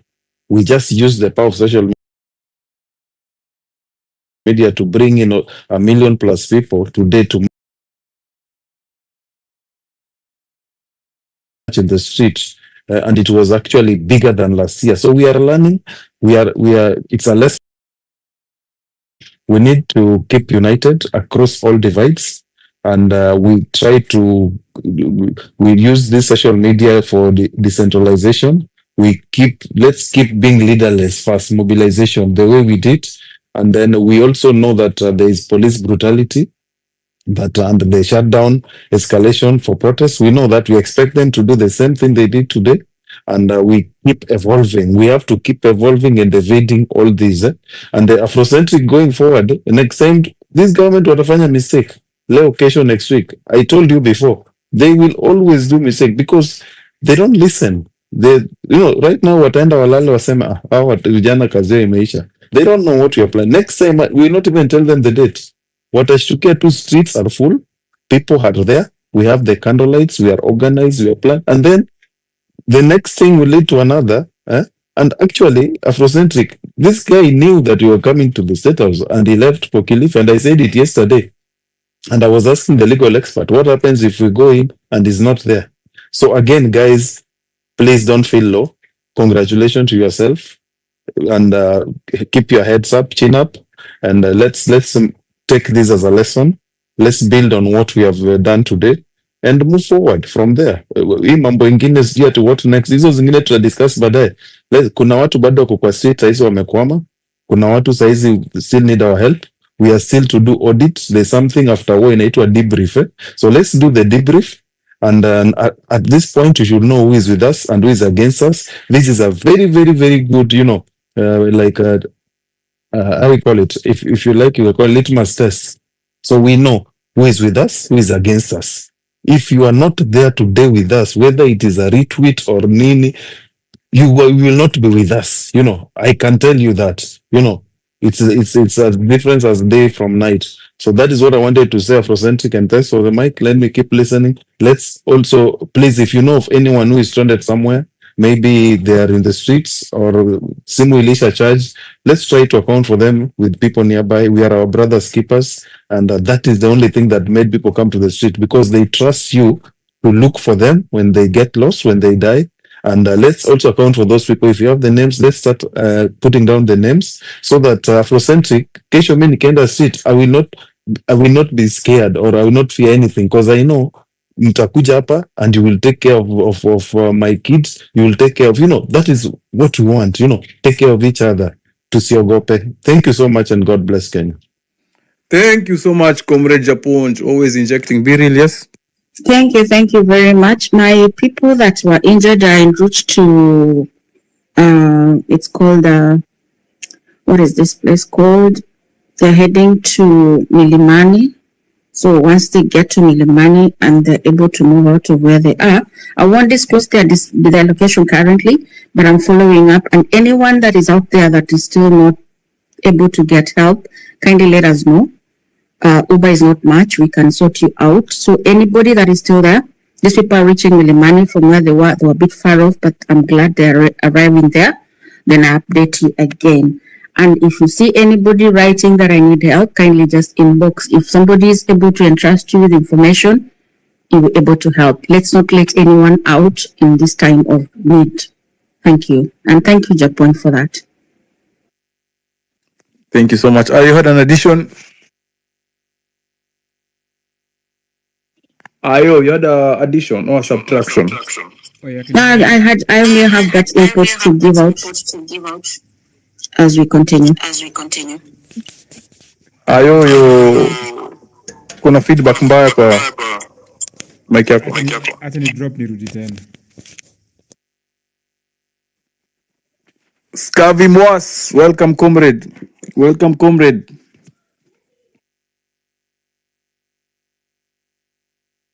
Scavi Mwas. Mwas scavenger. Scavi. Haya, Afro girl. Okay, thank you. So I just have 2 quick points that I would like to bring up. Maybe zimeongelewa before, forgive me if they have, but I want to talk about 1, police, and 2, diaspora. So regarding the diaspora, is there something like a diaspora kitty such that people have come together, let's say sort of like a committee? They come together and we contribute funds, people in the diaspora, regardless of which country, we contribute funds where we can transparently see how much is coming in. And when Maandamano or such things happen, someone gave a very good example of ambulances. Like, let's say we sponsor 5 ambulances. We know this money has gone to the ambulances, they'll be stationed ABCD. If there are sodas needed, water needed, and so on. I'm saying this because personally I've been supporting people randomly. Like I go to YouTube, I see someone is streaming, anakimbizwa huku na pale, anapigwa tear gas, anaitisha bundles, I send. I see Mabonga is asking pesa ya maji, I send. I see someone either pole ndogo. But I'm just thinking that if we have a centralized thing, the way Hanifa was doing in the beginning, it created a lot of drama, because I'm feeling like if this money is, someone is in Kenya, kuna a lot of attacks, propaganda going around there. Wanaambiwa sijui ni what are they called? Watu wanatafuta pesa through hizi stories za riots, for which mimi personally I don't mind supporting, giving money to someone who is actually on the ground. If that money will help them to have a better life, I would rather give that money to this person than someone who is doing nothing. But maybe to increase that trust for some people is just a suggestion. Is there a possible of doing that, something like a GoFundMe? Because it will help. People in the diaspora are part of the riots. We want to be there, but because of circumstances, we can't be there. But how can we help from far? We just can't keep saying, watching only live streams and complaining from far. We can actually help. So if you're listening to this and you think it's a good idea, how can we do something on that? Point number 2 is about the police. Today I've watched the policewoman who was beaten, akaokolewa. I've watched another police, I don't know, it was around Thika Road or somewhere. The lorry was attacked by people, lorry ikaenda, and this policeman akajaribu kukimbia kufuata lorry, akachapwa na watu, akapigwa teke, akaanguka, akaanza kupigwa. So what I'm saying is that right now there's a lot of hatred between the police and the people. And this is actually something that we need to watch carefully, because sisi kama, assuming I'm a police, sisi kama polisi, we are fighting our neighbors, our children, our people. For who? For someone who is somewhere in the state house, hata waifikiwa. By the time afikiwe, by the time your state house ikuwe occupied, uko chini tumepigana, tumeteseka, and I'm being paid peanuts just so that I can protect this person against my own child, my neighbor, my sister, my brother. What can we think about that will help us bridge the gap between the police and the people? What can we think about ideas that can help us? Can we start a campaign where we talk to these policemen as my own mom, my own dad? How can we reach their hearts such that hata kama lazima waende job, wakuje maandamano, can they actually not kill us? Can they actually not beat us, so that at least we can have that trust? And if we fight together, if this policeman today wangekuwa wana to protect, hata hiyo Occupy State House inge happen vizuri sana, because they wouldn't be killing people, they are really derailing this whole movement. So can we start thinking about pole to how can we, because the country is actually turning against the police stations zimechomwa, polisi wametandikwa, magari zimerushiwa mawe, and the hate is becoming big and bigger. So how can we just think about a way to bridge that? Thank you. Thank you so much, Pan-African girl. Yes, it has been at the back of our minds, especially all the comrades, which I see many of you familiar faces since last year. And since this movement has been very decentralized and very organic, and there's also been some conversation about paid activism. Most of the time, kila mtu hapa anajituma. Everyone is getting into town walking. Everyone is using whatever means they can to reach the CBD or whatever places we have decided we're going to meet. So in terms of funding, help has been very organic. Even right now, I have 3 people still asking for bus fare. Kenyans of Goodwill have reached out to me, and I've been able to bridge them. We've been doing things very informally, because every time we try to bring in structure, or we try to put pay bill numbers, people are targeted. I remember even last year, a lot of pay bill accounts were shut down. M-Pesa, Safaricom is hostile towards this movement and is in bed with this government. But that's a profound idea. I think we need to exploit more, and because right now we already, as much as we are online, we are perfect strangers. Tunajuana. We have seen who is consistently staying on message. We are consistently seeing who is showing up to the streets. We are seeing those who are consistently sending finances and resources and standing up for this movement. So I believe we can begin to have that conversation and move forward, towards having a fixed pay bill number and having an accountant who will be very transparent with us. And he must have thick skin, because Kenyans will give you hell. I think no one, hiyo ni kitimoto, ni kama kuwa chairman wa IBC. Hawezi pendwa, you're going to utakarangwa live. So we need a Kenyan with, if you know any accountant who is ready up to keep, you're ready for the heat, and you're ready to be accountable for every zero and for every shilling that will be received, and because money is needed. As much as we ignore it, resources are needed.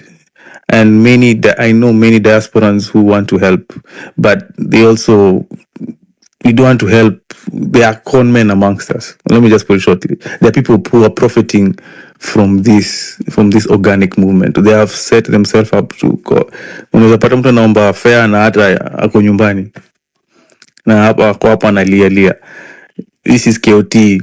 Tunajua ujanja. Hii ni town. We know that. So we need some credibility, and we are following every account, to know what is their message and what is their agenda. But thank you so much, Afro girl. That's a powerful point.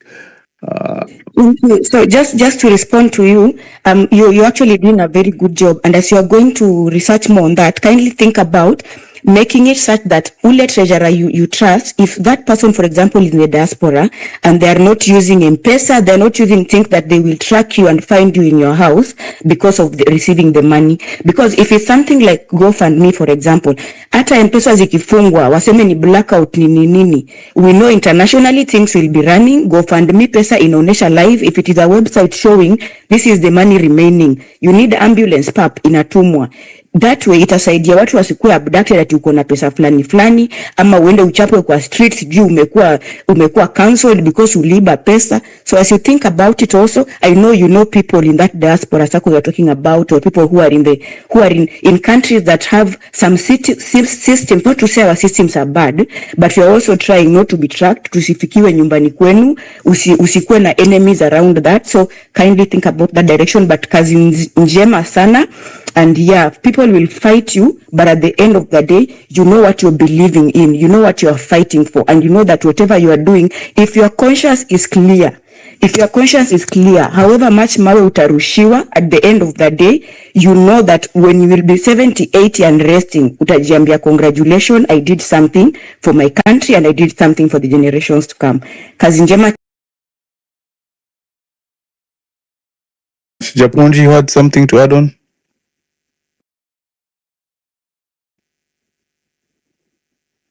Japonji, you have something to add on? Afrocentric, yeah, I was away. Okay.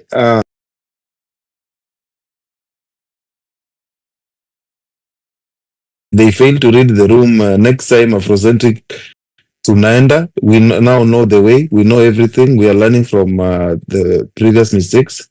We move on. And the next time again, I repeat, Afrocentric, kama tunamua like ni kesho, tunaenda hata before weke hizo vitu zao zenye kwa barabara. We need now to bring something called surprise effect. Unajua? That is what is working. Tuende kabisa, tunaamua hata kama, and someone said jana, ati tutoke tu hiyo 1 AM. Unajua tungewa bit off hizo vitu walikuwa wanaweka kwa barabara.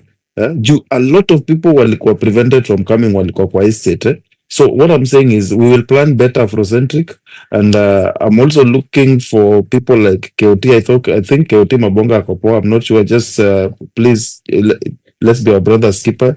I'm also checking on other people. I don't want to name names. Please make sure your brothers are well so we can forge ahead.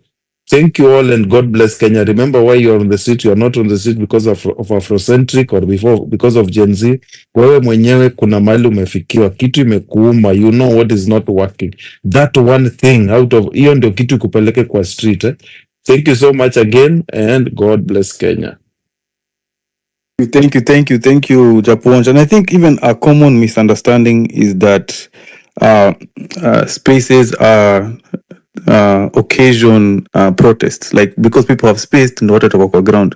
No, it's the other way around. The ground, there has to be unrest on the ground, and the space is a byproduct of that.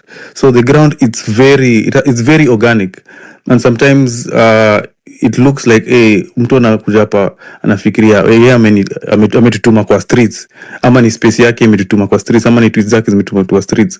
That is what the ground is feeling. This is an overflow.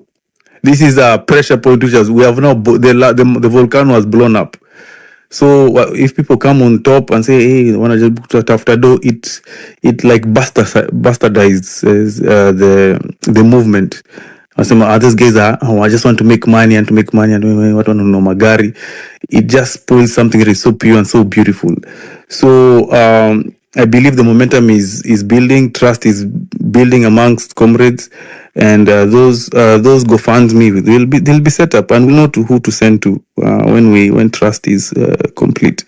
But resources is very sorry Afrocentric, I forgot something. Yeah. Afrocentric, you know there is a lot of cash to litoa, especially people in the diaspora. Yeah. Tulitoa pesa mob sana for this hizi magari zenye zinuliwa za Morara. Yeah. Sasa what I know it's not for this space, but unajua there is that tiredness yenye watu wamechanga wametoa pesa kwa this guy, alafu this guy kumbe is sasa saizi there is that we need a very good convincing ndio watu tena wakuje kwa hiyo nini ya kutoa pesa, unagete, and we need stability. Unajua if we are going to mobilize resources like see people like someone like KOT Sonko ni mtu tushamjua kwa ground, unajua tumemanalyze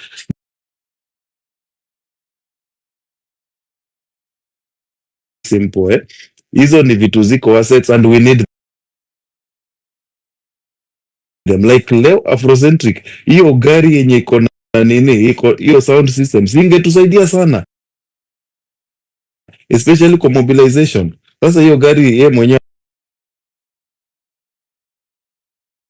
anataka kwenda kuiweka wapi? I mean, come on guys, hizo ni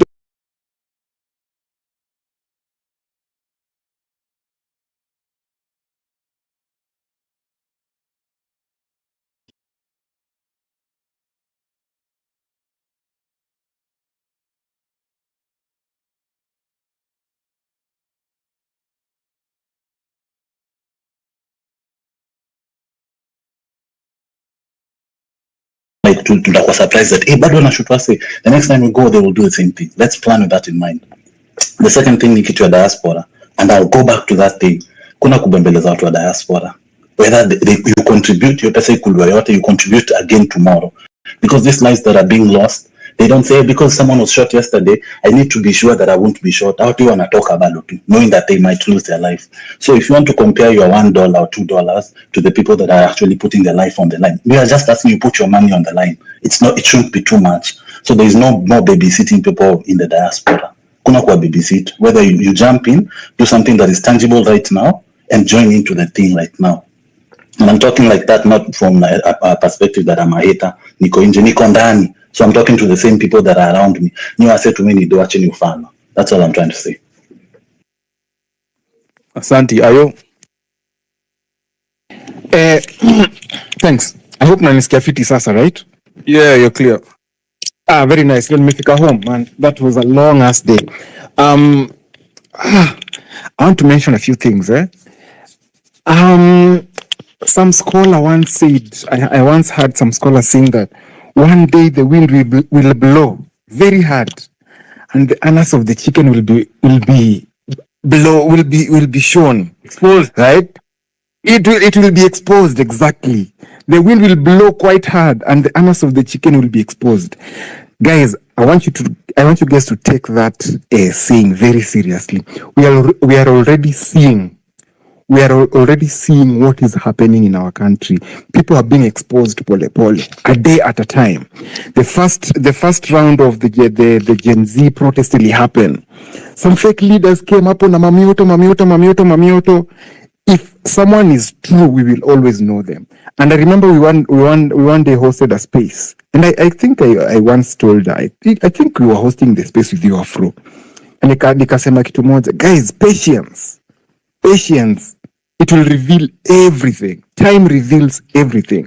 Right now, all those people that were speaking many Kizungu and putting all many spaces that are hosted, I don't know how many, where are they right now?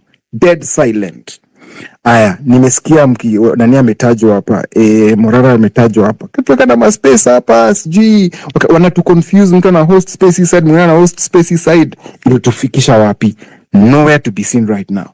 Right now, the movement is typically organic, very organic, and this is what I want to say about that organism of the movement. This movement is going to expose people. It will bring them in the middle and expose them. Now watashanga. It will either be the government, it will either be the police force, it will either be people amongst us who are in these spaces, who are pretending to be going to protest and they're not even going. It will expose them. And the movement will be so neutral. It will be so natural, and kitu ita happen. This movement one day will bring to book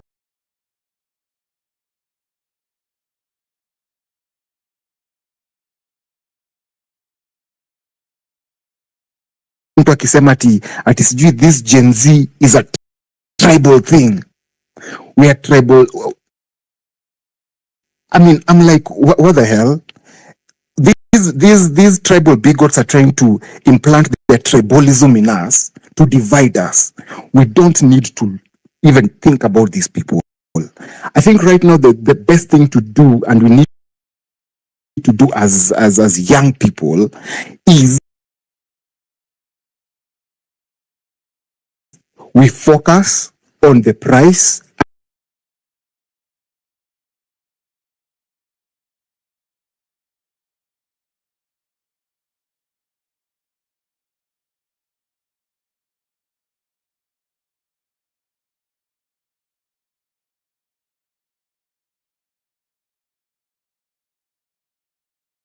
lying to the parents that they have not gone for the movement, but they've gone, only for the parents to realize that they were on the streets, which is a good thing. Let's keep on going to the streets. Again, what I need to say is there's a lot of distraction going on social media, offline, online. We really need to start calling these people out. And I saw Jemolem say being called out and all that kind of stuff. And I just compare movement last year and this year. That is bullshit. Last year is gone, and last year led us to here. If last year didn't happen, we won't have this year.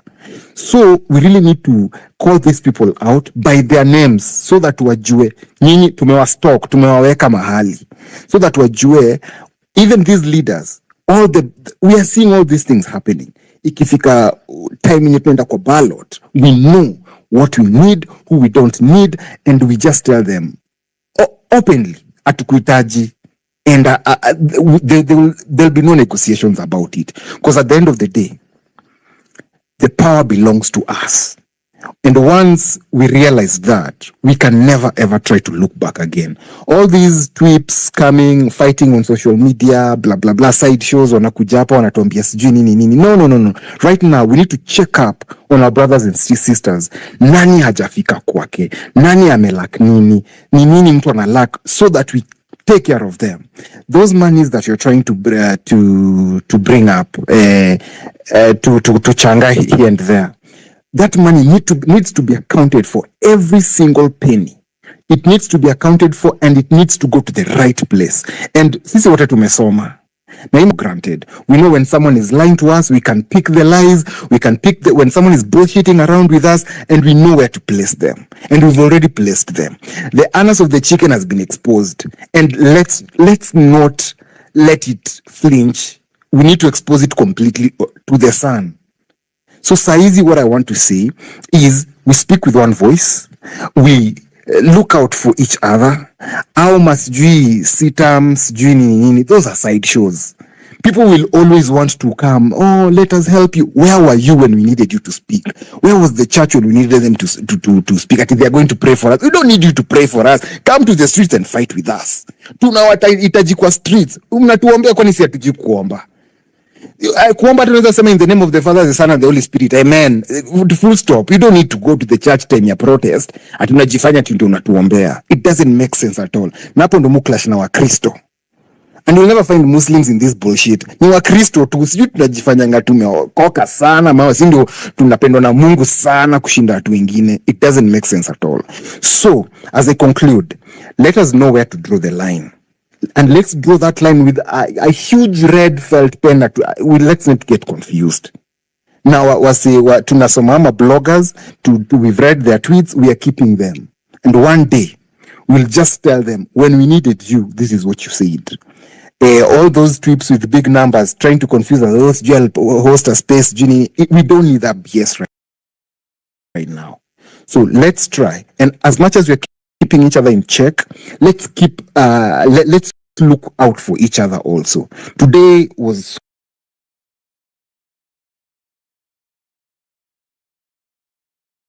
so what I can say, ata ma police guys, and let's use reverse psychology as a people. These policemen, they're sent by the government to come and, go disrupt those whatever's nini. Inituanga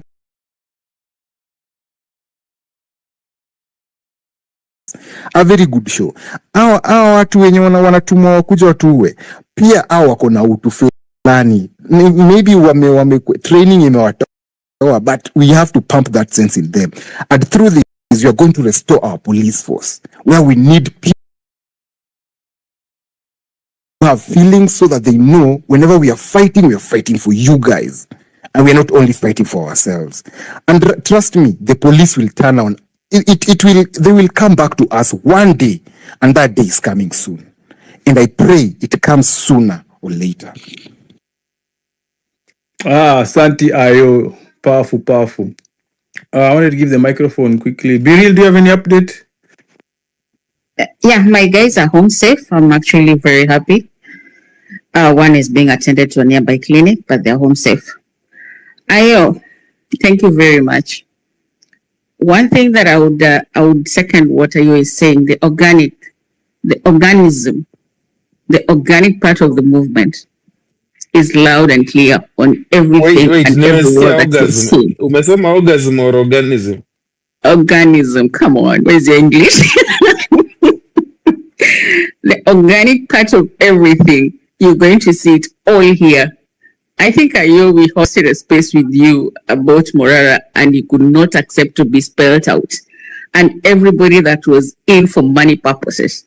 So as we're here, Japonji and Afrocentric, and you know how much we put on the part of the transport for people and all that, everything is going to be in black and white right here. And as we're mentioning names, some will avoid because you're still camouflaging, and we know you all. So it's not something that is going to be bread and butter. We're going to be realist, as Ayo is always the realist. There used to be two, there's another dude I'm not seeing again. But you're going to be realist. And if you're a real person, you cannot You cannot condemn and condole any mediocrity around you. So guys, big up. And today was a huge success, a very huge success. We have life lost. We're feeling very bad. We're very sorry for their families. But today was a big, huge success. That kind of crowd, even if you're sitting somewhere, chills are running down your spine. And by the way, hiyo organism, just a moment ago, hiyo organism Birili anasema ni result ya hizi spaces tunafanya. It's a result. And by the way, let's never take these spaces for granted. And thank God for X or Twitter for what they brought up for us. Tunaweza meet watu kae 10,000 at a go. And we just speak. And we don't know each other, but we have a common goal. That thing, but let's not downplay it. I don't think there's a country that uses spaces as much as Kenya uses, by the way. I think sisi Africa ndo tulijuanga. Si ndo tunatumia spaces venye zinafaa kutumika. And we should never ever take that for granted. Amen.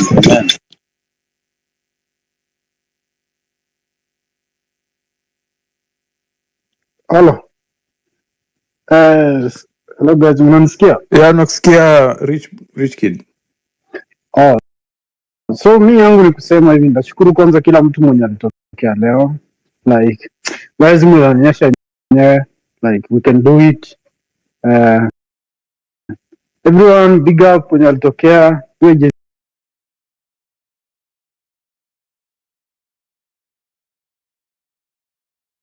nimefurahia na let's keep the same spirit.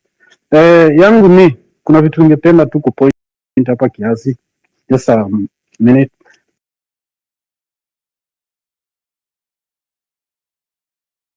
Let this sink into your mind. Police is not a friend of you. A police officer ndo kwa maana wanakulanga kiapo. Hata ukisikia wakisema wao ndo kwa maana wamebrainwashiwa, wanaambiwa wao si part ya wananchi. Yet they have children. Their children are our friends. Yet let's treat these people as enemies. Mwache kutreat hao kama ni unasaidiaje polisi? Polisi kama ni wabaya wote. Hakuna uwezi niambia kidonda inakuuma kuna kidonda kubwa na kidogo. Wacha ikue, we treat these people as criminals. The way they are treating us. Mzee, si ati tunakaa tu hivi, si wanatutreat kama trash. Like, na yetu wanalipwa na pesa zetu. Tunajua mahali wanatoka. Wakenya ndio sisi ndio tuko wengi after all. Hii polisi, these are a group of criminals from since police force started. Kila mtu anajua. Sayadi wewe kuget police, lazima ukisijui kuwe na 400k, sijui 300k huko, muungane. So, like, let's show these people like, pia sisi tunajiweza na tunajijua. Like, tusikubali kubebea ufala. Like, design unatubeba, tusikubali kubebwa hivyo. Juu hawa watu wanatutumia vibaya.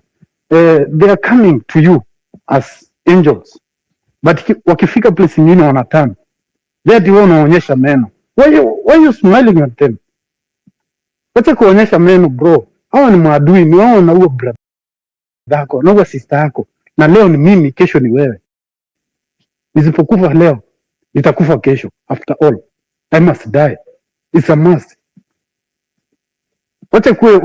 Tuache kutumia nini hii chance kupea watu. Alafu hii ni matakataka manini inaitwa activists ni wako online hapa.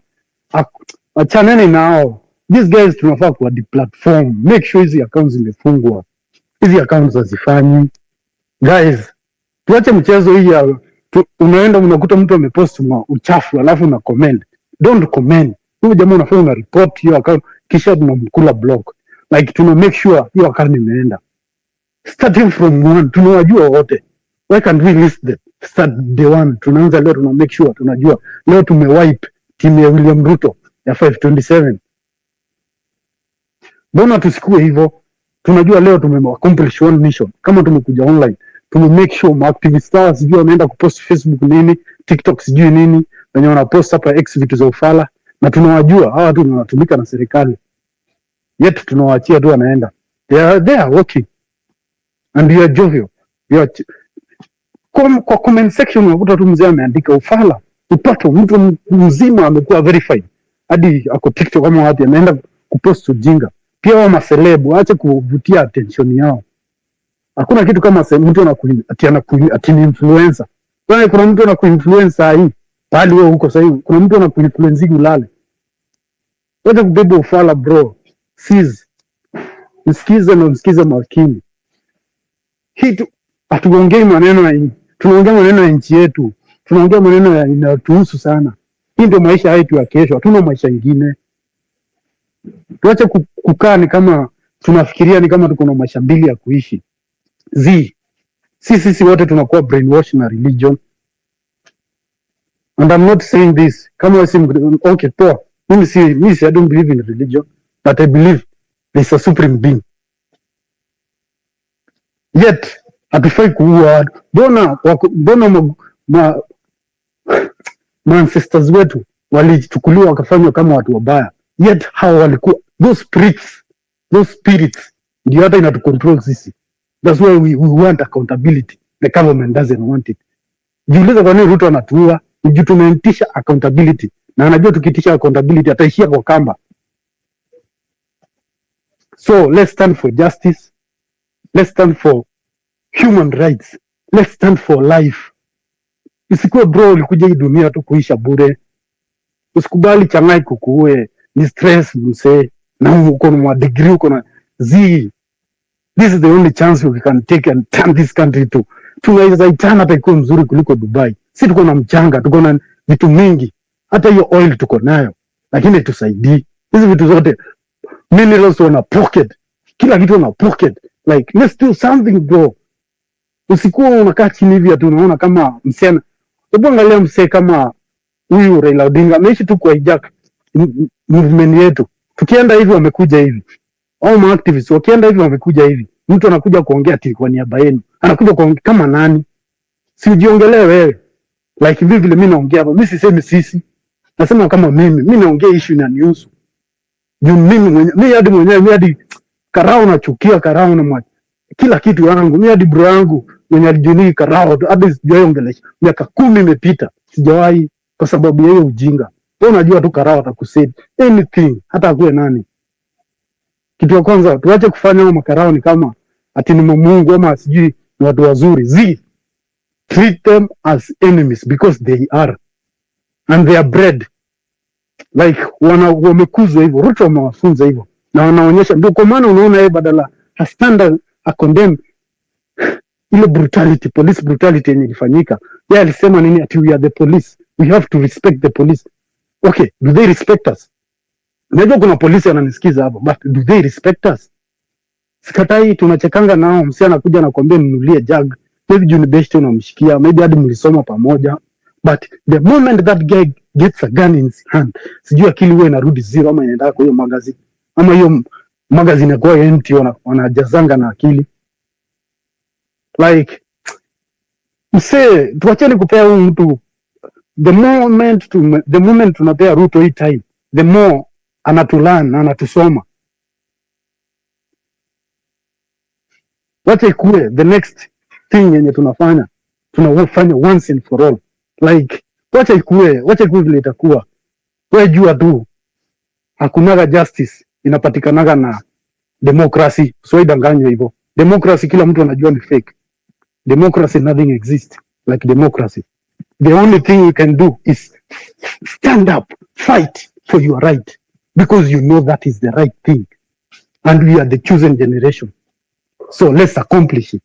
Si ati tunachukulia hivi just for granted. Usione hii spirit imetuongea bro, hii si kelele na si bangi wala nini tumevuta. Ni vile tuna feel na chenye tunajua ni it will work. Si ati haiwezi, it will, whether they like it or not. They know in the next few years, these guys they know watakuwa wamekufa, because they are pocketing anything to live for their families. Wao wajali. Kumbuka wao, sisi ile maisha sisi tunaishi saa hii, wao ni dream life yao. Kumbuka ni kama wazazi wetu, ile maisha walikuwa nasema, hata wewe vile ulikuwa ukiwa mtoto ulikuwa unasema nikikuwa mkubwa nitakuwa hivi ama nitafanya hivi, nitakuwa na kitu fulani.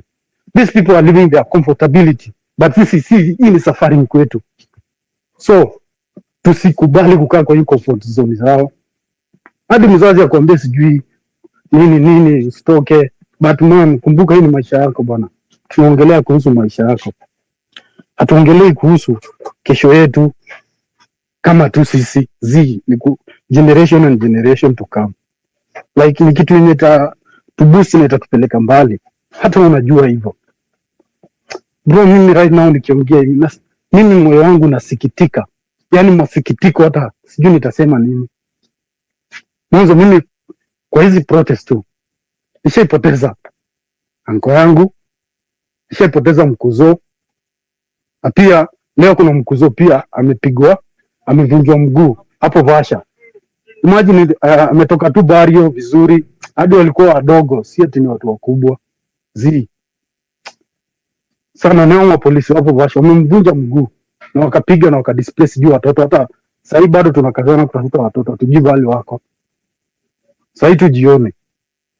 So guys, let's stand for unity, tusikubali kutawanyisha. Hao watu wanakuja kusema ati hapa ni activists sijui nini. Wewe kwenda huko na hiyo activists. Sisi chenye tunataka ni accountability, tunataka constitution yenye ina follow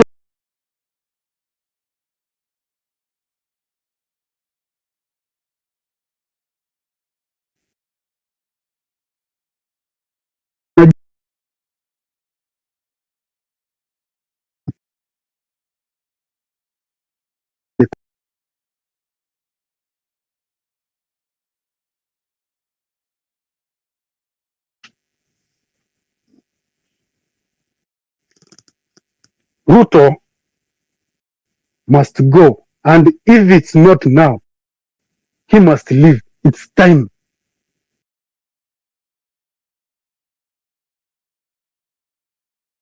Maneno ya election is already fixed. Hata nyinyi mnajua hivyo, msijifanya mjui. Hawa Rwanda wenye wamejaa, Warundi wamejaa hapa, nyinyi mnajua hiyo story. Wasomali mnajua hiyo story, mwache kujifanya vipofu. So tukiongea tuna look for strategies how to counter this guy once and for all. Tusikuje tu hapa tunapea my idea ya peaceful sijui. Wewe kwenda huko ndio peace yako. Wewe unaenda ukiwa peace, lakini wewe unakuja anakuja na bunduki ya nini? Kama ni peaceful anakuja na bunduki ya nini? Si abebe nini? Rungu. Basi waache bunduki nyumbani kama ni peaceful. Ni kama unaniambia ati unatangaza amani kisha umeficha panga na nyuma. Si ndivyo serikali inafanya? Then tunaitikia. Tusikie wajinga. Viva comrades. Viva. Ni hayo tu. Viva Rich Kid. Asante sana guys. We're trying to close the space at the top of the hour. Thank you for everyone who has come in and given us hot updates of what is happening, debriefing matters, the protest. Asanteni sana. We want to go and rest. I don't know if you're able to sleep. Jana najua watu walikosa usingizi. Leo tunaweza kosa usingizi. Movement ni organic. Tunaweza amka kesho tujipate kwa barabara tena, tuende kwa barabara tena. We keep the movement going. Yes. Afromaze, there's something I'm seeing on the TL, and it's really disturbing. What is happening? Because I see a lot of people asking what's happening in Rongai and what's happening in Karura. If anybody has an idea or what, probably because it seems there's a lot happening around. What anybody in Rongai at type kwa TL to put the updates. I wish Pipi was here. Pipi lives in Rongai na Ongei and Karura. I don't know, but I'm seeing a lot of tweets. I don't know, something is happening in Rongai or something is happening in Karura. And whatever estate you live in, please to type here tweets. We need to know what's happening in your mtaa, so that because these police they can be stupid. We saw what happened in last year wakienda, was it Thika Road uko nini katikati ya usiku kwa my estates. We don't need that nonsense right now. We need to check out for our brothers and sisters out there. Yeah. Thank you for that. Farak, are you there? Please be brief. No, kwa time sahi. 2 minutes, tafadhali. Yes, Atrapos. Yeah, go ahead. Yes. Good evening. It is evening or night. Thanks for hosting and bringing me up. You guys, you are trying. congratulations for coming out and showing your strength.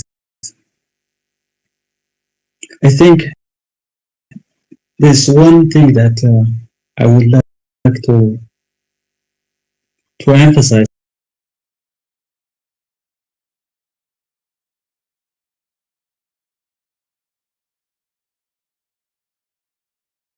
A peaceful protests.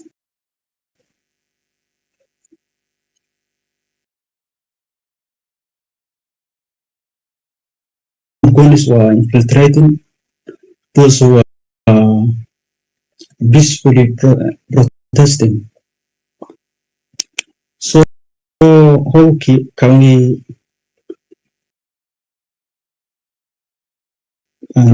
protect such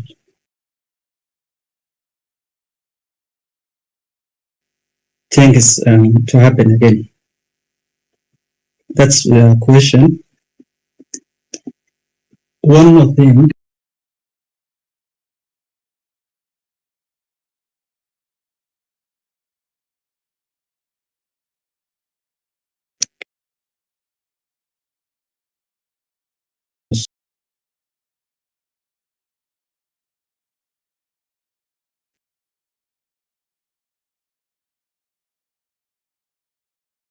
Bana, good evening, good evening, good evening.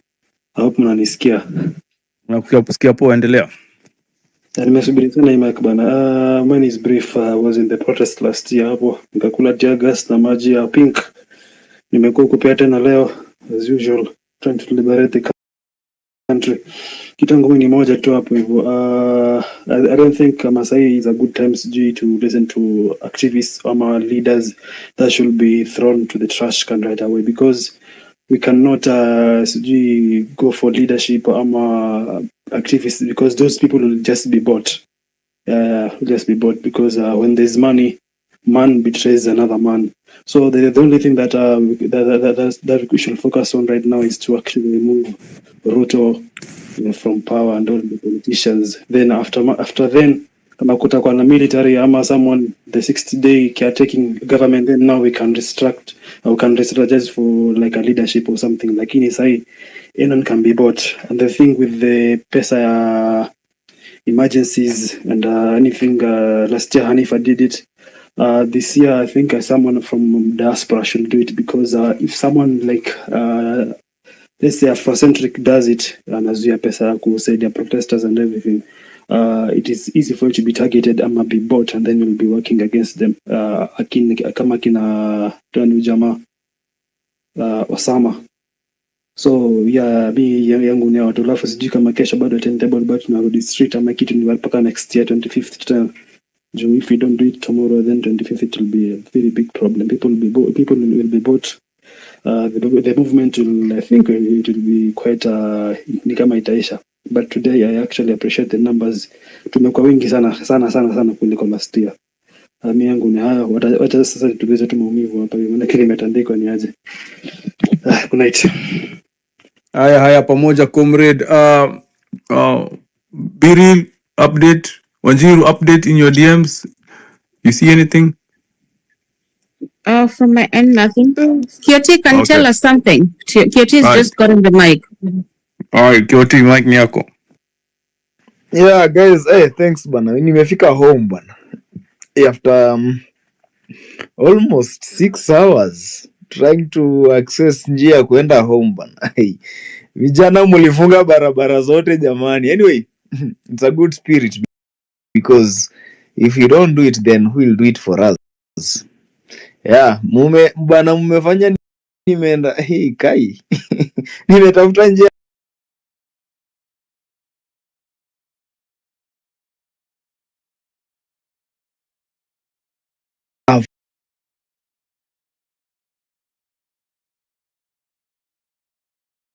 moving on very well, and I hope this momentum doesn't end today or tonight. We still need to keep pushing because we know our goal. We know what our goal is.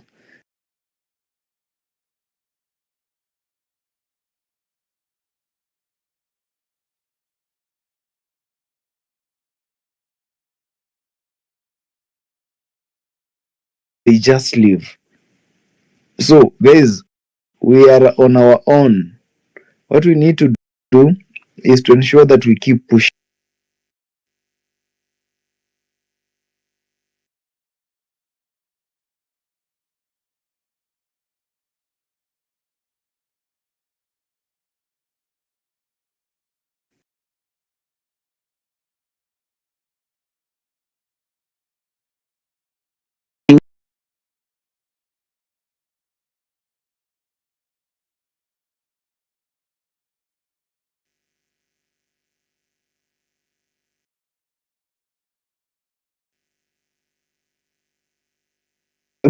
Something fishy that it might.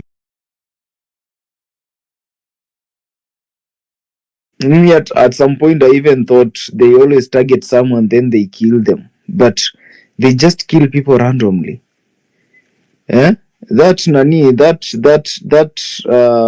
steward pale Steamer Plaza Simiyu, actually may his soul rest in peace. Shoot to from nowhere. The guy was not protesting. He wasn't even running away from anything. He was just there going about his business, and the guy was killed. You can imagine.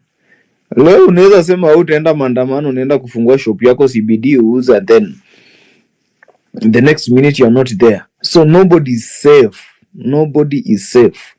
There is this guy, he calls himself chairman of Onagi, from Thika Institute. The guy was so jovial, amekuwa anapiga shughuli zake pale streets kama wase wengine kama mimi na wewe, and he was shot kwa kichwa mara moja tu. He is nowhere as we speak.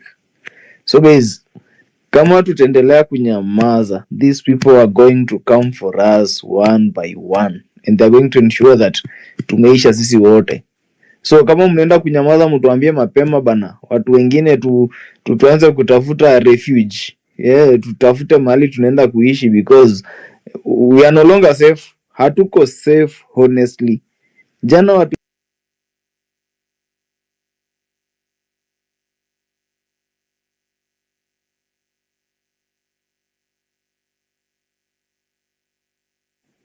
You lost him or what?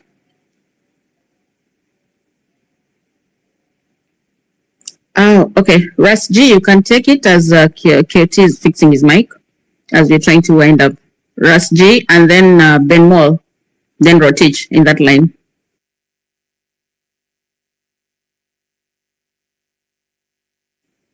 Russ, Ben, if you can hear me, pick it up.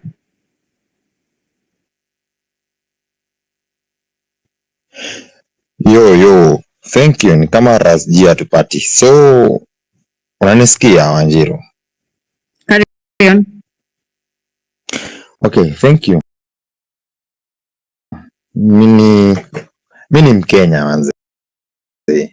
Na kitu ningependa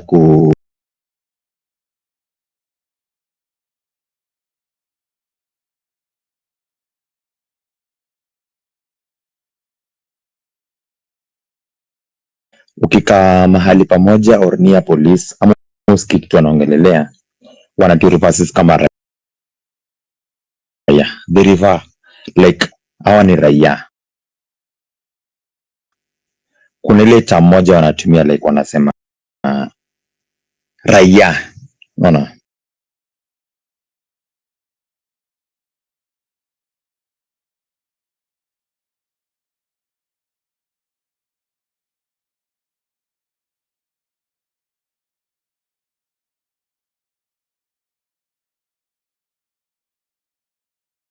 Ben, unmute. If you're speaking to yourself. Rotich, can you hear me?